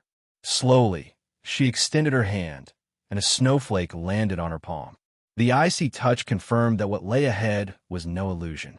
Who could have imagined that behind a mountain resembling a volcano would lie a snow-covered world? Standing at the boundary, Yu Zhao found herself at the intersection of fire and ice. The stark contrast resembled a line drawn between 2 opposing worlds, perfectly bisecting them. What secrets did this bizarre mountain hold? Yu Zhao's eyes gleamed with intrigue. Her curiosity about the mountain deepened. Just as she was about to descend to the base for a thorough investigation of its secrets, a small black that appeared in the pristine white landscape. Squinting, Yu Zhao noticed it clearly, and a malicious smirk slowly curled her lips. "Well, what we have here? Fancy running into you." Quan Yi darted freely across the snowy mountain. Each step caused the icy ground beneath him to crack, emitting crisp, snapping sounds. His face was alight with exhilaration, as if his very blood were boiling, rushing wildly through his body. The cliff of reflection was no place for a human being, yet he'd been imprisoned there for 5 full years. No one could comprehend how he had endured those 5 years of torment. And it was all because of Yu Zhao. She had been the reason he suffered so unjustly. She'd better pray they didn't meet otherwise. Lost in his vengeful fantasies, Kuan Yin was suddenly struck by a powerful gust of wind. He raised his arm to defend himself, but was forcibly pressed into the snow by an overwhelming force from above. The chilling snow seeped into his skin, sending a jolt through his body. Furious, he raised his head and roared, "Who dares attack me from behind?" Beyond the floating island, 7 sect masters simultaneously widened their eyes. Zhao had struck someone, and not just anyone, her former senior brother. Master Qing Yin let out a cold snort, his expression frosty. Zhao's true nature could no longer be hidden. Crunch, crunch. Zhao treaded over the thick snow, each step deliberate and steady, until she halted a mere 10 feet from Kuan Yin. "You, imposter! How dare you ambush me? Despicable! Shameless! Lowly scum!" Kuan Yin's face turned a deep shade of purple as he spewed curses at her, his words growing fouler with each passing moment. Zhao, unfazed, remained indifferent. Meanwhile, the 7 sect masters watching through the water mirror frowned in unison. They cast sidelong glances at Master Qing Yin, their expressions subtly accusatory. Setting aside the feud between Zhao and Kuan Yin, the latter's unrestrained hatred toward Zhao only served to paint him in an even worse light. At this point, none of them could blame Zhao for lashing out. If they were in her shoes, they'd have beaten him far more brutally. Kuan Yin attempted to fight back, but the immense force pinning him down was immovable. Overcome with rage, his curses grew increasingly vile. Click, click, Zhao tooted, her gaze scanning Kuan Yin's pitiful display of impotent fury. Once upon a time, Kuan Yin had brought her nothing but fear and suffering. His so-called sparring sessions had been nightmarish ordeals she could never escape. But now the tables had turned. She could finally repay every ounce of pain he'd inflicted, twofold. Relaxing her spiritual energy, Zhao lifted the force restraining Kuan Yin and curled her finger in a mocking gesture. "Come on, I'll give you a chance, beat me." Kuan Yin flexed his limbs, discovering that he was no longer held down. He slammed his fist into the snow, leaping into the air with the grace and ferocity of a hunting leopard. "You're dead." His fist grew larger in Zhao's vision as it approached. Zhao smirked disdainfully and raised her own fist to meet his head-on. Kuan Yin's physical strength was far beyond that of ordinary people, and his body had been tempered by 5 years of lightning at the Cliff of Reflection. It wasn't an exaggeration to say his fists were tougher than most magical weapons. Seeing Zhao choose a direct confrontation instead of dodging, Kuan Yin's face twisted into a triumphant sneer. "You've sealed your fate." Crack! Amidst the collision, the subtle sound of bones fracturing slipped out, nearly drowned by the clash, but still distinctly heard by both parties. Kuan Yin's face froze in disbelief before he crumpled to the ground, clutching his hand and screaming in agony. "No, impossible. How can your fist be harder than mine?" Table of content.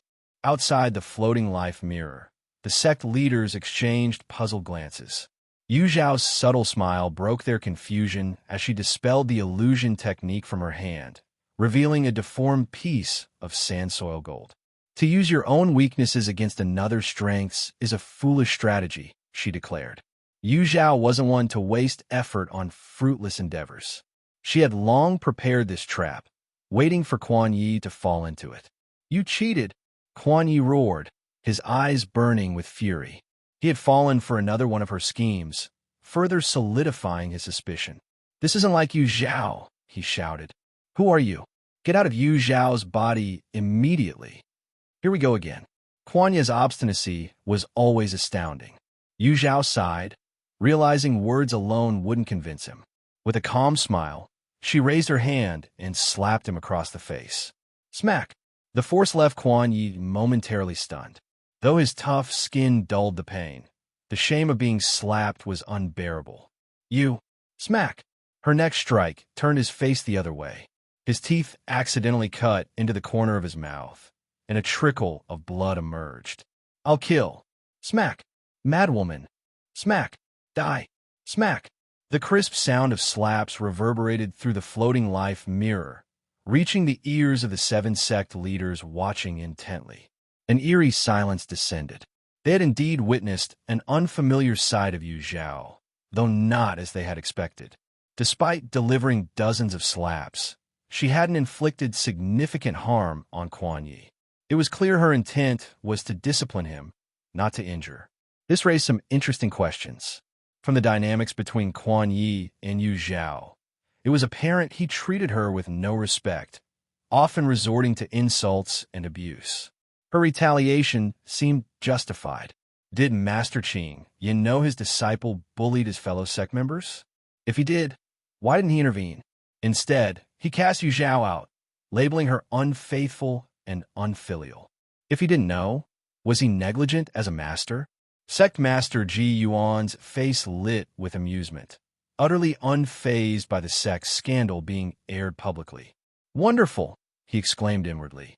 "Such a fine display. Clearly, she learned this from my eldest disciple. Every one of those Lone Moon Peak brats deserves a slap." Meanwhile, Master Qing Yan's face darkened. 5 years on the cliff of reflection was too lenient, he thought grimly. After enduring dozens of slaps, Quan Yi finally fell silent.